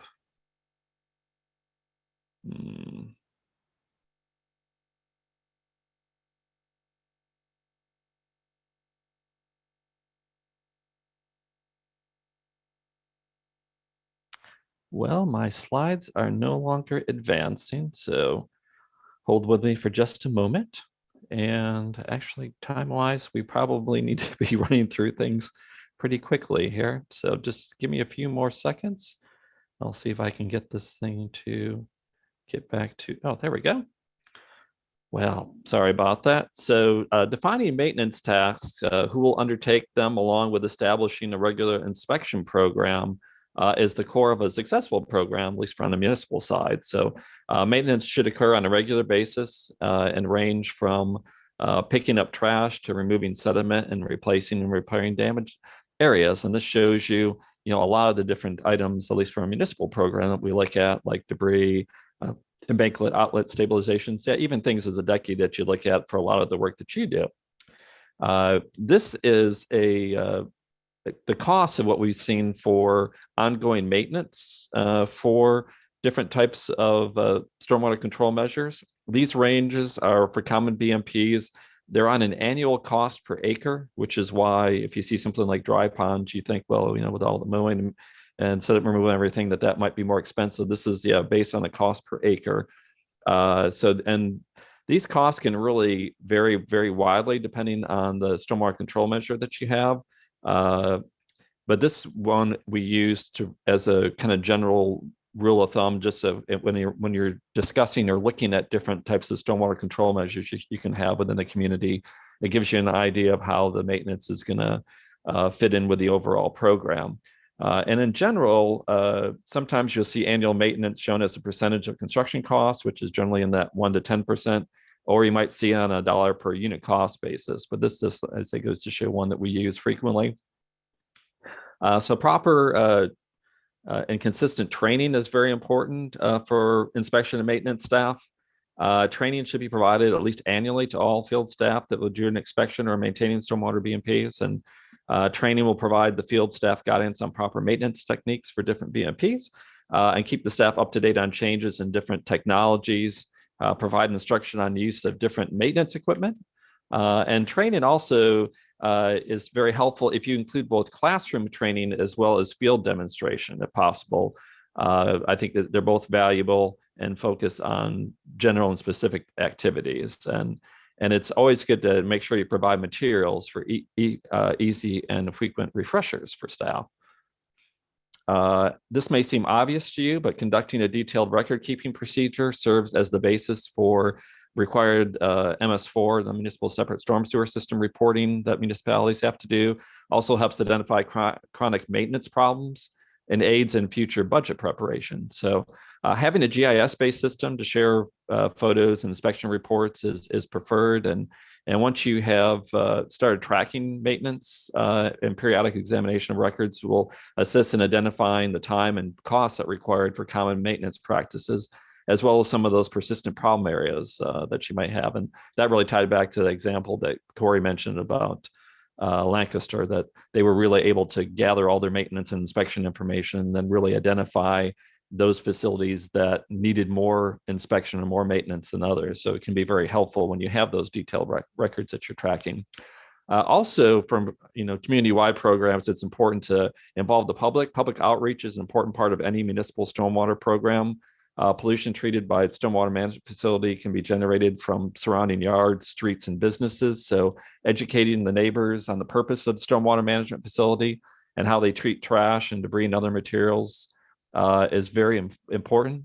From being in a number of different council meetings or public educational type meetings, I can tell you that stormwater management, what we do, is not really front and center for a lot of people. So they do need to have some general guidance and information on how different stormwater management techniques work. So providing routine maintenance, of course, is very important to ensure that stormwater control measures are functioning as designed. This includes mowing, clearing, minor sediment clear out, minor erosion repairs. I'm going to keep on going because I think, yeah, we need to move things along. So for consideration for frequency of maintenance, there's several factors that should be considered. Where a facility is located, type of plants are used, the area existing upstream that could have a detrimental impact on your BMP performance. If your plants are growing too large or the facility is losing soil, a lot of the same things that you have as a DECI when you're looking at your development sites, knowing your site and knowing where the frequent problem areas are. It's the same thing for a municipal system, being able to track those. And of course, safety is very, very important as well. In terms of the actual maintenance of different facilities, for dry ponds, wet ponds, and constructed wetlands and other detention and retention facilities, it's very important to have the routine maintenance, at least on an annual basis. You need to be cleaning and removing litter and debris, generally looking out there after major rainfall events, harvesting vegetation when it's reducing at least half of the original water surface area, repairing embankments and side slopes, and repairing outlets and inlets. For bioretention facilities, a lot of the focus is on pruning woody matter, removing dead or invasive plants, and managing your vegetative growth to maintain the landscaping. Removing sediment and debris and then replacing your mulch on a regular basis is also important to help it maintain its design infiltration rates. Permeable pavement is one that you really want to be doing maintenance on that. If you see ponding water visible on the surface for 48 hours after a rain event, generally that's at least a couple times a year, and it needs to be done with a vacuum type unit for removing all the fines. Actually, technologies have gotten pretty good right now for being able to do that, but it's important to have equipment on hand for maintenance for those. Otherwise, they turn into almost like regular parking lots if they're not maintained. So for planning for routine maintenance, it's very important to have a plan in place. However, there are some maintenance tasks that go beyond what you have for your routine maintenance, major sediment removal. If you have any of the structures themselves that get damaged, valves, orifices, pump switch, anything else. And so that's when it's good to have money in reserve for those non-maintenance type items for doing removal or replacement of those.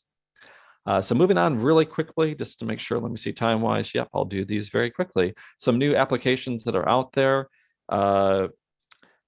I think the goals should be to really move beyond simple information, but really try to leverage the data that you have to improve an overall program. I think is very important. This just happens to be some analytics on a number of information that's been obtained, and how we can, especially now with the digital tools we have available to us, to be able to really use that data to be doing analysis. This just happens to be some dashboards that we've developed for a municipal separate storm sewer system, but goes and shows you how we can relate flooding complaints to defects to really utilize the data to more efficiently identify our operation and maintenance costs. This is a Power BI dashboard that we've used before for to analyze and summarize information. And so it can be very helpful if you're looking, across sites, if you're looking on a community or countywide basis for being able to maintain things. And, one thing that I like this graphic just from the point of, if you think about like for your individual site that you're working at, why is it important to make sure that you are maintaining that site in the overall scheme of things? Well, this just goes to show that if you're being more efficient, or if you're doing your due diligence for a particular location, you might seem like it's just a small piece of the puzzle, but when everyone is consistently doing those across a whole county or whole community, you start seeing more significant savings and improvement on water quality and other things that I think are important for being stormwater professionals. A couple quick items before I finish up. So there's a new manual that's coming out this year from WEF and ASCE on the operation and maintenance of stormwater controls. I was the author for the asset management section, but this will be a good reference document, a current one, about a lot of information about how to manage a stormwater system and perform O&M. So I recommend that it's something that you keep an eye out for later this year. Also, through WEF, the Water Environment Federation, we're hoping to get started on a stormwater asset management research project. We know that there's some unique gaps that are out there in asset management principles, especially dealing with stormwater, especially surface stormwater items. And so this is going to be providing some tools and guidance and protocols for better managing your system. Like I say, we're hoping to get started in June on that project, and it will be roughly an 18-month project. So it'll be a few years before we have information and have those tools and guidance documents, but just something to keep on your radar. So in summary, I say old problems, at least with stormwater management, have typically been reactive, and that really there's been limited funding for them, but being more proactive on your system is certainly a way. Going digital, I think, is important if you can. I know we tend to use standard forms that have been developed, but if there is a way you can make those digital, you can be more efficient. And having better defined maintenance programs, I think, are very important, especially with the routine maintenance that you need to perform as well as non-routine maintenance. And so with that, I apologize for, I think we still a few minutes before we need to go. So Mia, I'm going to turn things back over to you. Thank you very much, Mark. I don't think that we have any questions in the chat box, but Julie did post some information regarding free training and education program regarding the evolution of inspection going from manual processes to digital inspections from Stormwater One. So if anybody's interested, you can click on that link.